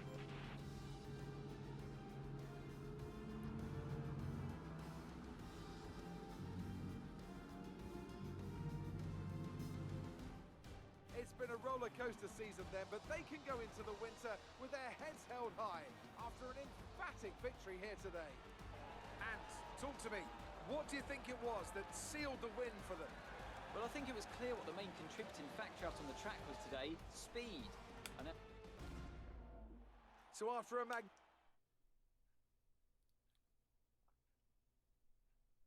Now, let's discuss, Ant. Who would you say is a contender for driver of the day? definitely Antonio Giovinazzi, isn't it? No matter what the rest of the field threw at him, he didn't put a foot wrong. Superb drive from him. It's another clear win for Mercedes as they managed to secure the Constructors' title.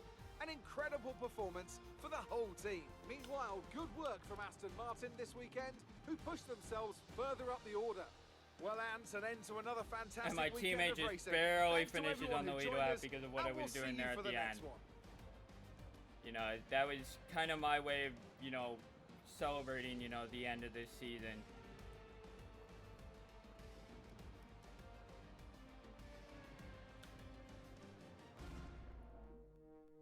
Because I figured, you know, I had the gap, I had the freaking tires, I had everything, so, you know, I just cut the throttle and brought it home around the last few corners.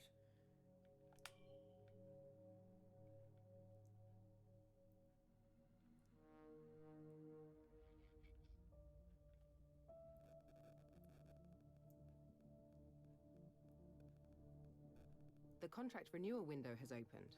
We can try and renegotiate for a better deal with our current team, or approach someone else.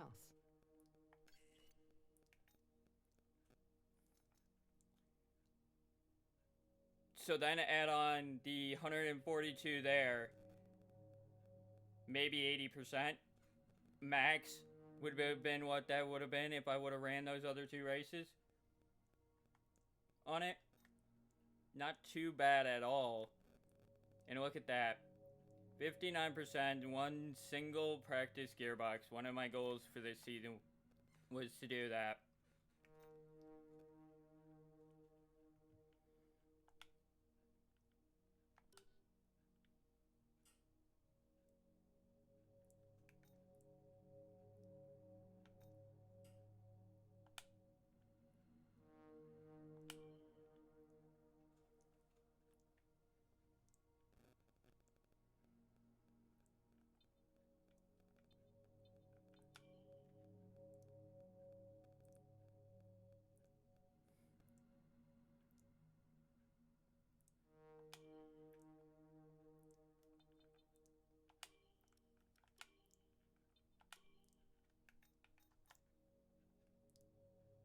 So that's it. Lewis has left the team and the sport. They said at the press conference that the time was right. Well, shit.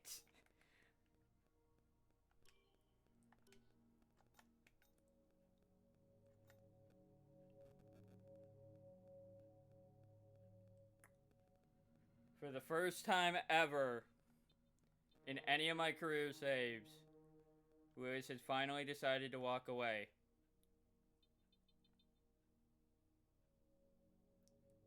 Wow.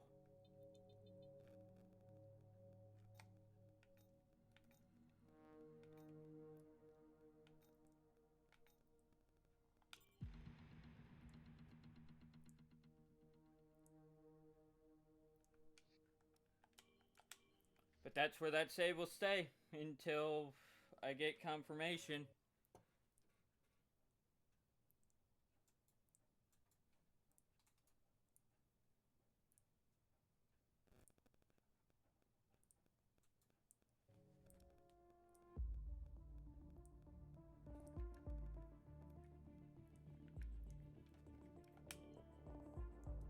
So the next time we race, it'll be here.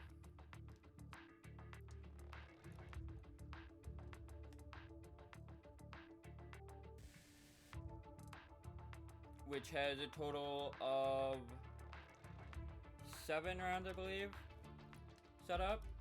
So just enough for us to run. Until the new track drops of Jihad. But that will be for tomorrow. I do hope you all enjoyed, and I will speak with you all tomorrow for that. And yeah. It's sad to lose my teammate there, but, you know,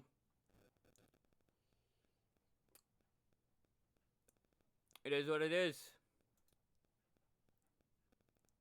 You know, I mean, I go into a position where for the next couple of seasons, you know, anything can happen.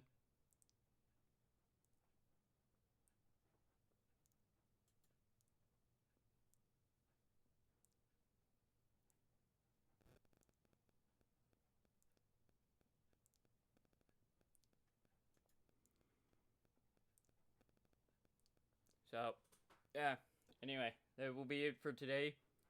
I do hope you all enjoyed, and I will speak with you all, tomorrow.